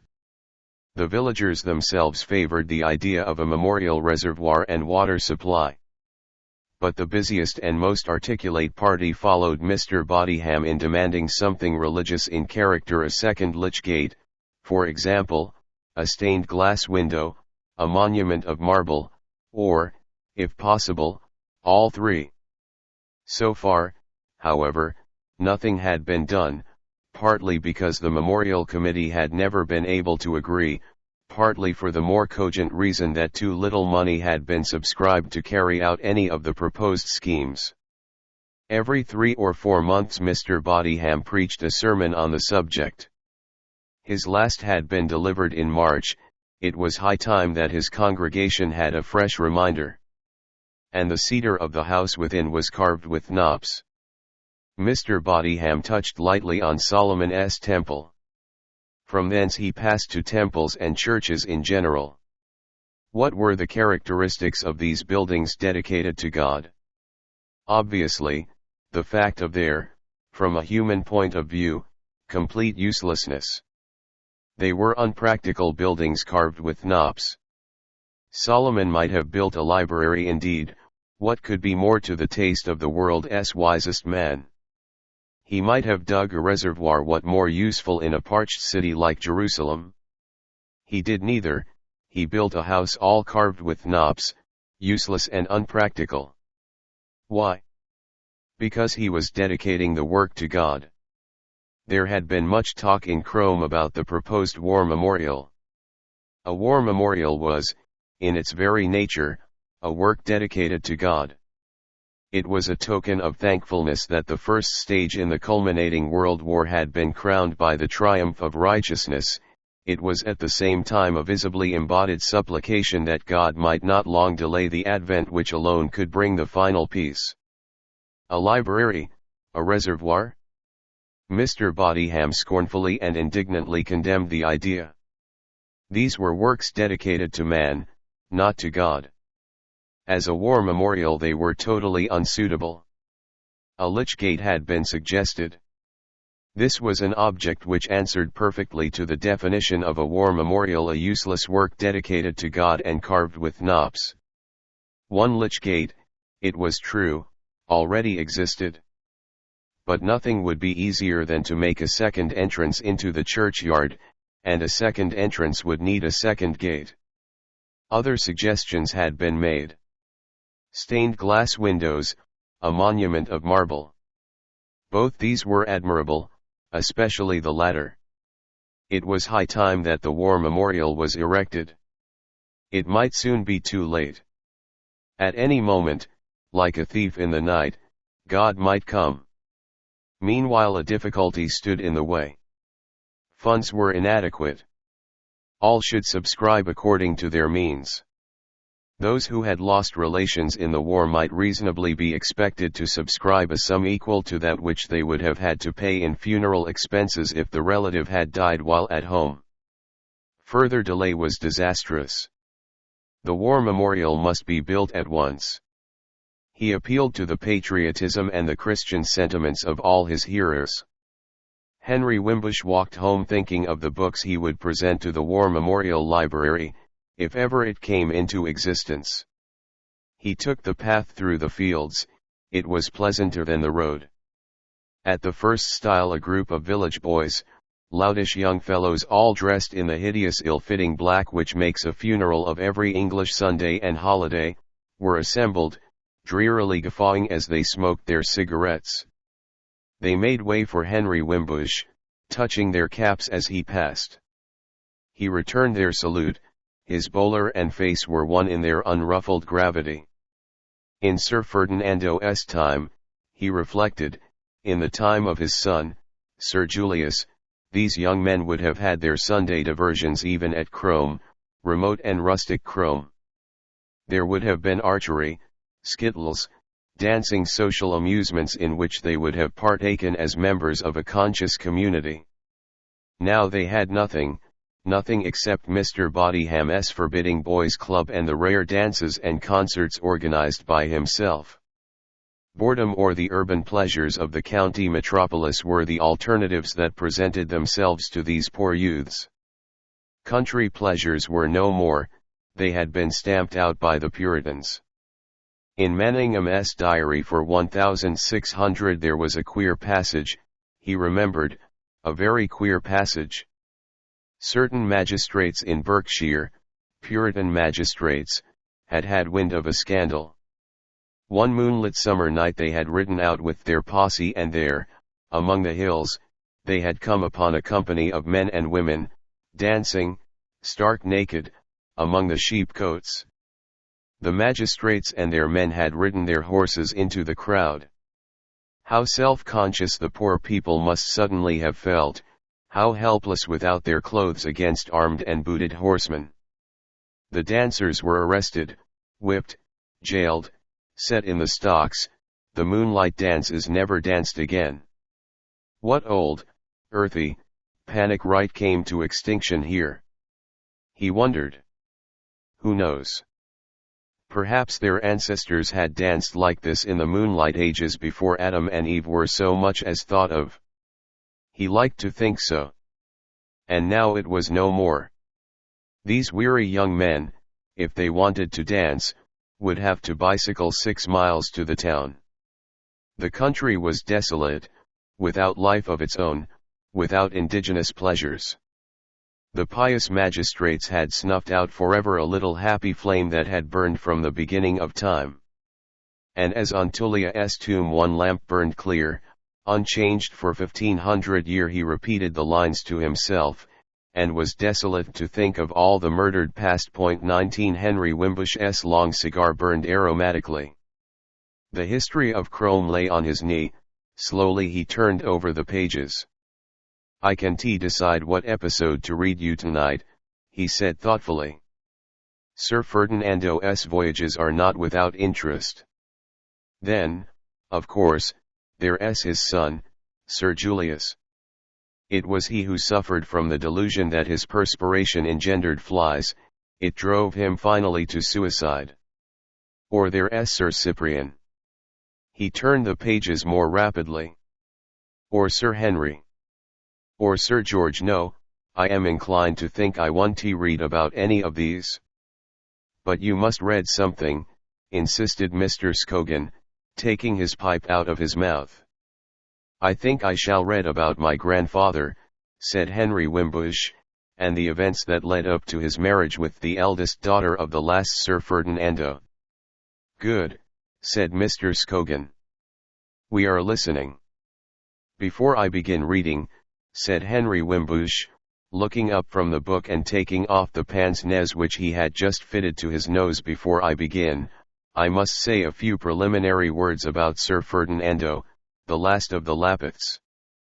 At the death of the virtuous and unfortunate Sir Hercules, Ferdinando found himself in possession of the family fortune, not a little increased by his father's temperance and thrift. He applied himself forthwith to the task of spending it, which he did in an ample and jovial fashion. By the time he was 40 he had eaten and, above all, drunk and loved away about half his capital, and would infallibly have soon got rid of the rest in the same manner, if he had not had the good fortune to become so madly enamoured of the rector's daughter as to make a proposal of marriage. The young lady accepted him, and in less than a year had become the absolute mistress of Crome and her husband.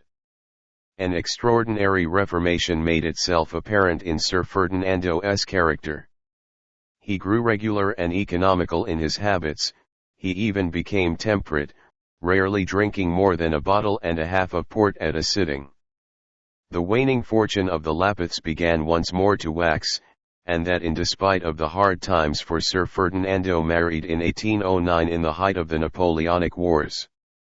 A prosperous and dignified old age, cheered by the spectacle of his children's growth and happiness, for Lady Lapith had already borne him 3 daughters, and there seemed no good reason why she should not bear many more of them, and sons as well. A patriarchal decline into the family vault seemed now to be Sir Ferdinando's enviable destiny. But Providence willed otherwise. To Napoleon, cause already of such infinite mischief, was due, though perhaps indirectly, the untimely and violent death which put a period to this reformed existence. Sir Ferdinando, who was above all things a patriot, had adopted, from the earliest days of the conflict with the French, his own peculiar method of celebrating our victories.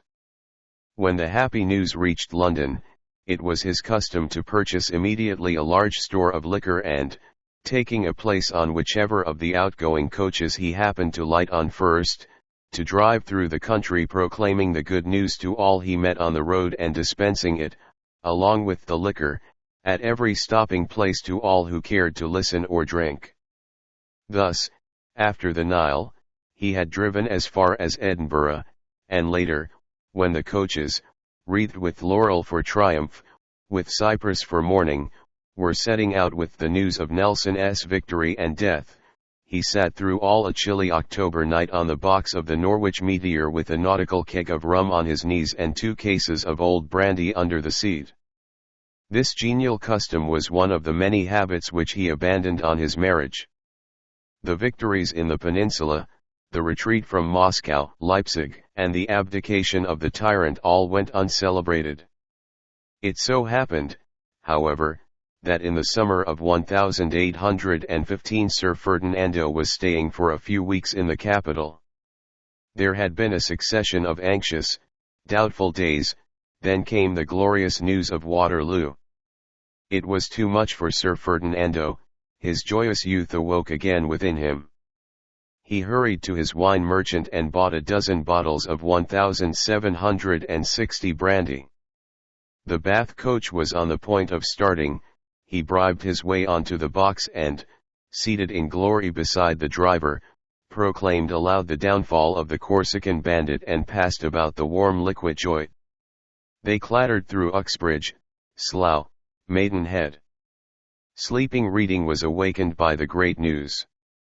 At Didcot one of the ostlers was so much overcome by patriotic emotions and the 1760 brandy that he found it impossible to do up the buckles of the harness. The night began to grow chilly, and Sir Ferdinando found that it was not enough to take a nip at every stage to keep up his vital warmth. He was compelled to drink between the stages as well. They were approaching Swindon. The coach was travelling at a dizzy speed 6 miles in the last half hour when, without having manifested the slightest premonitory symptom of unsteadiness, Sir Ferdinando suddenly toppled sideways off his seat and fell, head foremost, into the road. An unpleasant jolt awakened the slumbering passengers.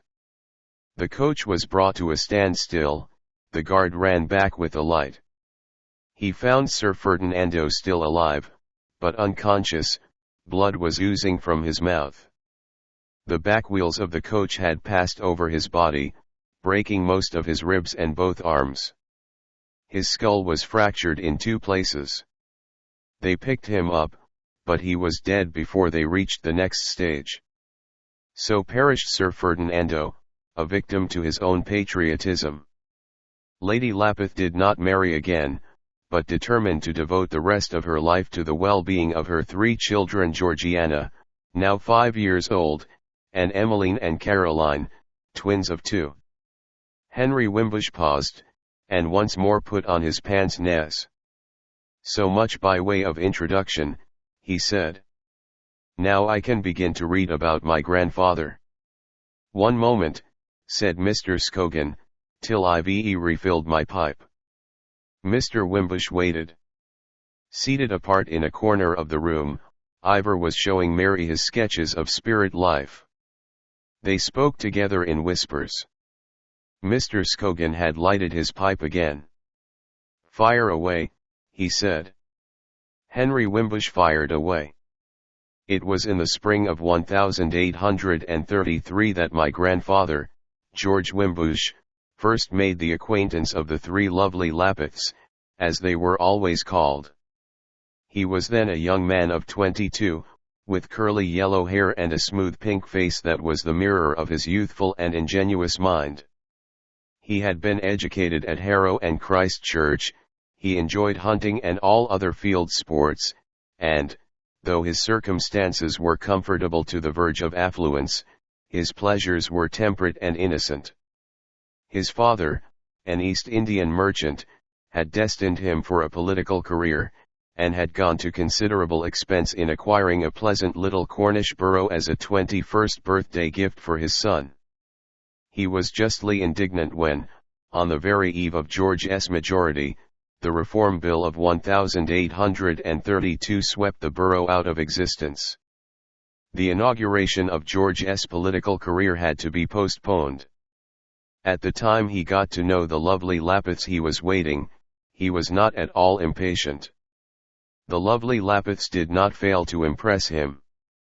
Georgiana, the eldest, with her black ringlets, her flashing eyes, her noble aquiline profile, her swan-like neck, and sloping shoulders, was orientally dazzling, and the twins, with their delicately turned-up noses, their blue eyes, and chestnut hair, were an identical pair of ravishingly English charmers. Their conversation at this first meeting proved, however, to be so forbidding that, but for the invincible attraction exercised by their beauty, George would never have had the courage to follow up the acquaintance. The twins, looking up their noses at him with an air of languid superiority, asked him what he thought of the latest French poetry and whether he liked the Indiana of George Sand. But what was almost worse was the question with which Georgiana opened her conversation with him. In music, she asked, leaning forward and fixing him with her large dark eyes, "Are you a classicist or a transcendentalist?" George did not lose his presence of mind. He had enough appreciation of music to know that he hated anything classical, and so, with a promptitude which did him credit, he replied, "I am a transcendentalist." Georgiana smiled bewitchingly. "I am glad," she said, "so am I. You went to hear Paganini last week, of course. The Prayer of Moses, ah." She closed her eyes. "Do you know anything more transcendental than that?" "No," said George, "I don't." He hesitated, was about to go on speaking, and then decided that after all it would be wiser not to say what was in fact true, that he had enjoyed above all Paganini's farmyard imitations. The man had made his fiddle bray like an ass, cluck like a hen, grunt, squeal, bark, neigh, quack, bellow, and growl. That last item, in George's estimation, had almost compensated for the tediousness of the rest of the concert. He smiled with pleasure at the thought of it. Yes, decidedly, he was no classicist in music, he was a thoroughgoing transcendentalist.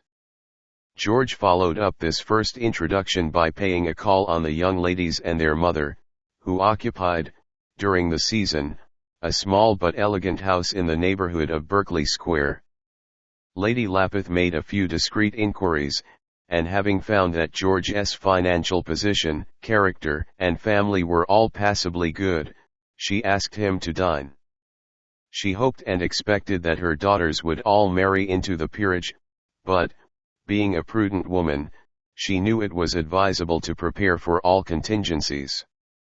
George Wimbush, she thought, would make an excellent second string for one of the twins. At this first dinner, George's partner was Emmeline. They talked of nature. Emmeline protested that to her high mountains were a feeling and the hum of human cities torture. George agreed that the country was very agreeable, but held that London during the season also had its charms. He noticed with surprise and a certain solicitous distress that Miss Emmeline's appetite was poor, that it didn't, in fact, exist. 2 spoonfuls of soup, a morsel of fish, no bird, no meat, and 3 grapes, that was her whole dinner. He looked from time to time at her 2 sisters. Georgiana and Caroline seemed to be quite as abstemious. They waved away whatever was offered them with an expression of delicate disgust, shutting their eyes and averting their faces from the proffered dish, as though the lemon sole, the duck, the loin of veal, the trifle, were objects revolting to the sight and smell. George, who thought the dinner capital, ventured to comment on the sisters' lack of appetite. "Pray, don't talk to me of eating," said Emmeline, drooping like a sensitive plant. "We find it so coarse, so unspiritual, my sisters and I. One can't think of one's soul while one is eating." George agreed, one couldn't. "But one must live," he said. "Alas!" Emmeline sighed. "One must. Death is very beautiful, don't you think?" She broke a corner off a piece of toast and began to nibble at it languidly. "But since, as you say, one must live," she made a little gesture of resignation. "Luckily a very little suffices to keep one alive." She put down her corner of toast half eaten. George regarded her with some surprise. She was pale, but she looked extraordinarily healthy, he thought. So did her sisters. Perhaps if you were really spiritual you needed less food. He, clearly, was not spiritual. After this he saw them frequently. They all liked him, from Lady Lapith downwards. True, he was not very romantic or poetical, but he was such a pleasant, unpretentious, kind-hearted young man, that one couldn't help liking him. For his part, he thought them wonderful, especially Georgiana. He enveloped them all in a warm, protective affection. For they needed protection, they were altogether too frail, too spiritual for this world. They never ate, they were always pale, they often complained of fever, they talked much and lovingly of death, they frequently swooned. Georgiana was the most ethereal of all, of the three she ate least, swooned most often, talked most of death, and was the palest with a pallor that was so startling as to appear positively artificial. At any moment, it seemed, she might lose her precarious hold on this material world and become all spirit. To George the thought was a continual agony. If she were to die she contrived, however, to live through the season, and that in spite of the numerous balls, routs, and other parties of pleasure which, in company with the rest of the lovely trio, she never failed to attend. In the middle of July the whole household moved down to the country. George was invited to spend the month of August at Crome. The house party was distinguished. In the list of visitors figured the names of two marriageable young men of title. George had hoped that country air, repose, and natural surroundings might have restored to the three sisters their appetites and the roses of their cheeks. He was mistaken. For dinner, the first evening, Georgiana ate only an olive, 2 or 3 salted almonds, and half a peach. She was as pale as ever. During the meal she spoke of love. True love, she said, being infinite and eternal, can only be consummated in eternity. Indiana and Sir Rodolphe celebrated the mystic wedding of their souls by jumping into Niagara. Love is incompatible with life. The wish of two people who truly love one another is not to live together but to die together. "Come, come, my dear," said Lady Lapith, stout and practical. "What would become of the next generation, pray, if all the world acted on your principles?" "Mamma!" Georgiana protested, and dropped her eyes. "In my young days," Lady Lapith went on, "I should have been laughed out of countenance if I'd said a thing like that. But then in my young days souls weren't as fashionable as they are now, and we didn't think death was at all poetical. It was just unpleasant." "Mamma!" Emmeline and Caroline implored in unison. In my young days Lady Lapith was launched into her subject. Nothing, it seemed, could stop her now. In my young days, if you didn't eat, people told you you needed a dose of rhubarb. Nowadays there was a cry.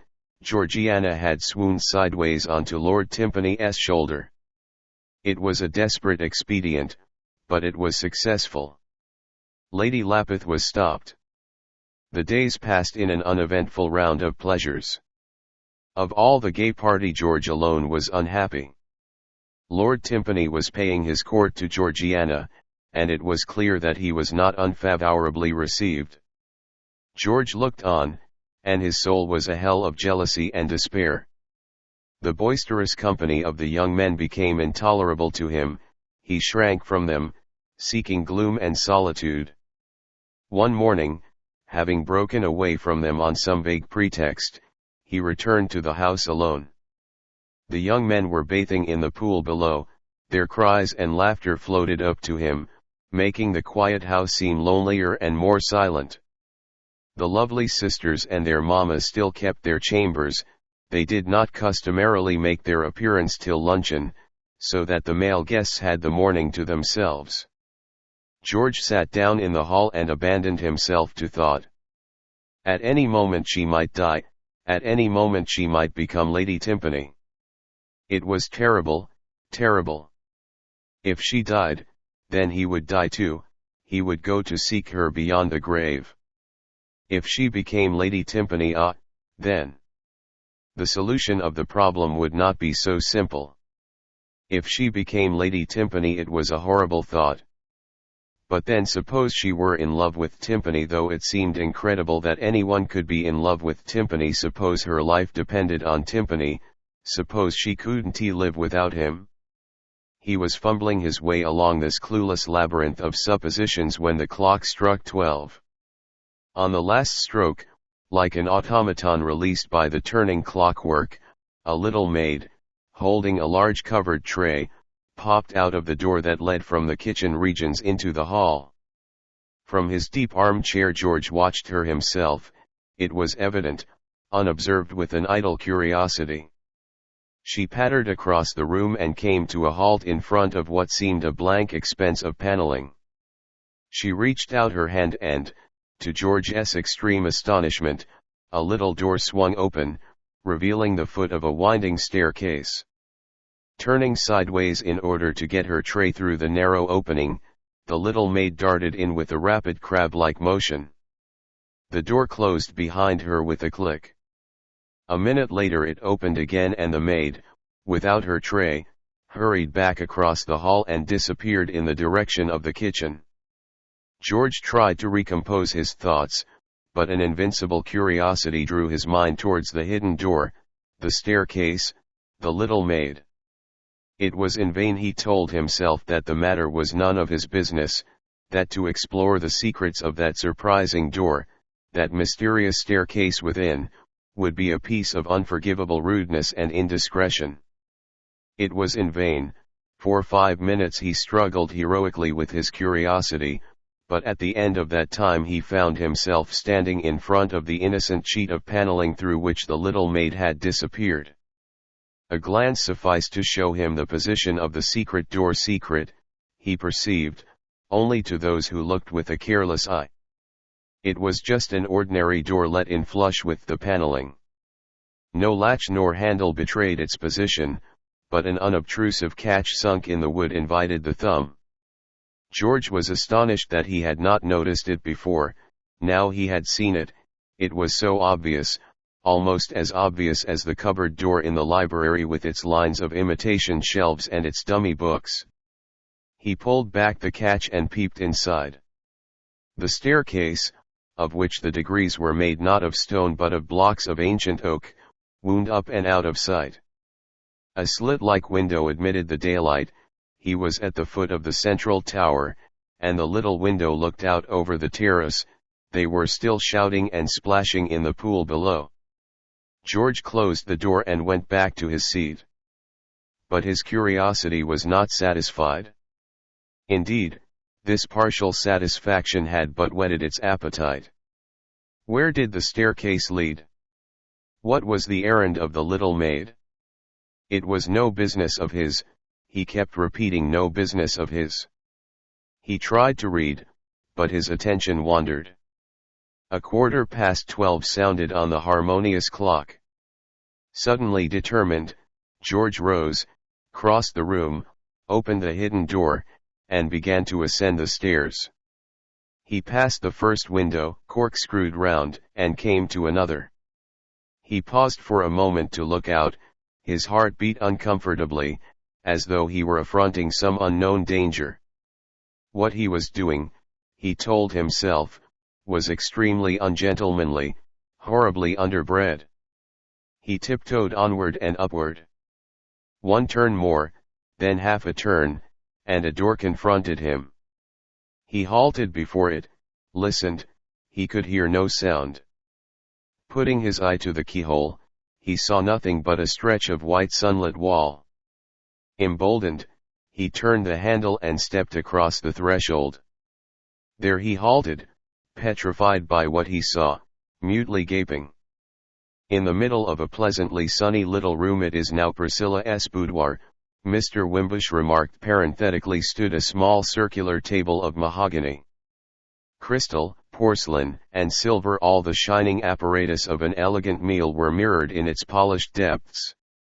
The carcase of a cold chicken, a bowl of fruit, a great ham, deeply gashed to its heart of tenderest white and pink, the brown cannon-ball of a cold plum pudding, a slender hock bottle, and a decanter of claret jostled one another for a place on this festive board. And round the table sat the three sisters, the three lovely Lappets, eating. At George's sudden entrance they had all looked towards the door, and now they sat, petrified by the same astonishment which kept George fixed and staring. Georgiana, who sat immediately facing the door, gazed at him with dark, enormous eyes. Between the thumb and forefinger of her right hand she was holding a drumstick of the dismembered chicken. Her little finger, elegantly crooked, stood apart from the rest of her hand. Her mouth was open, but the drumstick had never reached its destination, it remained, suspended, frozen, in midair. The other two sisters had turned round to look at the intruder. Caroline still grasped her knife and fork. Emmeline's fingers were round the stem of her claret glass.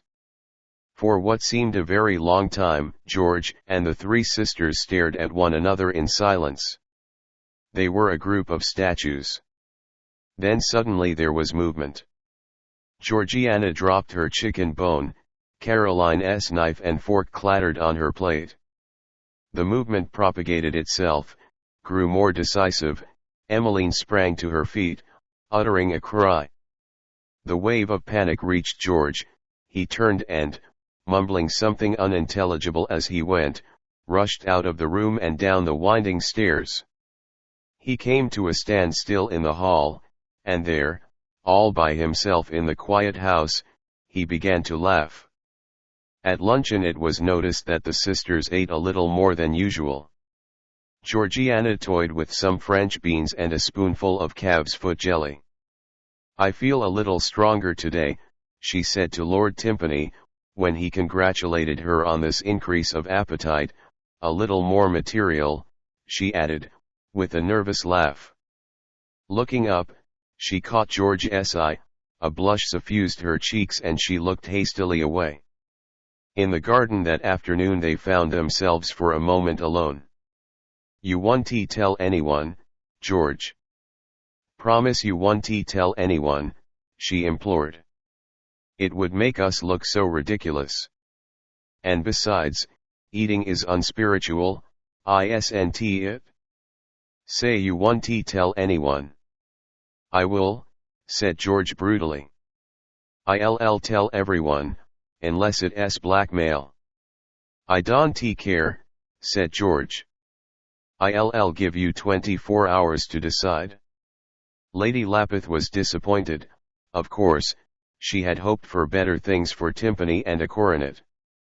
But George, after all, wasn't he so bad? They were married at the New Year.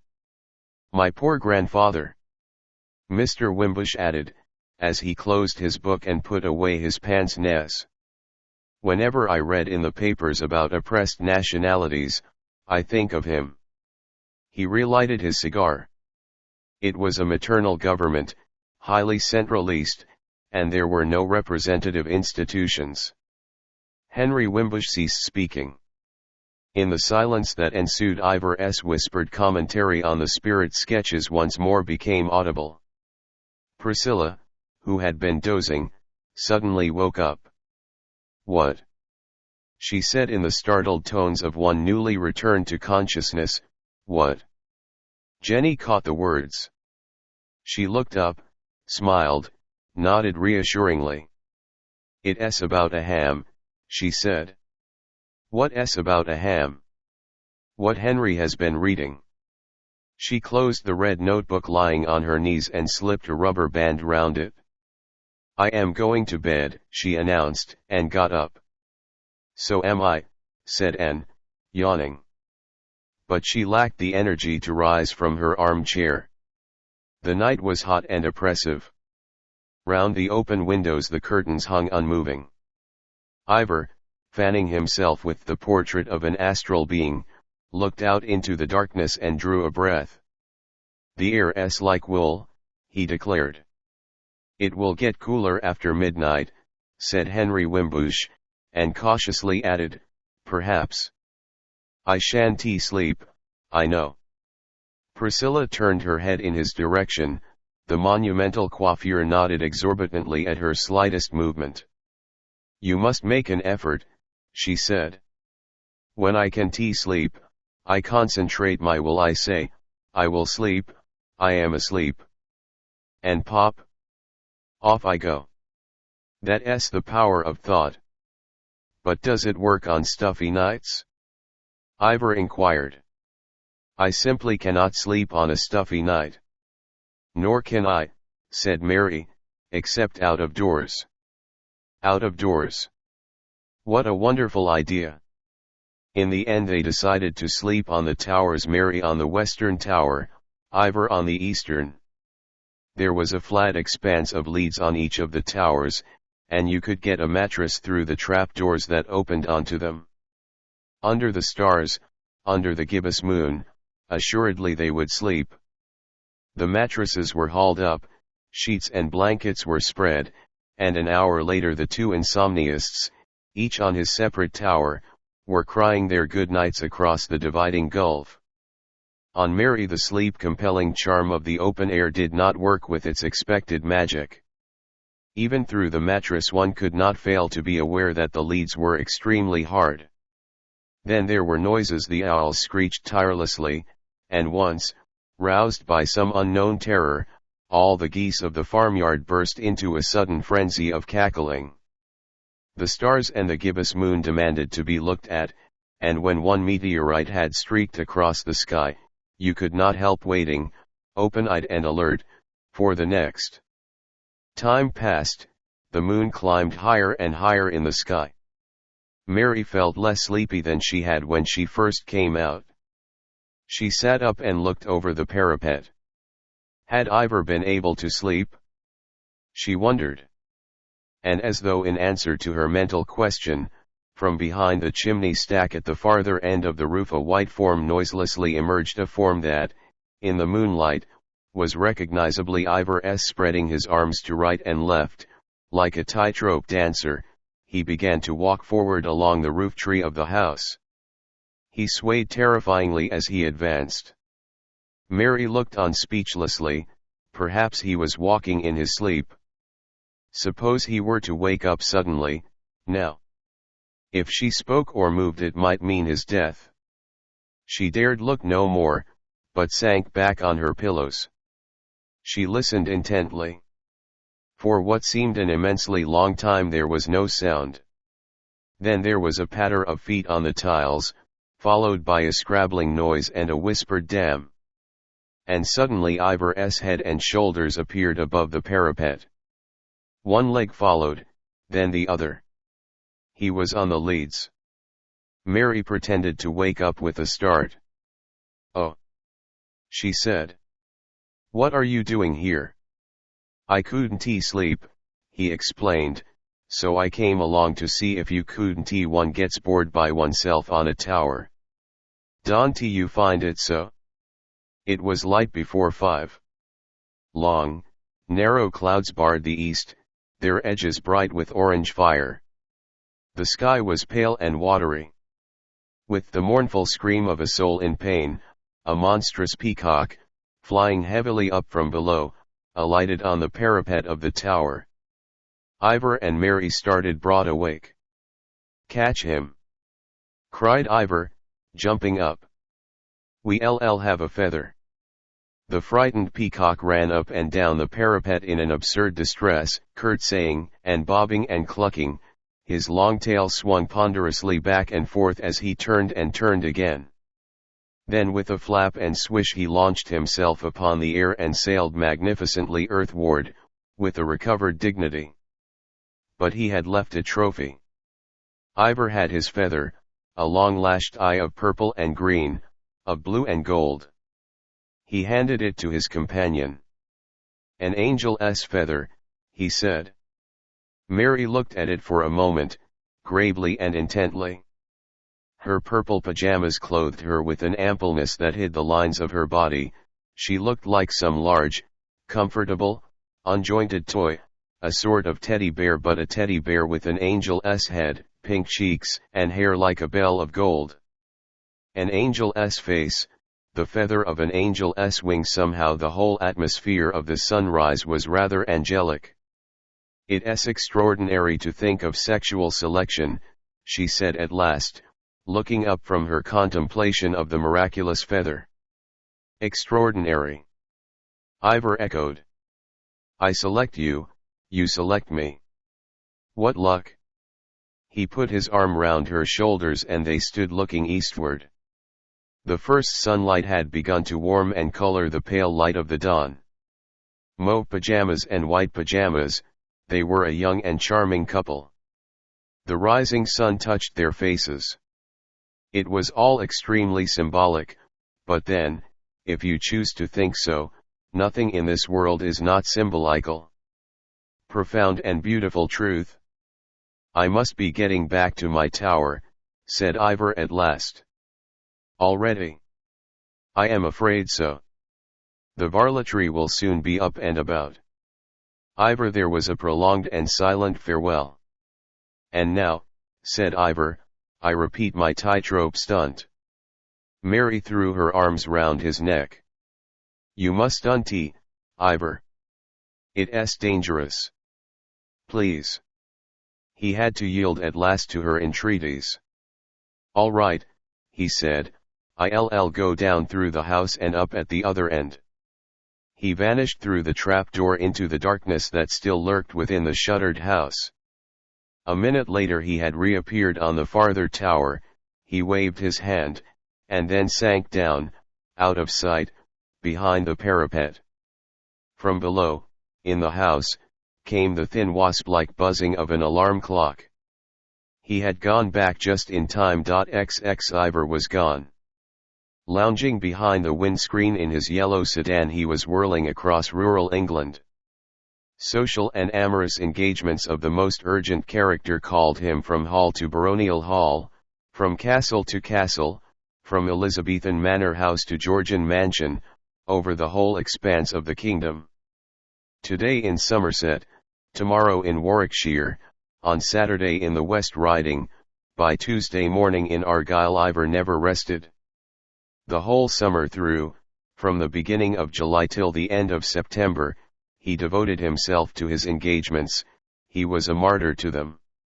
In the autumn he went back to London for a holiday. Crome had been a little incident, an evanescent bubble on the stream of his life. It belonged already to the past. By tea time he would be at Gobley, and there would be Zenobia's welcoming smile. And on Thursday morning, but that was a long, long way ahead. He would think of Thursday morning when Thursday morning arrived. Meanwhile there was Gobley, meanwhile Zenobia. In the visitor's book at Crome Ivor had left, according to his invariable custom in these cases, a poem. He had improvised it magisterially in the 10 minutes preceding his departure. Denis and Mr. Scogan strolled back together from the gates of the courtyard, whence they had bidden their last farewells. On the writing table in the hall they found the visitor's book, open, and Ivor's composition scarcely dry. Mr. Scogan read it aloud, the magic of those immemorial kings, who webbed enchantment on the bowls of night.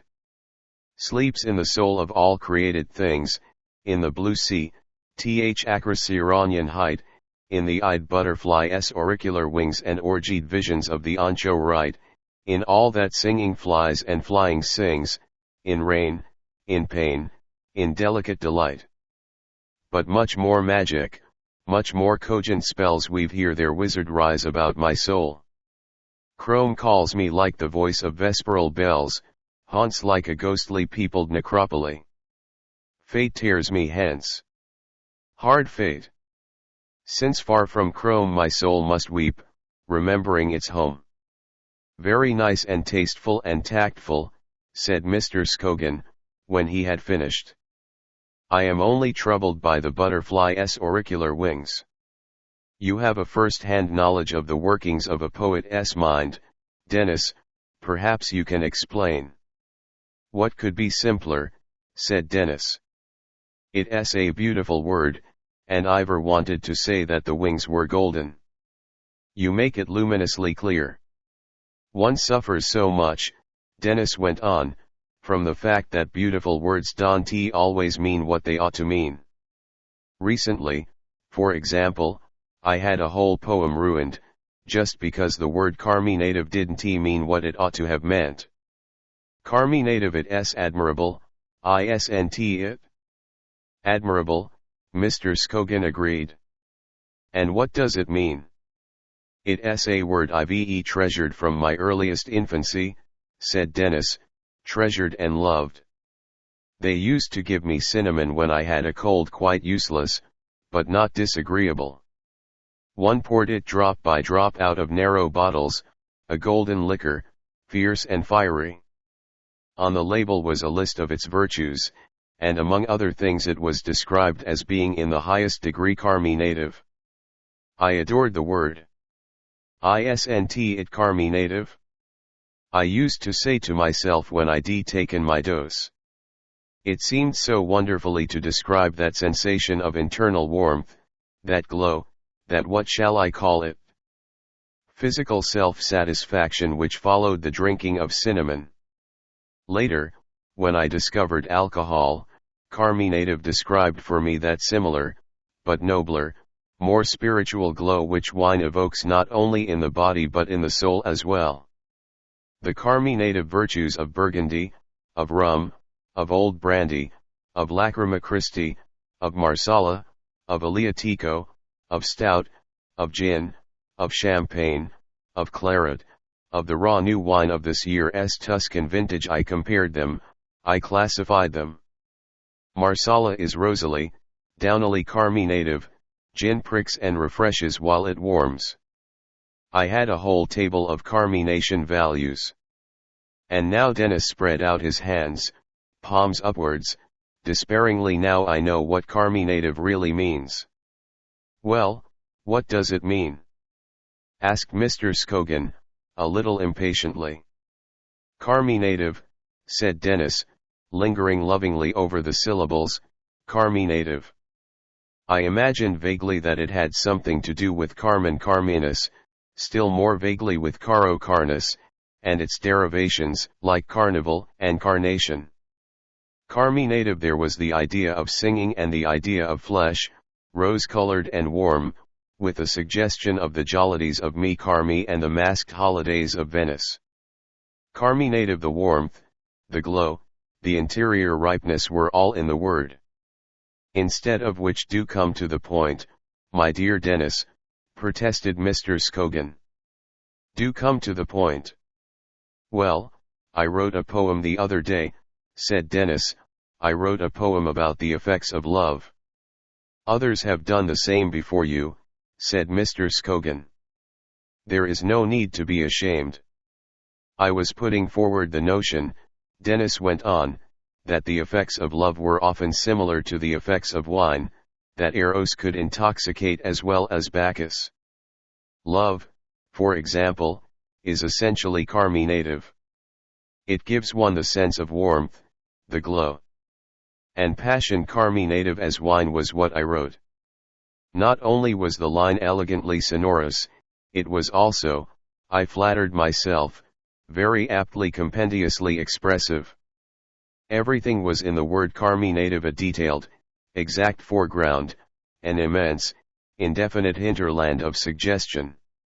And passion carminative as wine. I was not ill-pleased. And then suddenly it occurred to me that I had never actually looked up the word in a dictionary.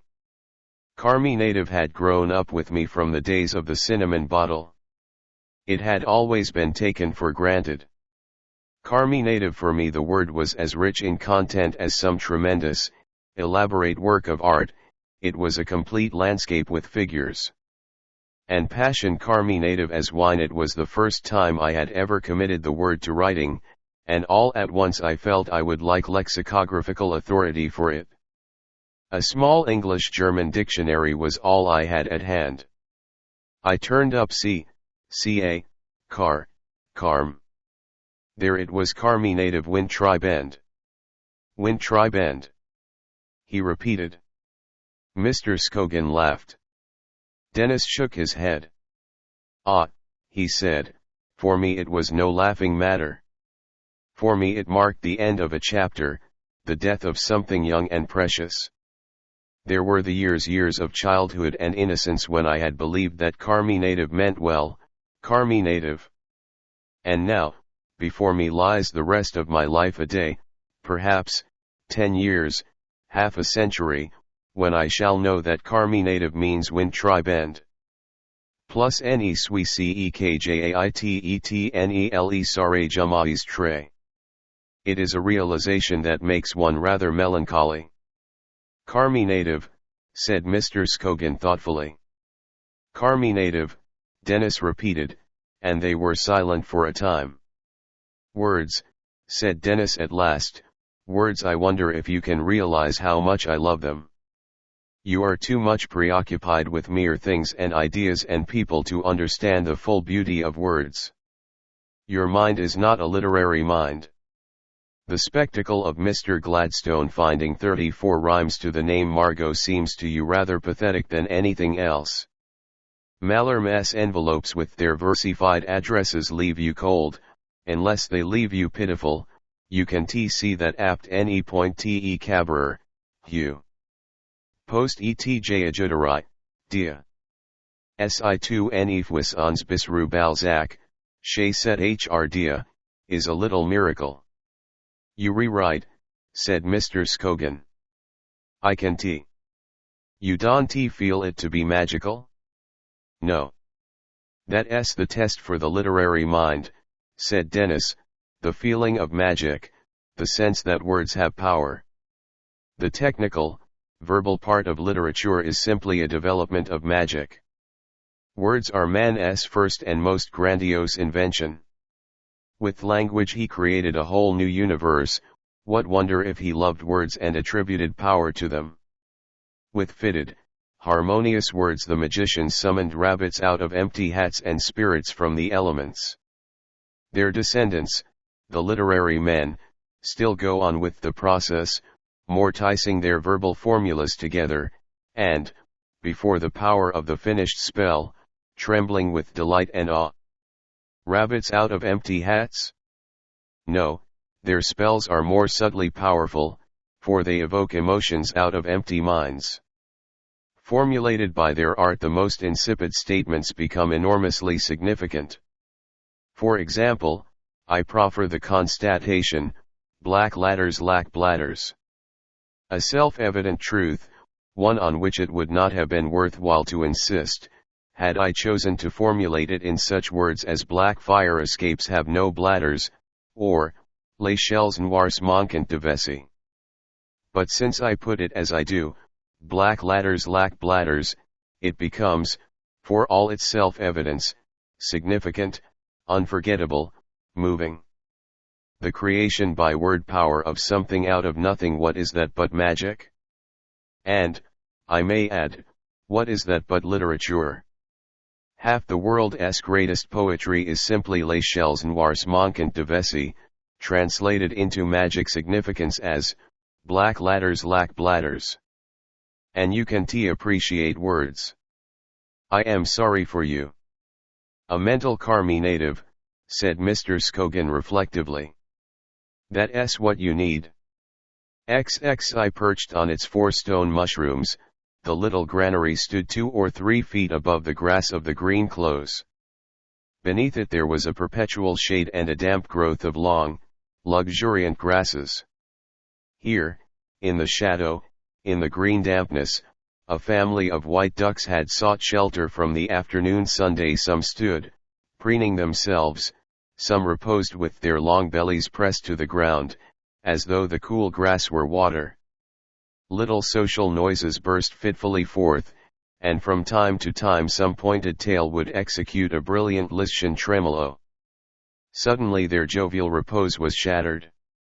A prodigious thump shook the wooden flooring above their heads, the whole granary trembled, little fragments of dirt and crumbled wood rained down among them. With a loud, continuous quacking the ducks rushed out from beneath this nameless menace, and did not stay their flight till they were safely in the farmyard. Dante lose your temper, and was saying. Listen.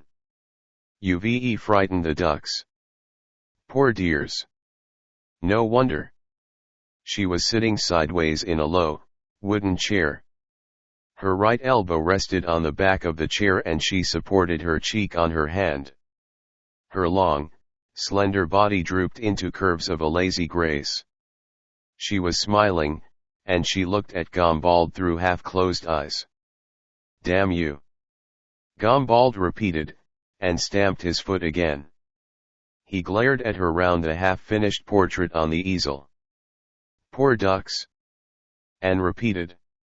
The sound of their quacking was faint in the distance, it was inaudible. Can't you see you make me lose my time? He asked. I can't work with you dangling about distractingly like this. You'd lose less time if you stopped talking and stamping your feet and did a little painting for a change. After all, what am I dangling about for, except to be painted? Gombald made a noise like a growl. You're awful, he said, with conviction. Why do you ask me to come and stay here? Why do you tell me you'd like me to paint your portrait? For the simple reasons that I like you at least, when you're in a good temper and that I think you're a good painter. For the simple reason Gombald mimicked her voice that you want me to make love to you and, when I do, to have the amusement of running away. And threw back her head and laughed. So you think it amuses me to have to evade your advances? So like a man. If you only knew how gross and awful and boring men are when they try to make love and you don't want them to make love. If you could only see yourselves through our eyes. Gombald picked up his palette and brushes and attacked his canvas with the ardor of irritation. I suppose you'll be saying next that you didn't start the game, that it was I who made the first advances, and that you were the innocent victim who sat still and never did anything that could invite or allure me on. So like a man again. Said Anne. It's always the same old story about the woman tempting the man. The woman lures, fascinates, invites, and noble man, innocent man falls a victim. My poor Gombald. Surely you're not going to sing that old song again. It's so unintelligent, and I always thought you were a man of sense. Thanks, said Gombald. Be a little objective, and went on. Can't you see that you're simply externalizing your own emotions? That's what you men are always doing, it's so barbarously naive. You feel one of your loose desires for some woman, and because you desire her strongly you immediately accuse her of luring you on, of deliberately provoking and inviting the desire. You have the mentality of savages. You might just as well say that a plate of strawberries and cream deliberately lures you on to feel greedy. In 99 cases out of 100 women are as passive and innocent as the strawberries and cream. Well, all I can say is that this must be the 100th case, said Gombald, without looking up. And shrugged her shoulders and gave vent to a sigh. I am at a loss to know whether you re more silly or more rude. After painting for a little time in silence, Gombald began to speak again. And then there's Denis, he said, renewing the conversation as though it had only just been broken off. You replaying the same game with him. Why can't you leave that wretched young man in peace? Anne flushed with a sudden and uncontrollable anger. It's perfectly untrue about Denis, she said indignantly. I never dreamt of playing what you beautifully call the same game with him. Recovering her calm, she added in her ordinary cooing voice and with her exacerbating smile, You've become very protective towards poor Denis all of a sudden. I have, Gombald replied, with a gravity that was somehow a little too solemn. I don't like to see a young man being whirled along the road to ruin, said Anne, continuing his sentence for him. I admire your sentiments and, believe me, I share them. She was curiously irritated at what Gombald had said about Denis. It happened to be so completely untrue. Gombald might have some slight ground for his reproaches. But Denis, no, she had never flirted with Denis. Poor boy. He was very sweet. She became somewhat pensive. Gombald painted on with fury. The restlessness of an unsatisfied desire, which, before, had distracted his mind, making work impossible, seemed now to have converted itself into a kind of feverish energy. When it was finished, he told himself, the portrait would be diabolic. He was painting her in the pose she had naturally adopted at the first sitting. Seated sideways, her elbow on the back of the chair, her head and shoulders turned at an angle from the rest of her body, towards the front, she had fallen into an attitude of indolent abandonment. He had emphasized the lazy curves of her body, the lines sagged as they crossed the canvas, the grace of the painted figure seemed to be melting into a kind of soft decay. The hand that lay along the knee was as limp as a glove. He was at work on the face now, it had begun to emerge on the canvas, doll-like in its regularity and listlessness.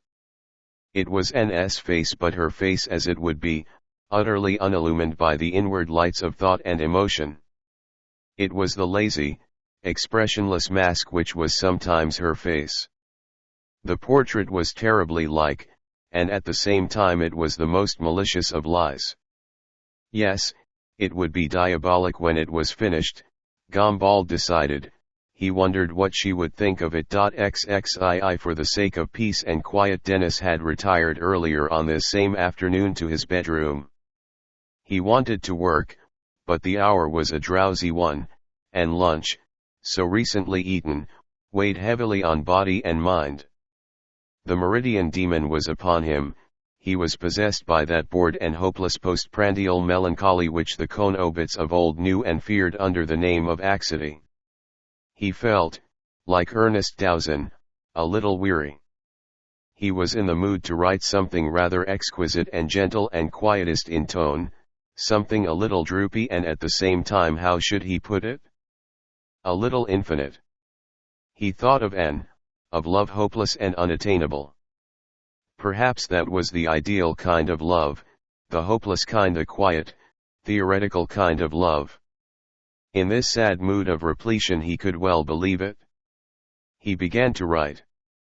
One elegant quatrain had flowed from beneath his pen, a brooding love which is at most the stealth of moonbeams when they slide, evoking color's bloodless ghost, some scarce breathing breast or side when his attention was attracted by a sound from outside. He looked down from his window, there they were, Anne and Gombald, talking, laughing together. They crossed the courtyard in front, and passed out of sight through the gate in the right-hand wall. That was the way to the green close and the granary. She was going to sit for him again. His pleasantly depressing melancholy was dissipated by a puff of violent emotion. Angrily he threw his quatrain into the waste paper basket and ran downstairs. The stealth of moonbeams, indeed. In the hall he saw Mr. Scogan, The man seemed to be lying in wait. Denis tried to escape, but in vain. Mr. Scogan's eye glittered like the eye of the ancient mariner. "Not so fast," he said, stretching out a small saurian hand with pointed nails. "Not so fast. I was just going down to the flower garden to take the sun. We'll go together." Denis abandoned himself, Mr. Scogan put on his hat, and they went out arm in arm. On the shaven turf of the terrace, Henry Wimbush and Mary were playing a solemn game of bowls. They descended by the yew tree walk. It was here, thought Denis, here that Anne had fallen, here that he had kissed her, here, and he blushed with retrospective shame at the memory, here that he had tried to carry her and failed. Life was awful. "Sanity," said Mr. Scogan, suddenly breaking a long silence. "Sanity, that's what's wrong with me, and that's what will be wrong with you, my dear Denis, when you're old enough to be sane or insane. In a sane world I should be a great man. As things are, in this curious establishment, I am nothing at all. To all intents and purposes I don't exist. I am just vox et praeterea nihil." Denis made no response.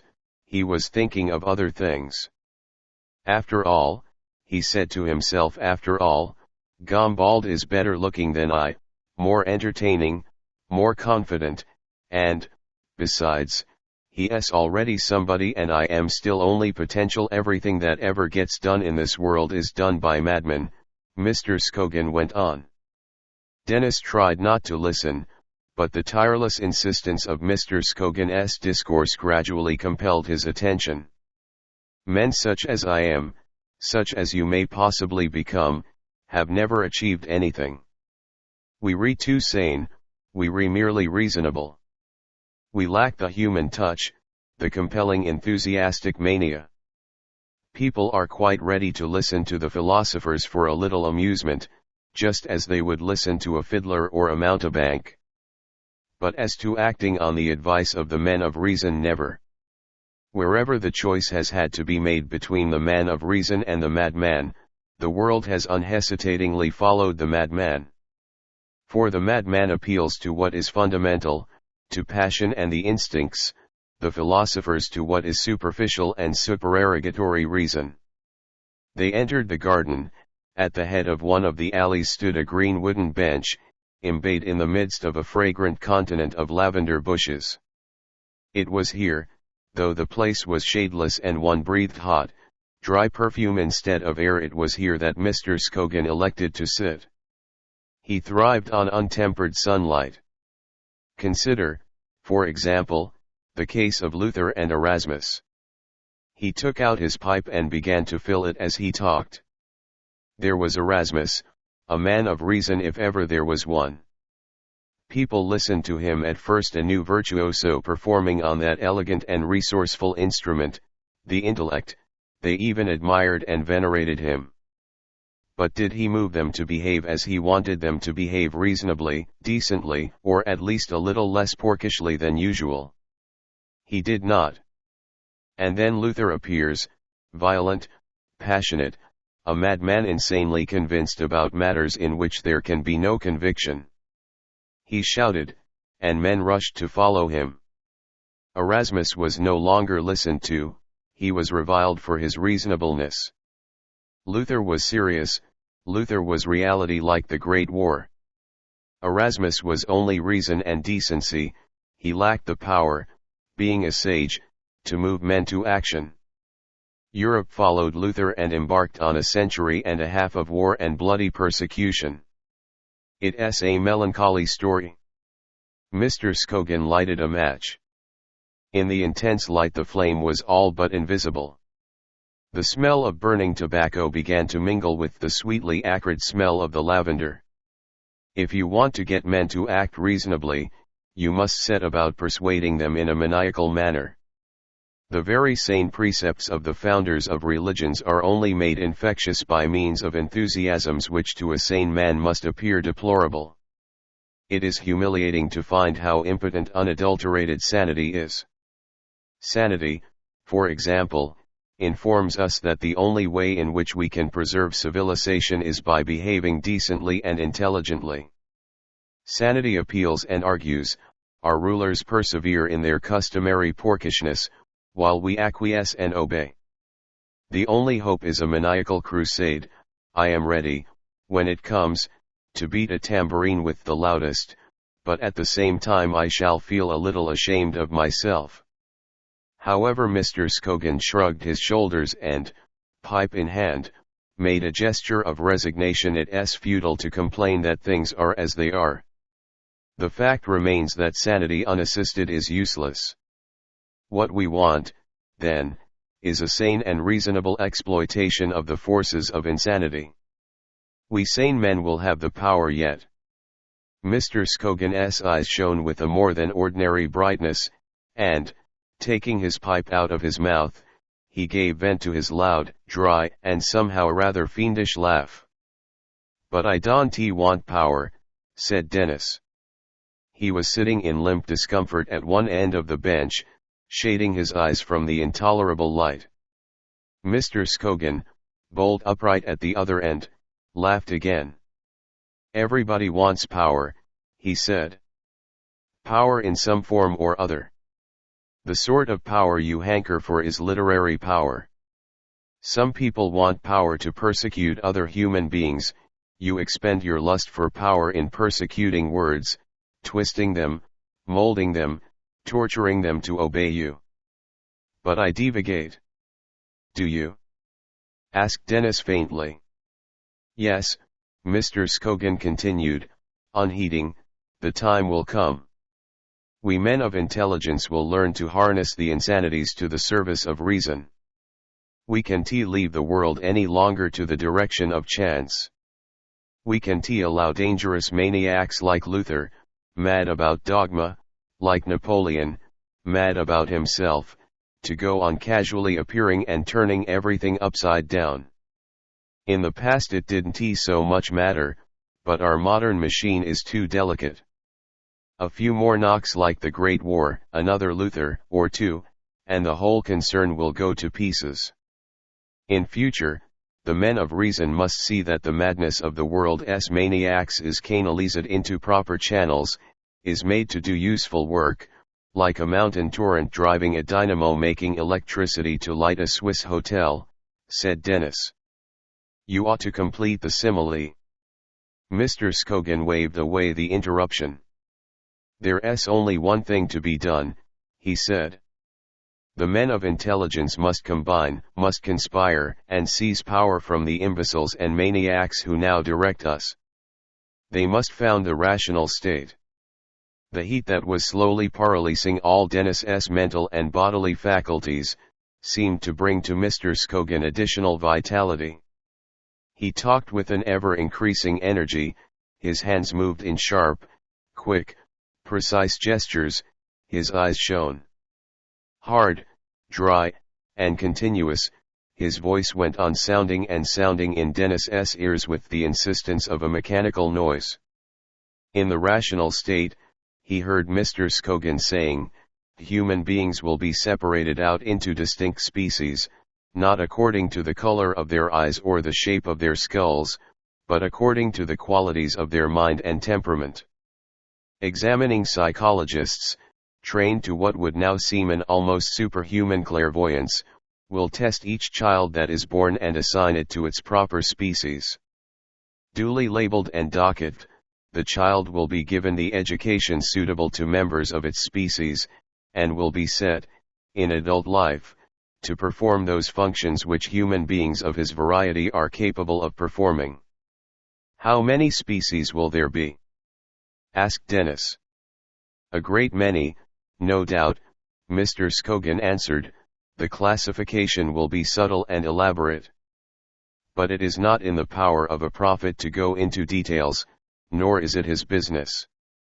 I will do more than indicate the three main species into which the subjects of the rational state will be divided. He paused, cleared his throat, and coughed once or twice, evoking in Denis's mind the vision of a table with a glass and water bottle, and, lying across one corner, a long white pointer for the lantern pictures. The three main species, Mr. Scogan went on, will be these: the directing intelligences, the men of faith, and the herd.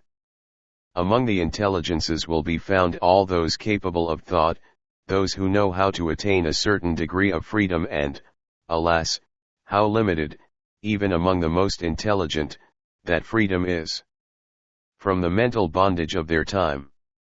A select body of intelligences, drawn from among those who have turned their attention to the problems of practical life, will be the governors of the rational state. They will employ as their instruments of power the second great species of humanity, the men of faith, the madmen, as I have been calling them, who believe in things unreasonably, with passion, and are ready to die for their beliefs and their desires. These wild men, with their fearful potentialities for good or for mischief, will no longer be allowed to react casually to a casual environment. There will be no more Caesar Borgias, no more Luthers and Mohammeds, no more Joanna Southcotts, no more Comstocks. The old-fashioned man of faith and desire, that haphazard creature of brute circumstance, who might drive men to tears and repentance, or who might equally well set them on to cutting one another's throats, will be replaced by a new sort of madman, still externally the same, still bubbling with a seemingly spontaneous enthusiasm, but, how very different from the madman of the past. For the new man of faith will be expending his passion, his desire, and his enthusiasm in the propagation of some reasonable idea. He will be, all unawares, the tool of some superior intelligence. Mr. Scogan chuckled maliciously. It was as though he were taking a revenge, in the name of reason, on enthusiasts. From their earliest years, as soon, that is, as the examining psychologists have assigned them their place in the classified scheme, the men of faith will have had their special education under the eye of the intelligences. Molded by a long process of suggestion, they will go out into the world, preaching and practicing with a generous mania the coldly reasonable projects of the directors from above. When these projects are accomplished, or when the ideas that were useful a decade ago have ceased to be useful, the intelligences will inspire a new generation of madmen with a new eternal truth. The principal function of the men of faith will be to move and direct the multitude, that third great species consisting of those countless millions who lack intelligence and are without valuable enthusiasm. When any particular effort is required of the herd, when it is thought necessary, for the sake of solidarity, that humanity shall be kindled and united by some single enthusiastic desire or idea, the men of faith, primed with some simple and satisfying creed, will be sent out on a mission of evangelization. At ordinary times, when the high spiritual temperature of a crusade would be unhealthy, the men of faith will be quietly and earnestly busy with the great work of education. In the upbringing of the herd, humanity's almost boundless suggestibility will be scientifically exploited. Systematically, from earliest infancy, its members will be assured that there is no happiness to be found except in work and obedience. They will be made to believe that they are happy, that they are tremendously important beings, and that everything they do is noble and significant. For the lower species, the earth will be restored to the center of the universe and man to preeminence on the earth. Oh, I envy the lot of the commonality in the rational state. Working their 8 hours a day, obeying their betters, convinced of their own grandeur and significance and immortality, they will be marvelously happy, happier than any race of men has ever been. They will go through life in a rosy state of intoxication, from which they will never awake. The men of faith will play the cupbearers at this lifelong bacchanal, filling and ever filling again with the warm liquor that the intelligences, in sad and sober privacy behind the scenes, will brew for the intoxication of their subjects. And what will be my place in the rational state? Denis drowsily inquired from under his shading hand. Mr. Scogan looked at him for a moment in silence. It's difficult to see where you would fit in, he said at last. You couldn't do manual work, you're too independent and unsuggestible to belong to the larger herd, you have none of the characteristics required in a man of faith. As for the directing intelligences, they will have to be marvelously clear and merciless and penetrating. He paused and shook his head. No, I can see no place for you, only the lethal chamber. Deeply hurt, Denis emitted the imitation of a loud Homeric laugh. I am getting sunstroke here, he said, and got up. Mr. Scogan followed his example, and they walked slowly away down the narrow path, brushing the blue lavender flowers in their passage. Denis pulled a sprig of lavender and sniffed at it, then some dark leaves of rosemary that smelled like incense in a cavernous church. They passed a bed of opium poppies, dispetaled now. The round, ripe seed heads were brown and dry like Polynesian trophies, Denis thought, severed heads stuck on poles. He liked the fancy enough to impart it to Mr. Scogan. Like Polynesian trophies uttered aloud, the fancy seemed less charming and significant than it did when it first occurred to him. There was a silence, and in a growing wave of sound the whir of the reaping machines swelled up from the fields beyond the garden and then receded into a remoter hum. It is satisfactory to think, said Mr. Scogan, as they strolled slowly onward, that a multitude of people are toiling in the harvest fields in order that we may talk of Polynesia. Like every other good thing in this world, leisure and culture have to be paid for. Fortunately, however, it is not the leisured and the cultured who have to pay. Let us be duly thankful for that, my dear Denis, duly thankful, he repeated, and knocked the ashes out of his pipe. Denis was not listening. He had suddenly remembered Anne. She was with Gambald alone with him in his studio. It was an intolerable thought. Shall we go and pay a call on Gambald? He suggested carelessly. It would be amusing to see what he is doing now. He laughed inwardly to think how furious Gambald would be when he saw them arriving. XXIII Gambald was by no means so furious at their apparition as Denis had hoped and expected he would be. Indeed, he was rather pleased than annoyed when the two faces, one brown and pointed, the other round and pale, appeared in the frame of the open door. The energy born of his restless irritation was dying within him, returning to its emotional elements. A moment more and he would have been losing his temper again, and Anne would be keeping hers, infuriatingly. Yes, he was positively glad to see them. Come in, he called out hospitably. Followed by Mr. Scogan, Denis climbed the little ladder and stepped over the threshold. He looked suspiciously from Gambald to his sitter, and could learn nothing from the expression of their faces except that they both seemed pleased to see the visitors. Were they really glad, or were they cunningly simulating gladness? He wondered. Mr. Scogan, meanwhile, was looking at the portrait. Excellent, he said approvingly, excellent.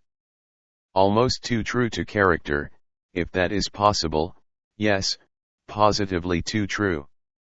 But I am surprised to find you putting in all this psychology business. He pointed to the face, and with his extended finger followed the slack curves of the painted figure. I thought you were one of the fellows who went in exclusively for balanced masses and impinging planes. Gambald laughed. This is a little infidelity, he said. I am sorry, said Mr. Scogan. I for one, without ever having had the slightest appreciation of painting, have always taken particular pleasure in cubismus. I like to see pictures from which nature has been completely banished, pictures which are exclusively the product of the human mind. They give me the same pleasure as I derive from a good piece of reasoning or a mathematical problem or an achievement of engineering. Nature, or anything that reminds me of nature, disturbs me. It is too large, too complicated, above all too utterly pointless and incomprehensible. I am at home with the works of man. If I choose to set my mind to it, I can understand anything that any man has made or thought. That is why I always travel by tube, never by bus if I can possibly help it. For, traveling by bus, one can avoid seeing, even in London, a few stray works of God, the sky, for example, an occasional tree, the flowers in the window boxes. But travel by tube and you see nothing but the works of man, iron riveted into geometrical forms, straight lines of concrete, patterned expanses of tiles. All is human and the product of friendly and comprehensible minds. All philosophies and all religions, what are they but spiritual tubes bored through the universe? Through these narrow tunnels, where all is recognizably human, one travels comfortable and secure, contriving to forget that all round and below and above them stretches the blind mass of earth, endless and unexplored. Yes, give me the tube and cubismus every time, give me ideas, so snug and neat and simple and well made. And preserve me from nature, preserve me from all that is inhumanly large and complicated and obscure. I haven't the courage, and, above all, I haven't the time to start wandering in that labyrinth. While Mr. Scogan was discoursing, Denis had crossed over to the farther side of the little square chamber, where Anne was sitting, still in her graceful, lazy pose, on the low chair. "Well?" he demanded, looking at her almost fiercely. What was he asking of her? He hardly knew himself. Anne looked up at him, and for answer echoed his "well?" in another, a laughing key. Denis had nothing more, at the moment, to say. 2 or 3 canvases stood in the corner behind Anne's chair, their faces turned to the wall. He pulled them out and began to look at the paintings.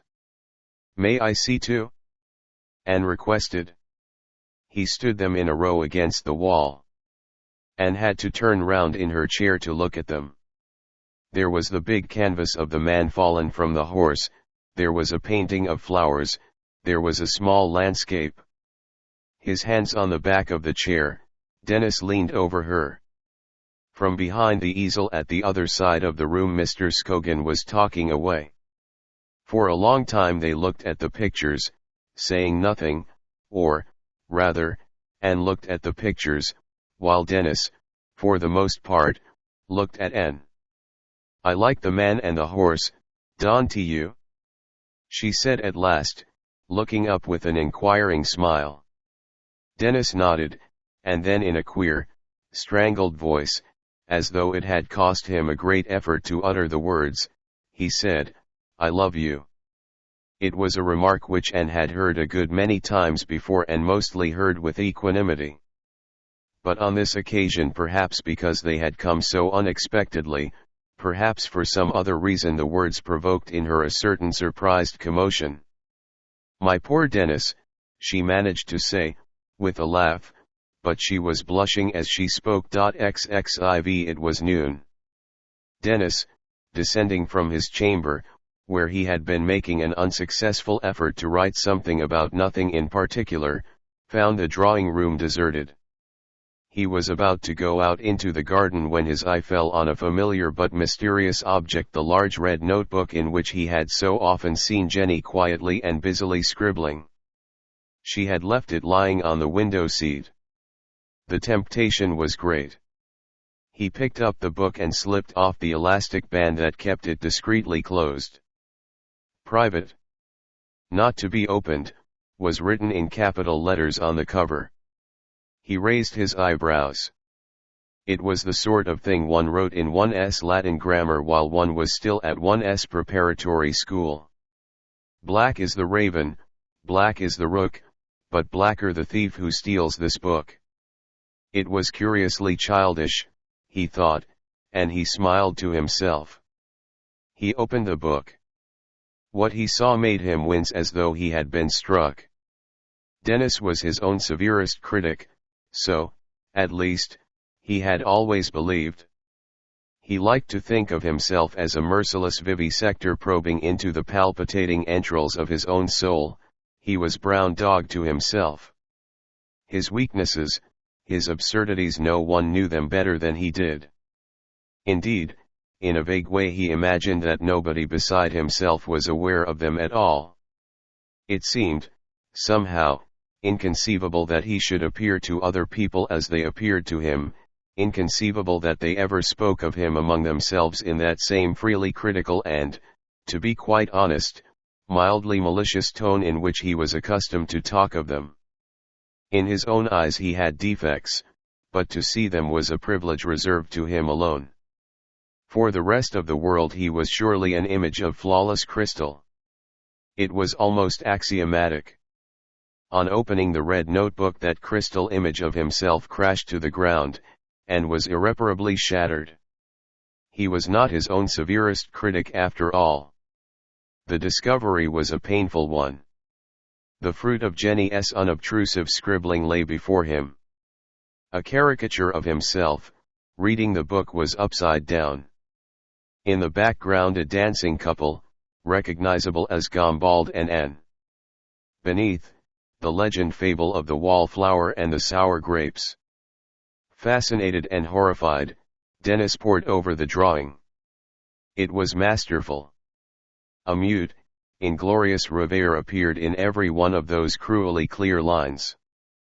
The expression of the face, an assumed aloofness and superiority tempered by a feeble envy, the attitude of the body and limbs, an attitude of studious and scholarly dignity, given away by the fidgety pose of the turned-in feet, these things were terrible.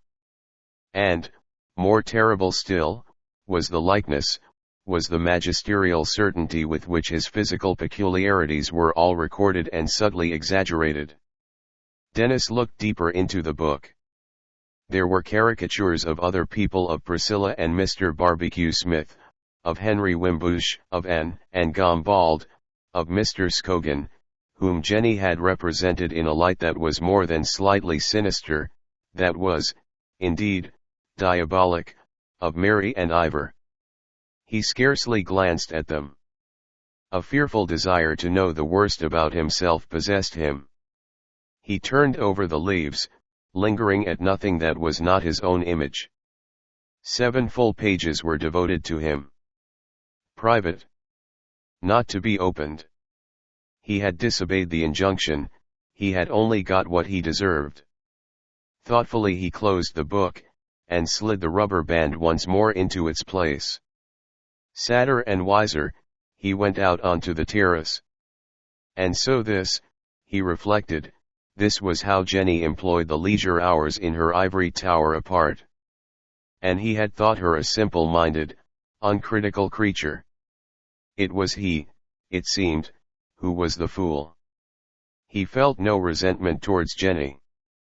No, the distressing thing wasn't Jenny herself, it was what she and the phenomenon of her red book represented, what they stood for and concretely symbolized.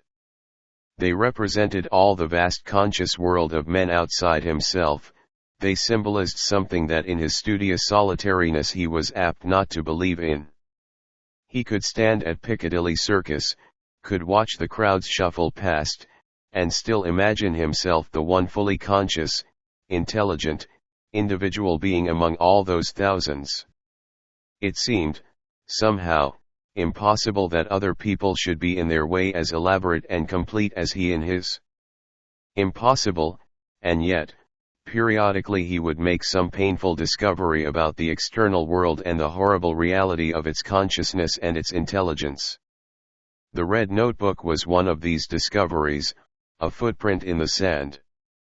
It put beyond a doubt the fact that the outer world really existed.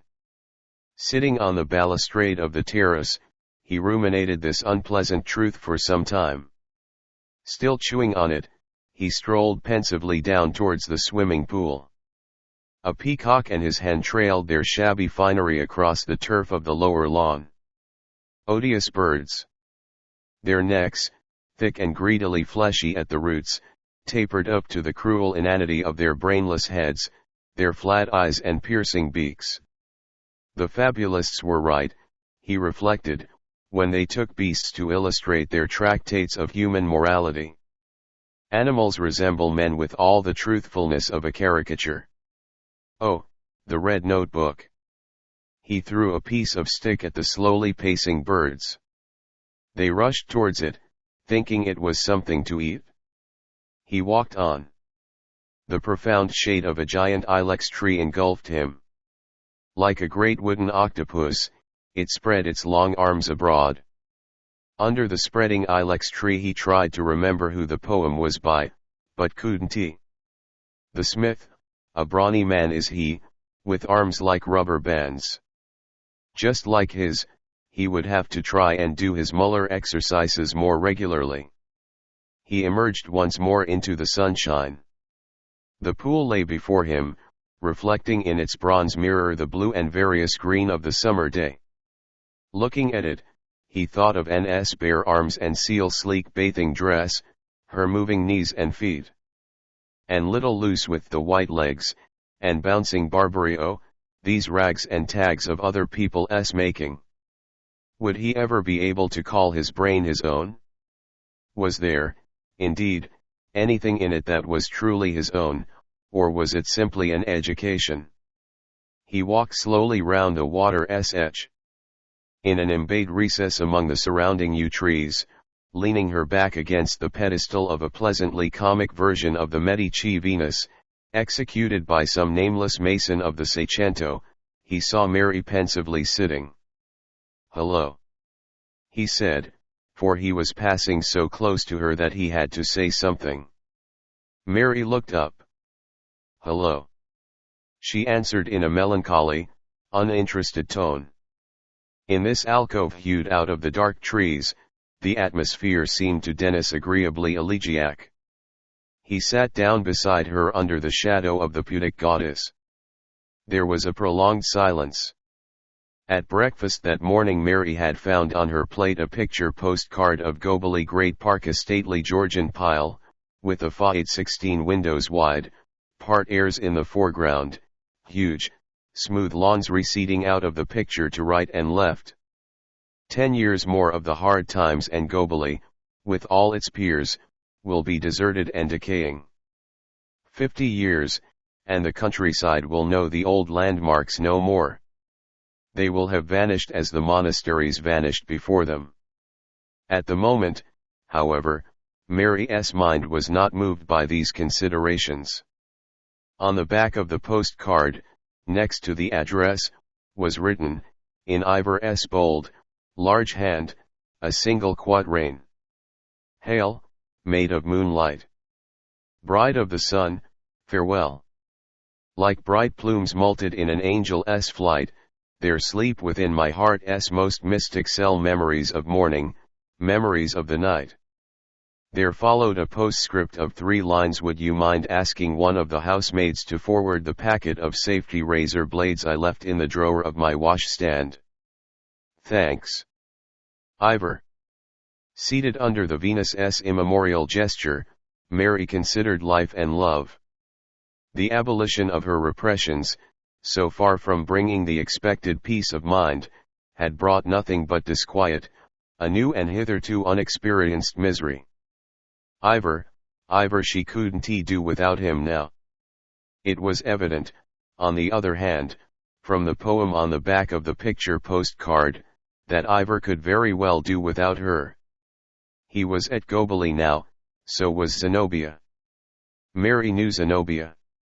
She thought of the last verse of the song he had sung that night in the garden.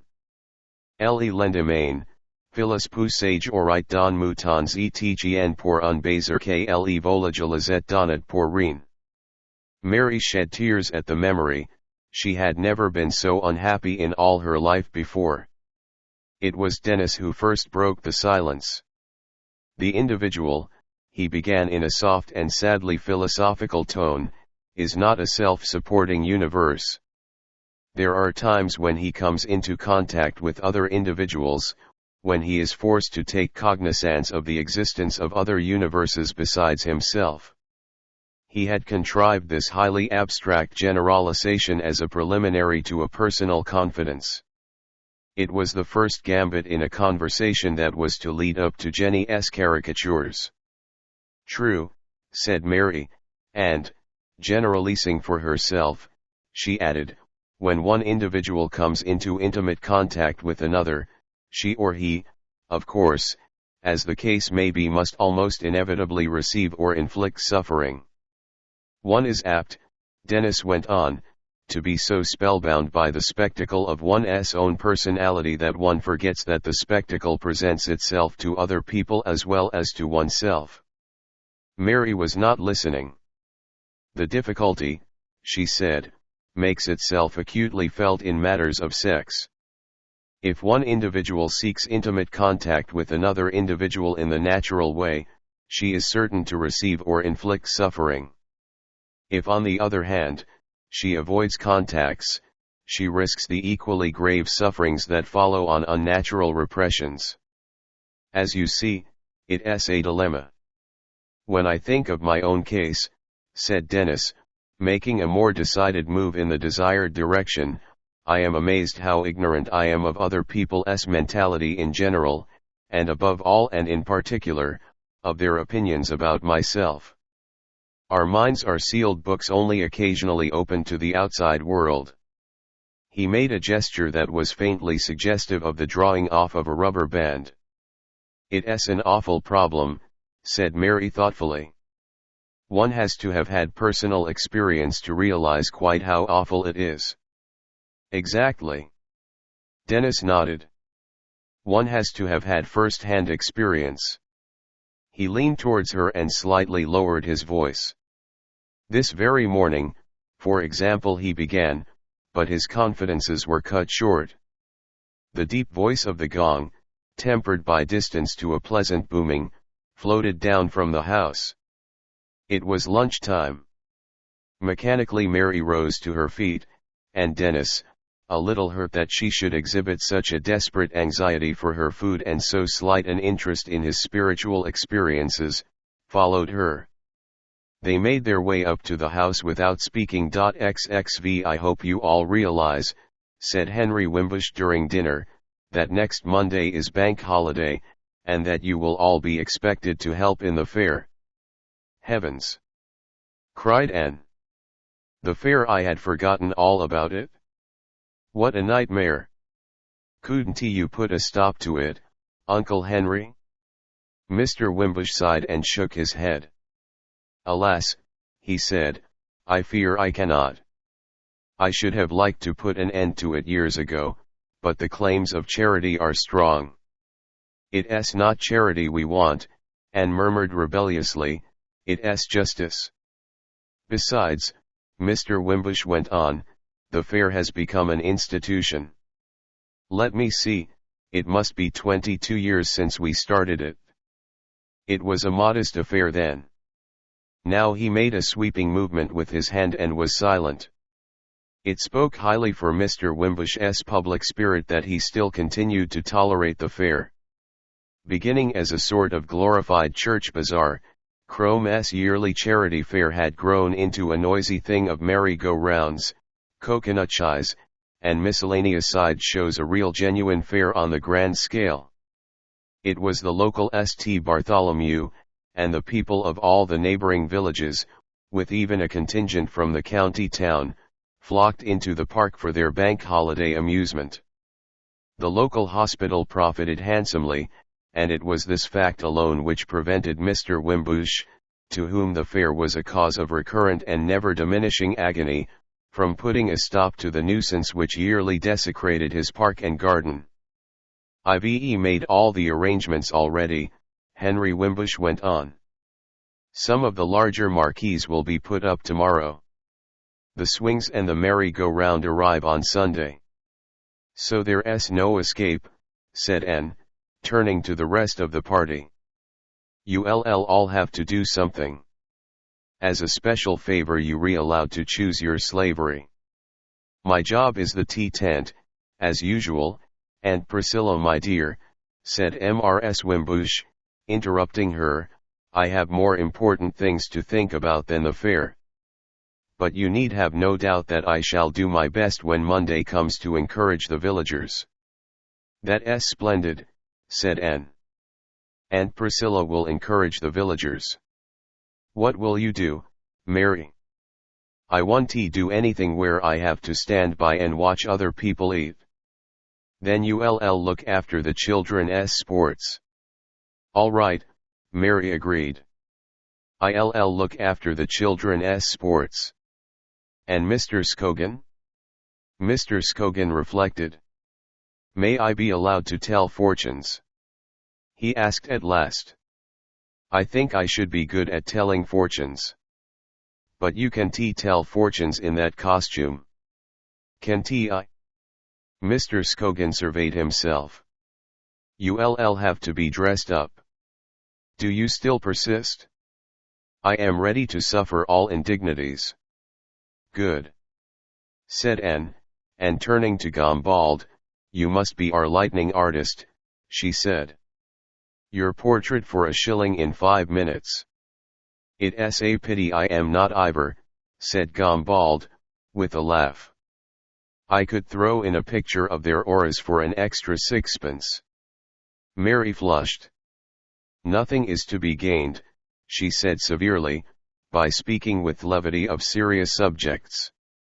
And, after all, whatever your personal views may be, psychical research is a perfectly serious subject. And what about Denis? Denis made a deprecating gesture. I have no accomplishments, he said. I'll just be one of those men who wear a thing in their buttonholes and go about telling people which is the way to tea and not to walk on the grass. No, said Anne. That won't do. You must do something more than that. But what? All the good jobs are taken, and I can do nothing but lisp in numbers. Well, then, you must lisp, concluded Anne. You must write a poem for the occasion, an ode on Bank Holiday. We'll print it on Uncle Henry's press and sell it at 2pence a copy. 6pence, Denis protested. It'll be worth 6pence. Anne shook her head. 2pence, she repeated firmly. Nobody will pay more than 2pence. And now there's Jenny, said Mr. Wimbush. Jenny, he said, raising his voice, what will you do? Denis thought of suggesting that she might draw caricatures at 6pence an execution, but decided it would be wiser to go on feigning ignorance of her talent. His mind reverted to the red notebook. Could it really be true that he looked like that? What will I do? Jenny echoed, what will I do? She frowned thoughtfully for a moment, then her face brightened and she smiled. When I was young, she said, I learned to play the drums. The drums? Jenny nodded, and, in proof of her assertion, agitated her knife and fork, like a pair of drumsticks, over her plate. If there's any opportunity of playing the drums, she began. But of course, said Anne, there's any amount of opportunity. We'll put you down definitely for the drums. That's the lot, she added. And a very good lot too, said Gombald. I look forward to my Bank Holiday. It ought to be gay. It ought indeed, Mr. Scogan assented. But you may rest assured that it won't be. No holiday is ever anything but a disappointment. Come, protested Gombald. My holiday at Crome isn't being a disappointment. Isn't it? And turned an ingenuous mask towards him. No, it isn't, he answered. I am delighted to hear it. It's in the very nature of things, Mr. Scogan went on, our holidays can't help being disappointments. Reflect for a moment. What is a holiday? The ideal, the Platonic holiday of holidays is surely a complete and absolute change. You agree with me in my definition? Mr. Scogan glanced from face to face round the table, his sharp nose moved in a series of rapid jerks through all the points of the compass. There was no sign of dissent, he continued, a complete and absolute change, very well. But isn't a complete and absolute change precisely the thing we can never have, never, in the very nature of things?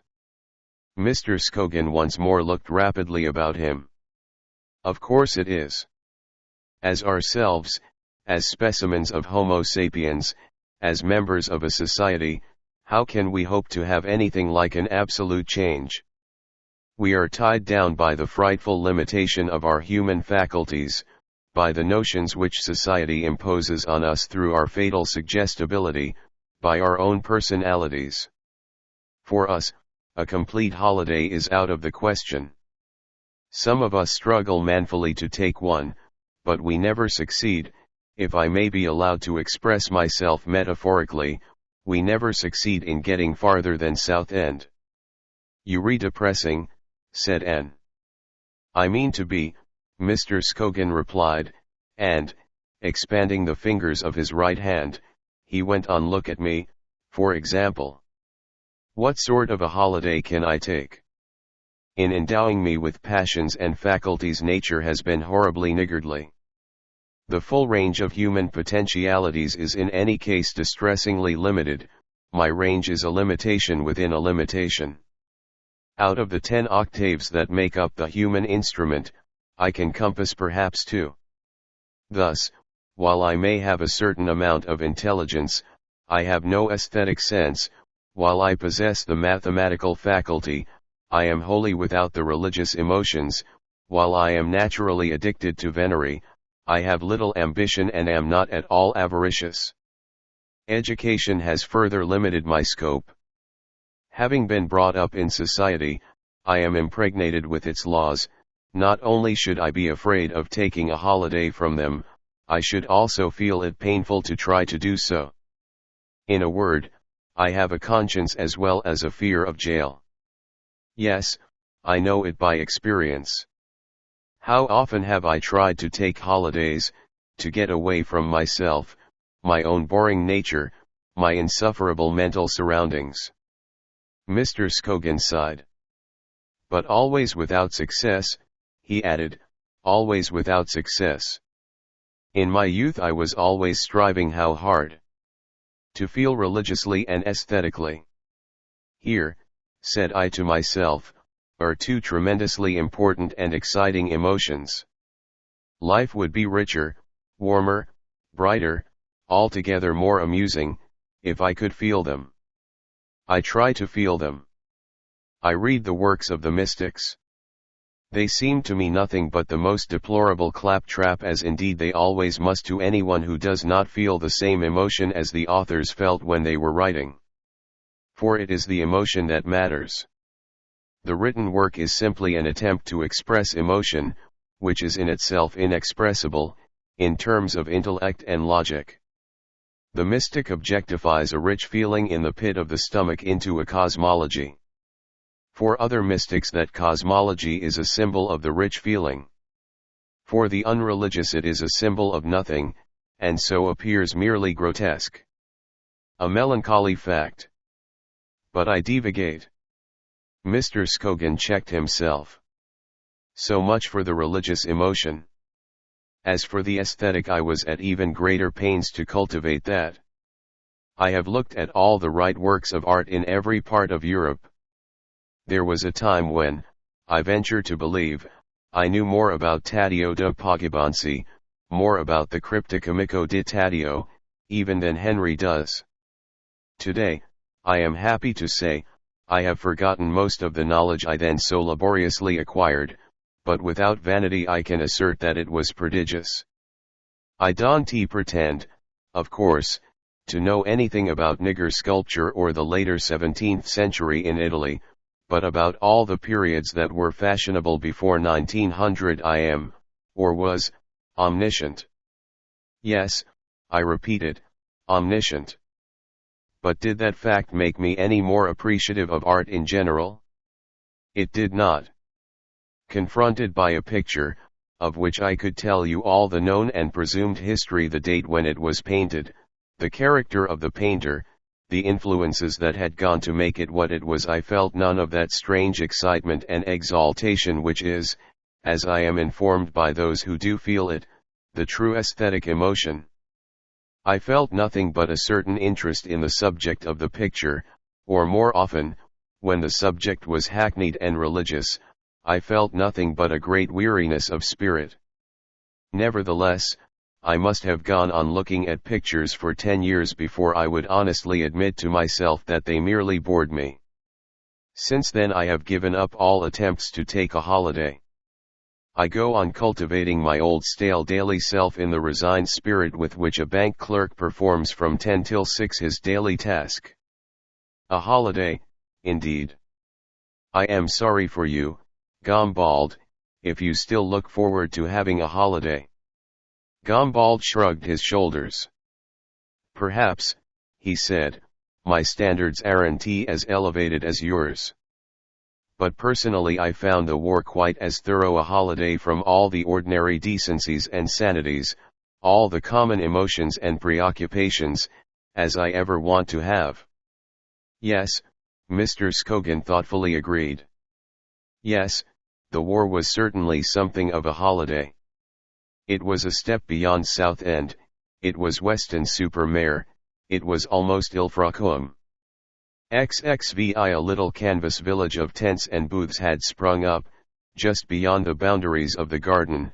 In the green expanse of the park a crowd thronged its streets, the men dressed mostly in black holiday best, funeral best, the women in pale muslins. Here and there tricolour bunting hung inert. In the midst of the canvas town, scarlet, and gold and crystal, the merry-go-round glittered in the sun. The balloon man walked among the crowd, and above his head, like a huge, inverted bunch of many-colored grapes, the balloon strained upwards. With a scythe-like motion the boat's wings reaped the air, and from the funnel of the engine which worked the roundabout rose a thin, scarcely wavering column of black smoke. Denis had climbed to the top of one of Sir Ferdinando's towers, and there, standing on the sun-baked leads, his elbows resting on the parapet, he surveyed the scene. The steam organ sent up prodigious music. The clashing of automatic cymbals beat out with inexorable precision the rhythm of piercingly sounded melodies. The harmonies were like a musical shattering of glass and brass. Far down in the bass the last trump was hugely blowing, and with such persistence, such resonance, that its alternate tonic and dominant detached themselves from the rest of the music and made a tune of their own, a loud, monotonous seesaw.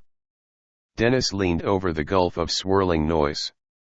If he threw himself over the parapet, the noise would surely buoy him up, keep him suspended, bobbing, as a fountain balances a ball on its breaking crest.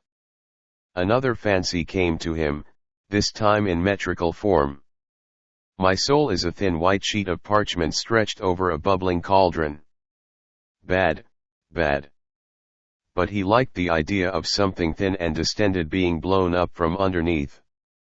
My soul is a thin tent of gut, or better, my soul is a pale, tenuous membrane that was pleasing, a thin, tenuous membrane. It had the right anatomical quality. Tight blown, quivering in the blast of noisy life. It was time for him to descend from the serene empyrean of words into the actual vortex. He went down slowly. My soul is a thin, tenuous membrane. On the terrace stood a knot of distinguished visitors.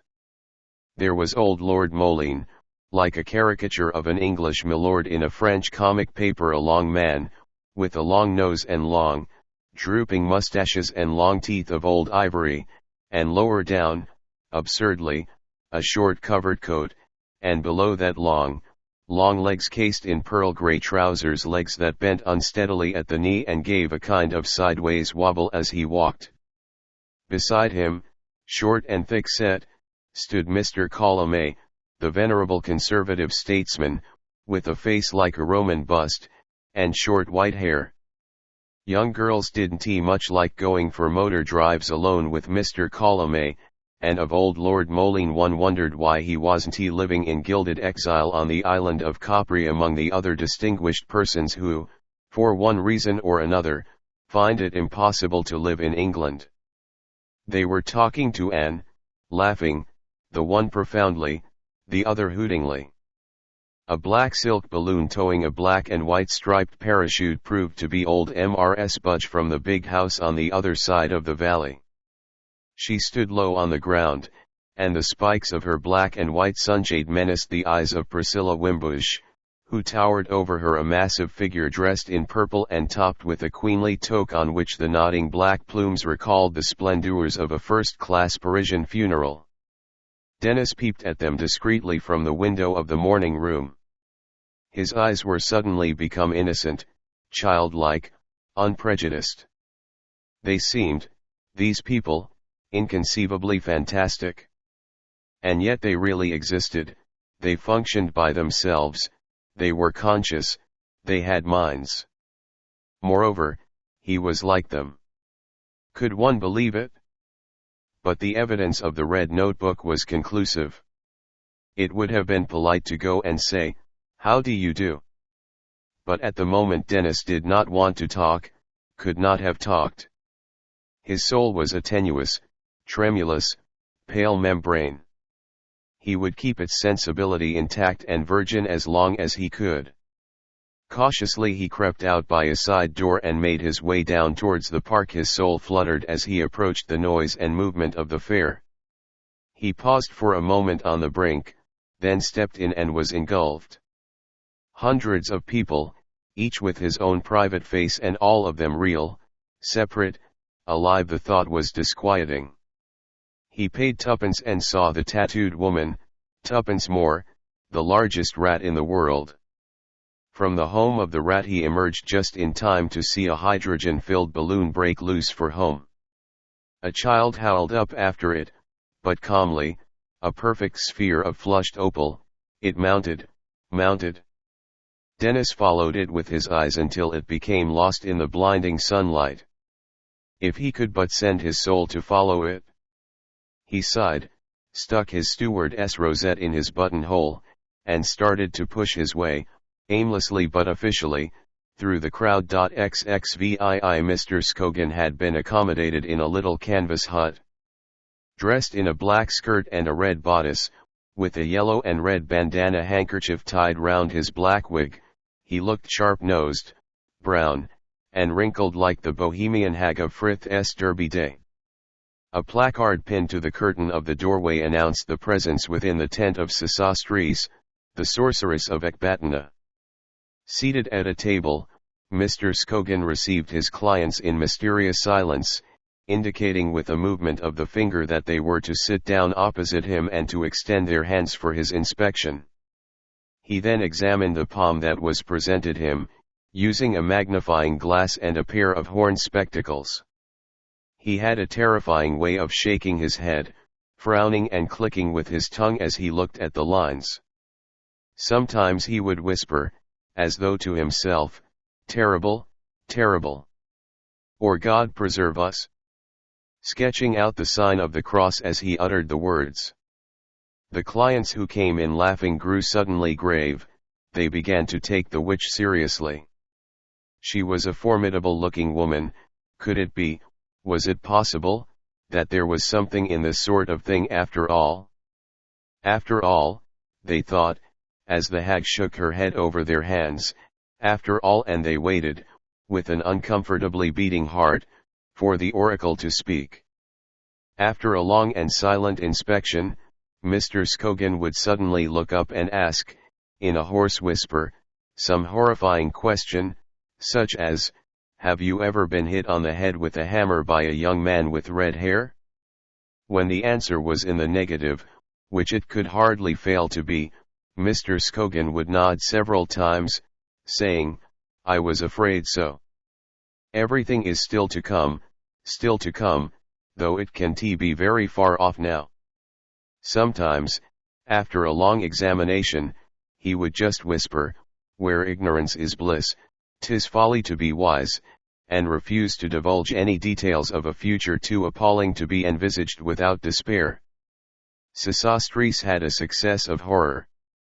People stood in a queue outside the witch's booth waiting for the privilege of hearing sentence pronounced upon them. Denis, in the course of his round, looked with curiosity at this crowd of suppliants before the shrine of the oracle. He had a great desire to see how Mr. Scogan played his part. The canvas booth was a rickety, ill-made structure. Between its walls and its sagging roof were long gaping chinks and crannies. Denis went to the tea tent and borrowed a wooden bench and a small Union Jack. With these he hurried back to the booth of Sesostris. Setting down the bench at the back of the booth, he climbed up, and with a great air of busy efficiency began to tie the Union Jack to the top of one of the tent poles. Through the crannies in the canvas he could see almost the whole of the interior of the tent. Mr. Scogan's bandana-covered head was just below him. His terrifying whispers came clearly up. Denis looked and listened while the witch prophesied financial losses, death by apoplexy, destruction by air raids in the next war. "Is there going to be another war?" asked the old lady to whom he had predicted this end. "Very soon," said Mr. Scogan, with an air of quiet confidence. The old lady was succeeded by a girl dressed in white muslin, garnished with pink ribbons. She was wearing a broad hat, so that Denis could not see her face, but from her figure and the roundness of her bare arms he judged her young and pleasing. Mr. Scogan looked at her hand, then whispered, "You are still virtuous." The young lady giggled and exclaimed, "Oh, lor! But you will not remain so for long," added Mr. Scogan sepulchrally. The young lady giggled again. "Destiny, which interests itself in small things no less than in great, has announced the fact upon your hand." Mr. Scogan took up the magnifying glass and began once more to examine the white palm. "Very interesting," he said, as though to himself, "very interesting. It's as clear as day." He was silent. "What's clear?" asked the girl. "I don't think I ought to tell you." Mr. Scogan shook his head. The pendulous brass earrings which he had screwed onto his ears tinkled. "Please, please," she implored. The witch seemed to ignore her remark. "Afterwards, it's not at all clear. The fates don't say whether you will settle down to married life and have 4 children or whether you will try to go on the cinema and have none. They are only specific about this one rather crucial incident." "What is it? What is it? Oh, do tell me." The white muslin figure leaned eagerly forward. Mr. Scogan sighed. "Very well," he said, "if you must know, you must know. But if anything untoward happens you must blame your own curiosity. Listen. Listen." He lifted up a sharp, claw-nailed forefinger. "This is what the fates have written.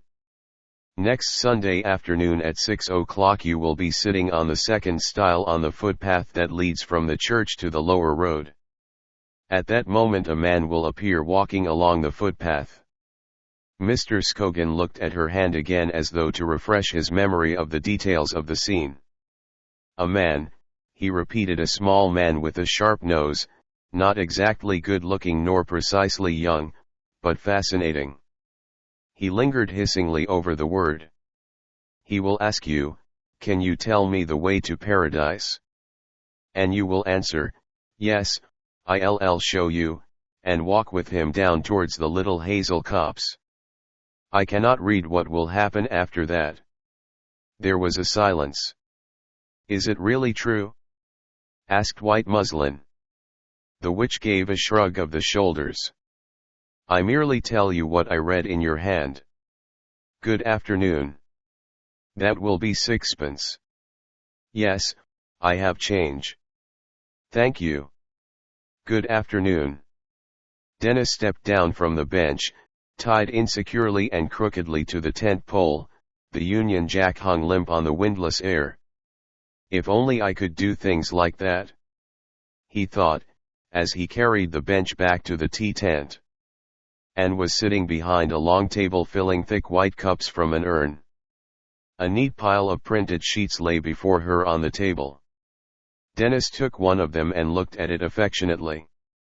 It was his poem. They had printed 500 copies, and very nice the quarto broadsheets looked. "Have you sold many?" he asked in a casual tone. And put her head on one side deprecatingly. "Only 3 so far, I am afraid. But I am giving a free copy to everyone who spends more than a shilling on his tea. So in any case it's having a circulation." Denis made no reply, but walked slowly away. He looked at the broadsheet in his hand and read the lines to himself relishingly as he walked along this day of roundabouts and swings, struck weights, shied coconuts, tossed rings, switchbacks, and sallies, and all such small hijinks. You call it ferial? A holiday? But paper noses sniffed the artificial roses of round Venetian cheeks through half each carnival year, and masks might laugh at things the naked face for shame would blush at, laugh and think no blame. A holiday? But Galba showed elephants on an airy road, Jumbo trod the tightrope then, and in the circus armed men stabbed home for sport and died to break those dull imperatives that make a prison of every working day, where all must drudge and all obey. Sing holiday. You do not know how to be free. The Russian snow flowered with bright blood whose roses spread petals of fading red that died into the snow again, into the virgin snow, and men from all ancient bonds were freed. Old law, old custom, and old creed, old right and wrong there bled to death, the frozen air received their breath, a little smoke that died away, and round about them where they lay the snow bloomed roses. Blood was there, a red gay flower and only fair. Sing holiday. Beneath the tree of innocence and liberty, paper nose and red cockade dance within the magic shade that makes them drunken, merry, and strong to laugh and sing their ferial song, free, free. But echo answers faintly to the laughing dancers, free, and faintly laughs, and still, within the hollows of the hill, faintly laughs and whispers, free, fadingly, diminishingly free, and laughter faints away. Sing holiday. Sing holiday. He folded the sheet carefully and put it in his pocket. The thing had its merits. Oh, decidedly, decidedly. But how unpleasant the crowd smelt. He lit a cigarette. The smell of cows was preferable. He passed through the gate in the park wall into the garden. The swimming pool was a center of noise and activity. Second heat in the young ladies' championship. It was the polite voice of Henry Wimbush. A crowd of sleek, seal-like figures in black bathing dresses surrounded him. His grey bowler hat, smooth, round, and motionless in the midst of a moving sea, was an island of aristocratic calm. Holding his tortoise-shell-rimmed pince-nez an inch or two in front of his eyes, he read out names from a list.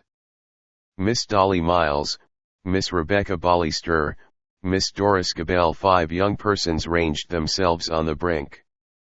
From their seats of honor at the other end of the pool, old Lord Moline and Mr. Colomé looked on with eager interest. Henry Wimbush raised his hand. There was an expectant silence. When I say go, go, go, he said. There was an almost simultaneous splash. Denis pushed his way through the spectators. Somebody plucked him by the sleeve. He looked down. It was old Mrs. Budge. Delighted to see you again, Mr. Stone, she said in her rich, husky voice. She panted a little as she spoke, like a short-winded lapdog. It was Mrs. Budge who, having read in the Daily Mirror that the government needed peach stones, what they needed them for she never knew, had made the collection of peach stones her peculiar bit of war work. She had 36 peach trees in her walled garden, as well as 4 hothouses in which trees could be forced, so that she was able to eat peaches practically the whole year round. In 1916 she ate 4,200 peaches, and sent the stones to the government. In 1917 the military authorities called up 3 of her gardeners, and what with this and the fact that it was a bad year for wall fruit, she only managed to eat 2,900 peaches during that crucial period of the national destinies. In 1918 she did rather better, for between January 1 and the date of the armistice she ate 3,300 peaches. Since the armistice she had relaxed her efforts, now she did not eat more than 2 or 3 peaches a day. Her constitution, she complained, had suffered, but it had suffered for a good cause. Denis answered her greeting by a vague and polite noise. So nice to see the young people enjoying themselves, Mrs. Budge went on. And the old people too, for that matter. Look at old Lord Moline and dear Mr. Colomay. Isn't it delightful to see the way they enjoy themselves? Denis looked. He wasn't sure whether it was so very delightful after all. Why didn't they go and watch the sack races? The 2 old gentlemen were engaged at the moment in congratulating the winner of the race. It seemed an act of supererogatory graciousness, for, after all, she had only won a heat. Pretty little thing, isn't she? Said Mrs. Budge huskily, and panted 2 or 3 times. Yes, Denis nodded agreement. 16, slender, but noble, he said to himself, and laid up the phrase in his memory as a happy one. Old Mr. Colomay had put on his spectacles to congratulate the victor, and Lord Moline, leaning forward over his walking stick, showed his long ivory teeth, hungrily smiling. Capital performance, capital, Mr. Colomay was saying in his deep voice. The victor wriggled with embarrassment. She stood with her hands behind her back, rubbing one foot nervously on the other.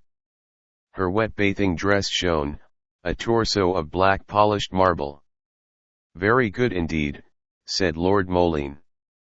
His voice seemed to come from just behind his teeth, a toothy voice. It was as though a dog should suddenly begin to speak. He smiled again. Mr. Colomay readjusted his spectacles. When I say go, go. Go. Splash.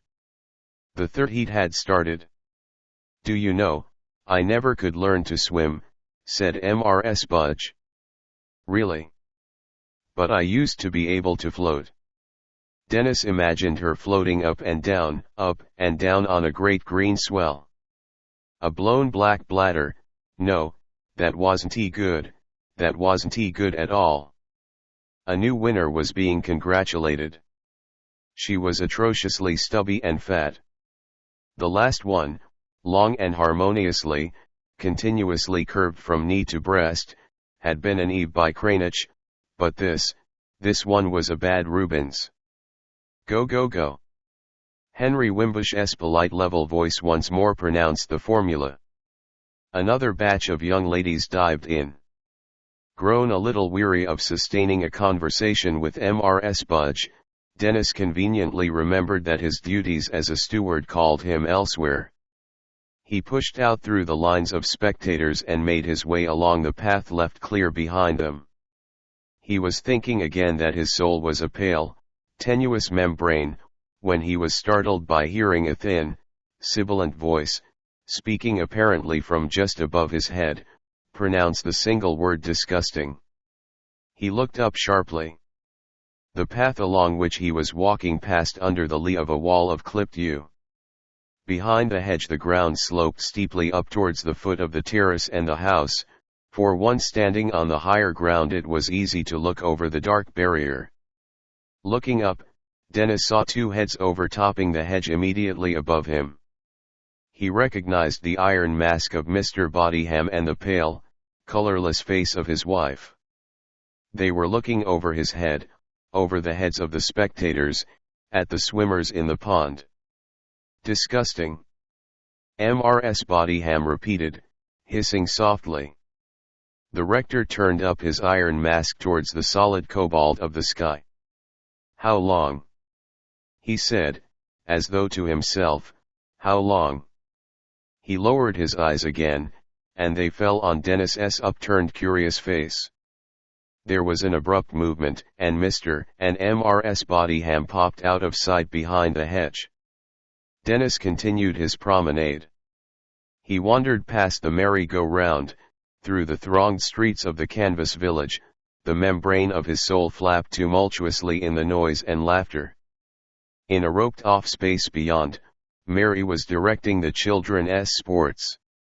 Little creatures seated round about her, making a shrill, tinny clamour, others clustered about the skirts and trousers of their parents. Mary's face was shining in the heat. With an immense output of energy she started a three-legged race. Denis looked on in admiration. "You're wonderful," he said, coming up behind her and touching her on the arm. "I've never seen such energy." She turned towards him a face, round, red, and honest as the setting sun. The golden bell of her hair swung silently as she moved her head and quivered to rest. "Do you know, Denis," she said, in a low, serious voice, gasping a little as she spoke, "do you know that there's a woman here who has had 3 children in 31 months? "Really?" said Denis, making rapid mental calculations. "It's appalling. I've been telling her about the Malthusian League." One really ought, but a sudden violent renewal of the metallic yelling announced the fact that somebody had won the race. Mary became once more the center of a dangerous vortex. It was time, Denis thought, to move on. He might be asked to do something if he stayed too long. He turned back towards the canvas village. The thought of tea was making itself insistent in his mind. Tea, tea, tea. But the tea tent was horribly thronged. Anne, with an unusual expression of grimness on her flushed face, was furiously working the handle of the urn. The brown liquid spurted incessantly into the proffered cups. Portentous, in the farther corner of the tent, Priscilla, in her royal toque, was encouraging the villagers. In a momentary lull Denis could hear her deep, jovial laughter and her manly voice. Clearly, he told himself, this was no place for one who wanted tea. He stood irresolute at the entrance to the tent. A beautiful thought suddenly came to him. If he went back to the house, went unobtrusively, without being observed, if he tiptoed into the dining room and noiselessly opened the little doors of the sideboard, then in the cool recess within he would find bottles and a siphon, a bottle of crystal gin and a quart of soda water, and then for the cups that inebriate as well as cheer. A minute later he was walking briskly up the shady yew tree walk within the house. It was deliciously quiet and cool. Carrying his well-filled tumbler with care, he went into the library. There, the glass on the corner of the table beside him, he settled into a chair with a volume of Saint Beuve. There was nothing, he found, like a Causerie du Lundi for settling and soothing the troubled spirits. That tenuous membrane of his had been too rudely buffeted by the afternoon's emotions. It required a rest. XXVII towards sunset the fair itself became quiescent. It was the hour for the dancing to begin. At one side of the village of tents a space had been roped off. Acetylene lamps, hung round it on posts, cast a piercing white light. In one corner sat the band, and, obedient to its scraping and blowing, 200 or 300 dancers trampled across the dry ground, wearing away the grass with their booted feet. Round this patch of all but daylight, alive with motion and noise, the night seemed preternaturally dark. Bars of light reached out into it, and every now and then a lonely figure or a couple of lovers, interlaced, would cross the bright shaft, flashing for a moment into visible existence, to disappear again as quickly and surprisingly as they had come. Denis stood by the entrance of the enclosure, watching the swaying, shuffling crowd. The slow vortex brought the couples round and round again before him, as though he were passing them in review. There was Priscilla, still wearing her queenly toque, still encouraging the villagers, this time by dancing with one of the tenant farmers. There was Lord Moline, who had stayed on to the disorganist, Passoverish meal that took the place of dinner on this festal day. He one-stepped shamblingly, his bent knees more precariously wobbly than ever, with a terrified village beauty. Mr. Scogan trotted round with another. Mary was in the embrace of a young farmer of heroic proportions. She was looking up at him, talking, as Denis could see, very seriously. What about? He wondered. The Malthusian League, perhaps. Seated in the corner among the band, Jenny was performing wonders of virtuosity upon the drums. Her eyes shone, she smiled to herself. A whole subterranean life seemed to be expressing itself in those loud rat-tats, those long rolls and flourishes of drumming. Looking at her, Denis ruefully remembered the red notebook. He wondered what sort of a figure he was cutting now. But the sight of Anne and Gombald swimming past and with her eyes almost shut and sleeping, as it were, on the sustaining wings of movement and music dissipated these preoccupations. Male and female created he them, there they were, Anne and Gombald, and 100 couples more, all stepping harmoniously together to the old tune of male and female created he them. But Denis sat apart, he alone lacked his complementary opposite. They were all coupled but he, somebody touched him on the shoulder and he looked up. It was Henry Wimbush. I never showed you our oaken drain pipes, he said. Some of the ones we dug up are lying quite close to here. Would you like to come and see them? Denis got up, and they walked off together into the darkness. The music grew fainter behind them. Some of the higher notes faded out altogether. Jenny's drumming and the steady sawing of the bass throbbed on, tuneless and meaningless in their ears. Henry Wimbush halted. Here we are, he said, and, taking an electric torch out of his pocket, he cast a dim beam over 2 or 3 blackened sections of tree trunk, scooped out into the semblance of pipes, which were lying forlornly in a little depression in the ground. Very interesting, said Denis, with a rather tepid enthusiasm. They sat down on the grass. A faint white glare, rising from behind a belt of trees, indicated the position of the dancing floor. The music was nothing but a muffled rhythmic pulse. I shall be glad, said Henry Wimbush, when this function comes at last to an end. I can believe it. I do not know how it is, Mr. Wimbush continued, but the spectacle of numbers of my fellow creatures in a state of agitation moves in me a certain weariness, rather than any gaiety or excitement. The fact is, they don't very much interest me. They aren't in my line. You follow me? I could never take much interest, for example, in a collection of postage stamps. Primitives or 17th century books, yes. They are my line. But stamps, no, I don't know anything about them, they not my line. They don't interest me, they give me no emotion. It's rather the same with people, I am afraid. I am more at home with these pipes.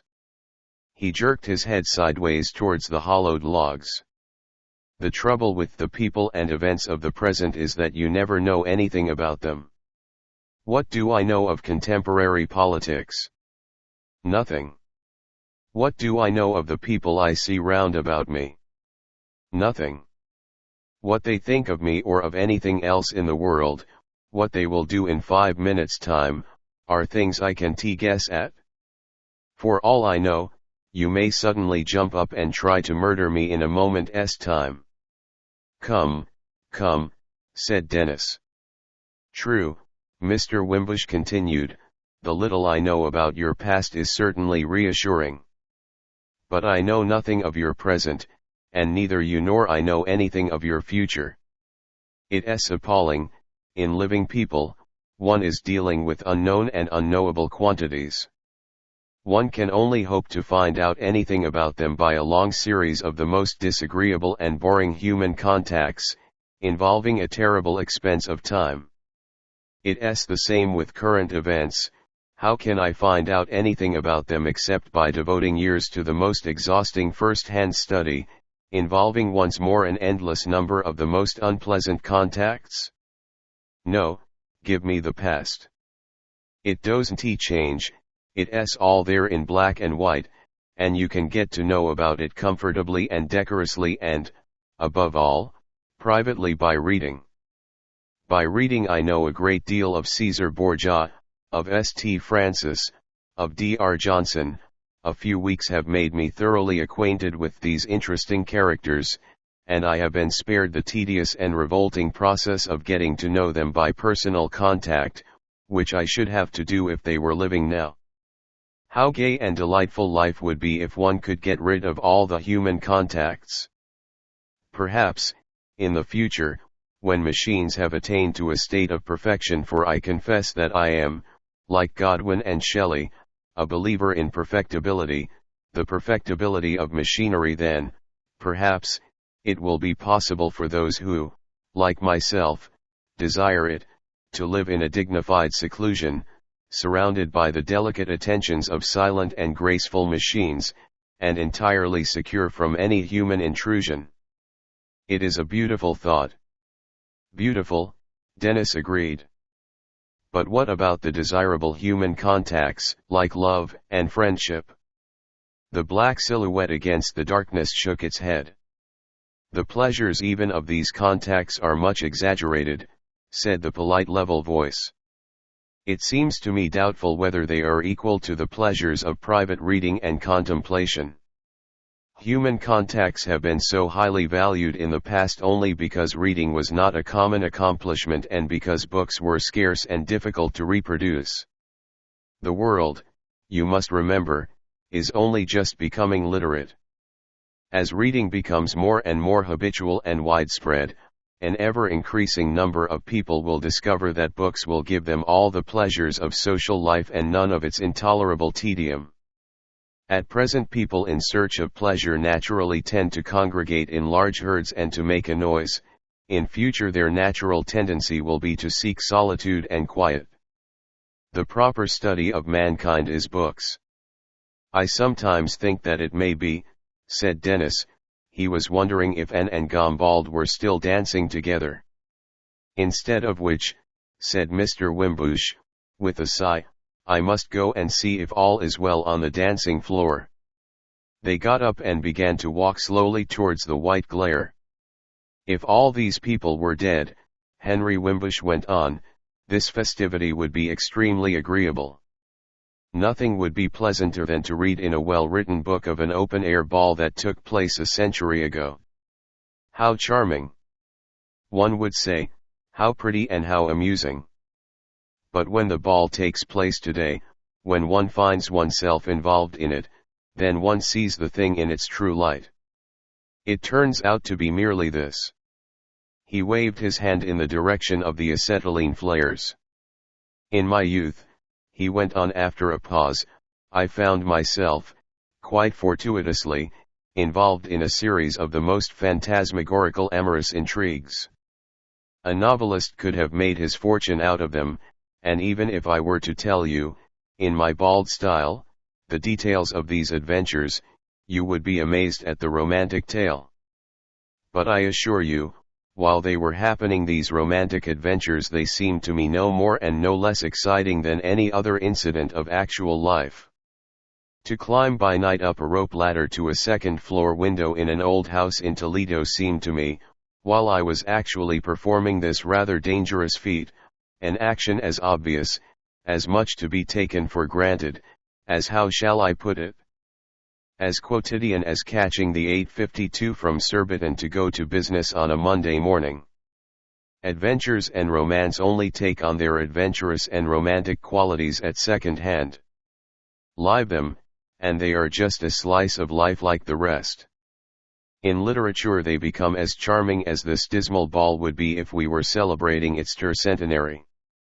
They had come to the entrance of the enclosure and stood there, blinking in the dazzling light. Ah, if only we were. Henry Wimbush added. Anne and Gombald were still dancing together. XXIX It was after 10 o'clock. The dancers had already dispersed and the last lights were being put out. Tomorrow the tents would be struck, the dismantled merry-go-round would be packed into wagons and carted away.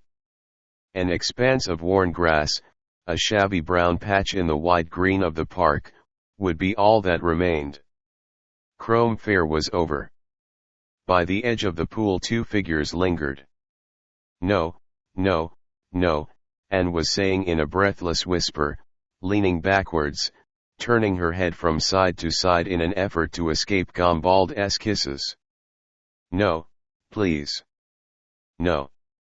Her raised voice had become imperative. Gombald relaxed his embrace a little. Why not? He said. I will.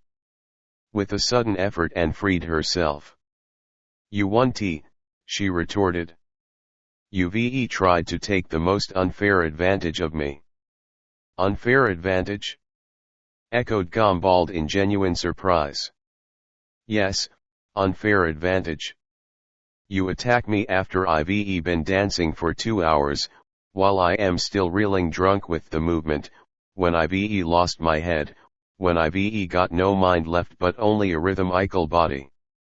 It's as bad as making love to someone you've drugged or intoxicated. Gombald laughed angrily. Call me a white slaver and have done with it. Luckily, said Anne, I am now completely sobered, and if you try and kiss me again I shall box your ears. Shall we take a few turns round the pool? She added. The night is delicious. For answer Gombald made an irritated noise. They paced off slowly, side by side. What I like about the painting of Degas, Anne began in her most detached and conversational tone. Oh, damn Degas!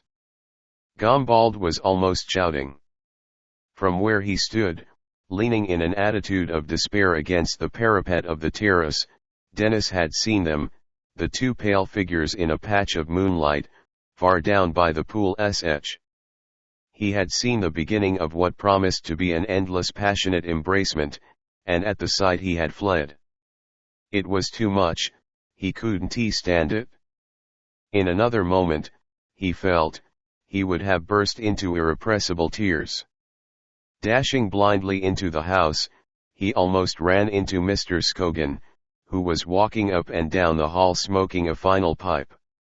Hello, said Mr. Scogan, catching him by the arm. Dazed and hardly conscious of what he was doing or where he was, Denis stood there for a moment like a somnambulist. What's the matter?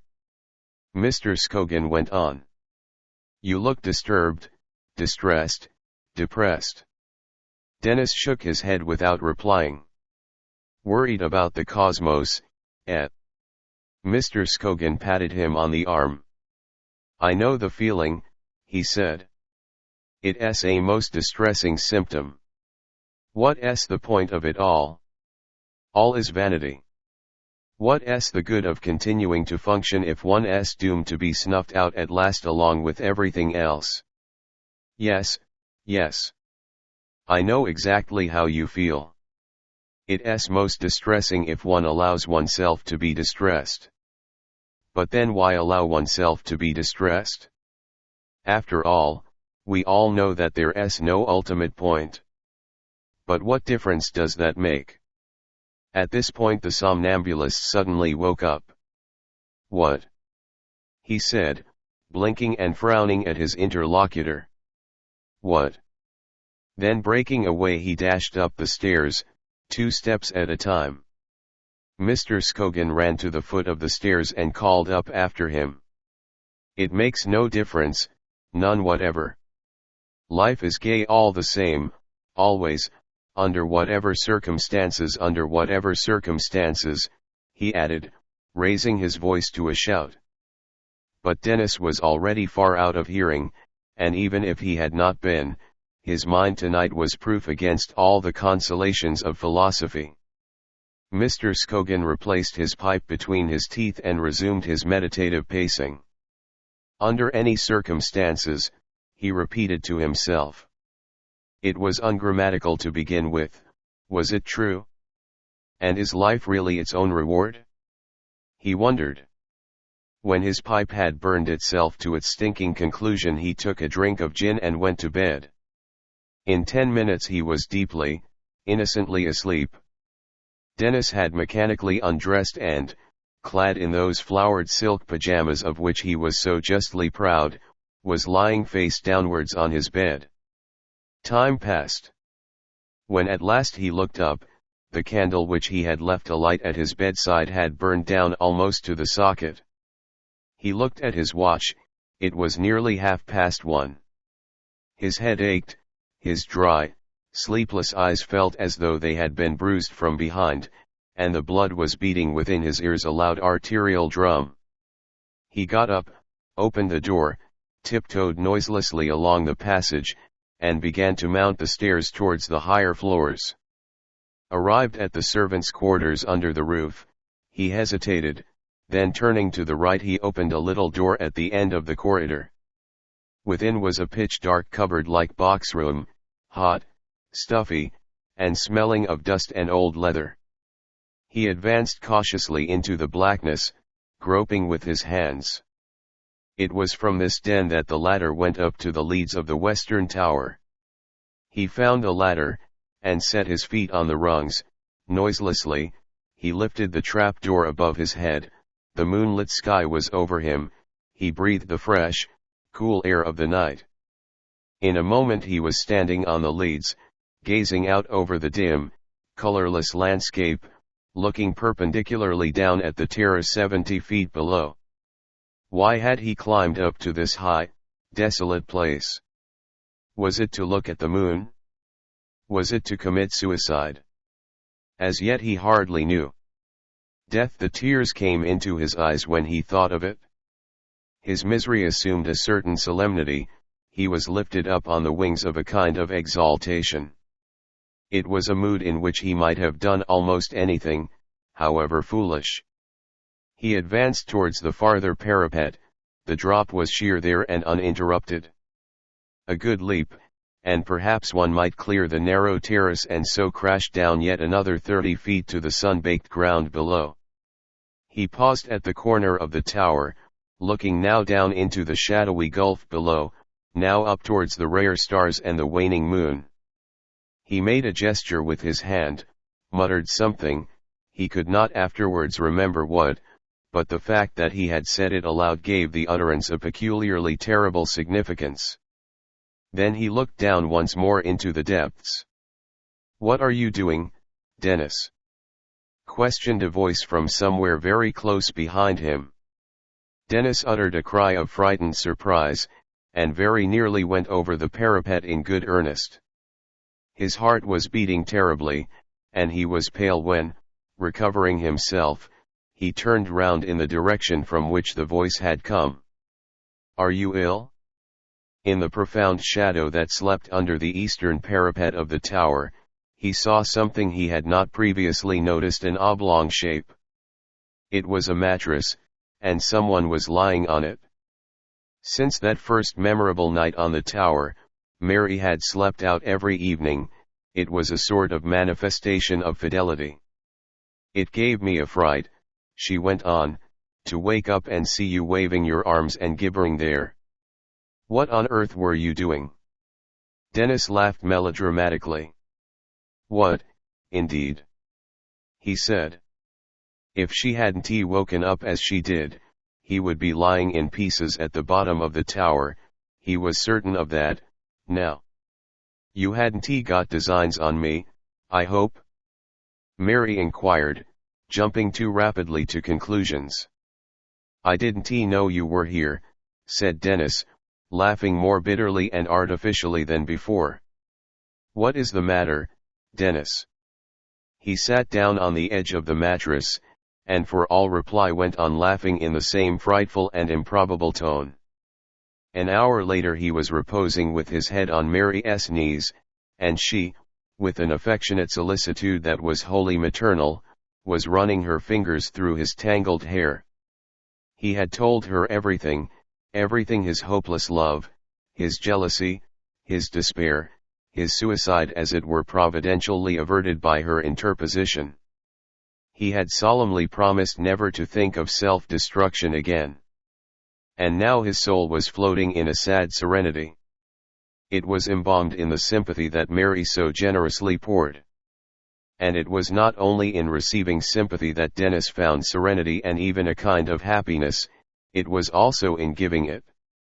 For if he had told Mary everything about his miseries, Mary, reacting to these confidences, had told him in return everything, or very nearly everything, about her own. Poor Mary! He was very sorry for her.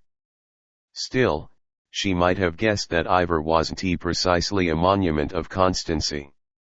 Well, she concluded, one must put a good face on it.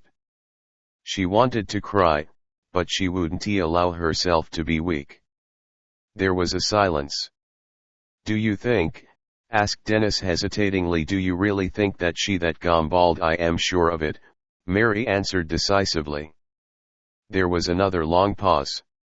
"I don't know what to do about it," he said at last, utterly dejected. "You'd better go away," advised Mary. "It's the safest thing, and the most sensible. But I've arranged to stay here 3 weeks more. You must concoct an excuse. I suppose you rewrite." "I know I am," said Mary, who was recovering all her firm self-possession. "You can't go on like this, can you?" "No, I can't go on like this," he echoed. Immensely practical, Mary invented a plan of action. Startlingly, in the darkness, the church clock struck 3. "You must go to bed at once," she said. "I'd no idea it was so late." Denis clambered down the ladder, cautiously descended the creaking stairs.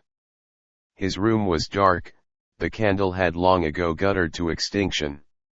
He got into bed and fell asleep almost at once. Denis had been called, but in spite of the parted curtains he had dropped off again into that drowsy, dozy state when sleep becomes a sensual pleasure almost consciously savored. In this condition he might have remained for another hour if he had not been disturbed by a violent rapping at the door. "Come in," he mumbled, without opening his eyes. The latch clicked, a hand seized him by the shoulder and he was rudely shaken. Get up, get up." His eyelids blinked painfully apart, and he saw Mary standing over him, bright-faced and earnest. "Get up," she repeated. "You must go and send a telegram. Don't you remember? Oh Lord." He threw off the bedclothes, his tormentor retired. Denis dressed as quickly as he could and ran up the road to the village post office. Satisfaction glowed within him as he returned. He had sent a long telegram, which would in a few hours evoke an answer ordering him back to town at once on urgent business. It was an act performed, a decisive step taken, and he so rarely took decisive steps, he felt pleased with himself. It was with a whetted appetite that he came in to breakfast. "Good morning," said Mr. Scogan. "I hope you re better." "Better? You were rather worried about the cosmos last night." Denis tried to laugh away the impeachment. "Was I?" he lightly asked. "I wish," said Mr. Scogan, "that I had nothing worse to prey on my mind. I should be a happy man." "One is only happy in action," Denis enunciated, thinking of the telegram. He looked out of the window. Great florid baroque clouds floated high in the blue heaven. A wind stirred among the trees, and their shaken foliage twinkled and glittered like metal in the sun. Everything seemed marvelously beautiful. At the thought that he would soon be leaving all this beauty he felt a momentary pang, but he comforted himself by recollecting how decisively he was acting. Action, he repeated aloud, and going over to the sideboard he helped himself to an agreeable mixture of bacon and fish. Breakfast over, Denis repaired to the terrace, and, sitting there, raised the enormous bulwark of the Times against the possible assaults of Mr. Scogan, who showed an unappeased desire to go on talking about the universe. Secure behind the crackling pages, he meditated. In the light of this brilliant morning the emotions of last night seemed somehow rather remote. And what if he had seen them embracing in the moonlight? Perhaps it didn't mean much after all. And even if it did, why shouldn't he stay? He felt strong enough to stay, strong enough to be aloof, disinterested, a mere friendly acquaintance. And even if he weren't strong enough, what time do you think the telegram will arrive? Asked Mary suddenly, thrusting in upon him over the top of the paper. Denis started guiltily. I don't know at all, he said. I was only wondering, said Mary, because there's a very good train at 3:27, and it would be nice if you could catch it, wouldn't it? Awfully nice, he agreed weakly. He felt as though he were making arrangements for his own funeral. Train leaves Waterloo 3:27. No flowers. Mary was gone. No, he was blowed if he'd let himself be hurried down to the necropolis like this. He was blowed. The sight of Mr. Scogan looking out, with a hungry expression, from the drawing-room window made him precipitately hoist the Times once more. For a long while he kept it hoisted. Lowering it at last to take another cautious peep at his surroundings, he found himself, with what astonishment! Confronted by an faint, amused, malicious smile. She was standing before him, the woman who was a tree, the swaying grace of her movement arrested in a pose that seemed itself a movement. How long have you been standing there? He asked, when he had done gaping at her. Oh, about half an hour, I suppose, she said airily. You were so very deep in your paper head over ears I didn't like to disturb you. You look lovely this morning, Denis exclaimed. It was the first time he had ever had the courage to utter a personal remark of the kind. Anne held up her hand as though to ward off a blow. Don't bludgeon me, please. She sat down on the bench beside him. He was a nice boy, she thought, quite charming, and Gombald's violent insistences were really becoming rather tiresome. Why don't you wear white trousers? She asked. I like you so much in white trousers. They at the wash, Denis replied rather curtly. This white trouser business was all in the wrong spirit.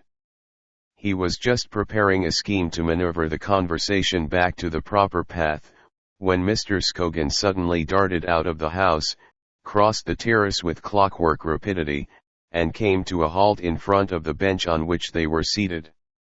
To go on with our interesting conversation about the cosmos, he began, I become more and more convinced that the various parts of the concern are fundamentally discrete, but would you mind, Denis, moving a shade to your right?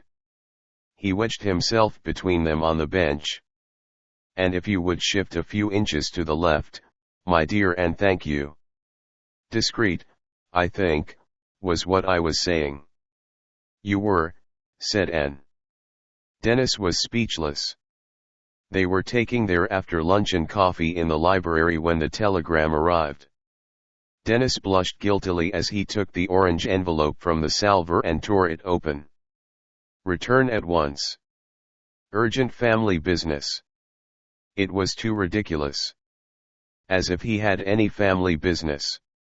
Wouldn't it be best just to crumple the thing up and put it in his pocket without saying anything about it? He looked up. Mary's large blue china eyes were fixed upon him, seriously, penetratingly. He blushed more deeply than ever, hesitated in a horrible uncertainty. "What's your telegram about?" Mary asked significantly. He lost his head. "I am afraid," he mumbled, "I am afraid this means I shall have to go back to town at once." He frowned at the telegram ferociously. "But that's absurd, impossible," cried Anne. She had been standing by the window talking to Gombald, but at Denis's words she came swaying across the room towards him. "It's urgent," he repeated desperately. "But you've only been here such a short time," Anne protested. "I know," he said, utterly miserable. Oh, if only she could understand. Women were supposed to have intuition. "If he must go, he must," put in Mary firmly. "Yes, I must." He looked at the telegram again for inspiration. "You see, it's urgent family business," he explained. Priscilla got up from her chair in some excitement. "I had a distinct presentiment of this last night," she said. "A distinct presentiment." "A mere coincidence, no doubt," said Mary, brushing Mrs. Wimbush out of the conversation. "There's a very good train at 3:27. She looked at the clock on the mantelpiece. "You'll have nice time to pack. I'll order the motor at once." Henry Wimbush rang the bell. The funeral was well underway. "It was awful, awful. I am wretched you should be going," said Anne. Denis turned towards her. She really did look wretched. He abandoned himself hopelessly, fatalistically to his destiny. This was what came of action, of doing something decisive. If only he'd just let things drift. "If only I shall miss your conversation," said Mr. Scogan. Mary looked at the clock again. "I think perhaps you ought to go and pack," she said. Obediently Denis left the room. Never again, he said to himself, never again would he do anything decisive. Camlet, West Bowlby, Knipswich for Timpany, Spavin Delaware, and then all the other stations, and then, finally, London. The thought of the journey appalled him. And what on earth was he going to do in London when he got there? He climbed wearily up the stairs. It was time for him to lay himself in his coffin. The car was at the door, the hearse. The whole party had assembled to see him go. Goodbye, goodbye. Mechanically he tapped the barometer that hung in the porch. The needle stirred perceptibly to the left. A sudden smile lighted up his lugubrious face. "It sinks and I am ready to depart," he said, quoting Landor with an exquisite aptness. He looked quickly round from face to face. Nobody had noticed. He climbed into the hearse. Colophon Chrome Yellow was published in 1921 by Aldous Huxley. This ebook was produced for Standard eBooks by James Luke, and is based on a transcription produced in 2008 by Sue Astor and David Widger for Project Gutenberg and on digital scans from Google Books. The cover page is adapted from View of the Long Gallery at Aston Hall, a painting completed in 1880 by Cecilia C. Foster. The cover and title pages feature the League Spartan and Sorts Mill Gaudi typefaces created in 2014 and 2009 by the League of Movable Type. This edition was released on June 16, 2022, 9:31 p.m. and is based on revision E3F048. The first edition of this ebook was released on April 28, 2021, 6:50 p.m. You can check for updates to this ebook, view its revision history, or download it for different e-reading systems at standardebooks.org. eBooks Aldous Huxley Chrome Yellow. The volunteer-driven Standard eBooks project relies on readers like you to submit typos, corrections, and other improvements. Anyone can contribute at standardebooks.org. Uncopyright. May you do good and not evil. May you find forgiveness for yourself and forgive others. May you share freely, never taking more than you give. Copyright pages exist to tell you can do something. Unlike them, this uncopyright page exists to tell you that the writing and artwork in this ebook are believed to be in the United States public domain, that is, they are believed to be free of copyright restrictions in the United States. The United States public domain represents our collective cultural heritage, and items in it are free for anyone in the United States to do almost anything at all without having to get permission. Copyright laws are different all over the world, and the source text or artwork in this ebook may still be copyrighted in other countries. If you are not located in the United States, you must check your local laws before using this ebook. Standard ebooks makes no representations regarding the copyright status of the source text or artwork in this ebook in any country other than the United States. Non-authorship activities performed on items that are in the public domain, so-called sweat of the brow work, don't create a new copyright.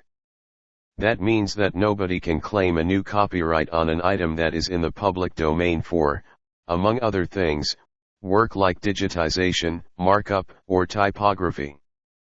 Regardless, the contributors to this ebook release their contributions under the terms in the CC 01.0 Universal Public Domain Dedication, thus dedicating to the worldwide public domain all of the work they've done on this ebook, including but not limited to metadata, the title page, imprint, colophon, this uncopyright, and any changes or enhancements to, or markup on, the original text and artwork. This dedication doesn't change the copyright status of the source text or artwork. We make this dedication in the interest of enriching our global cultural heritage, to promote free and libre culture around the world, and to give back to the unrestricted culture that has given all of us so much.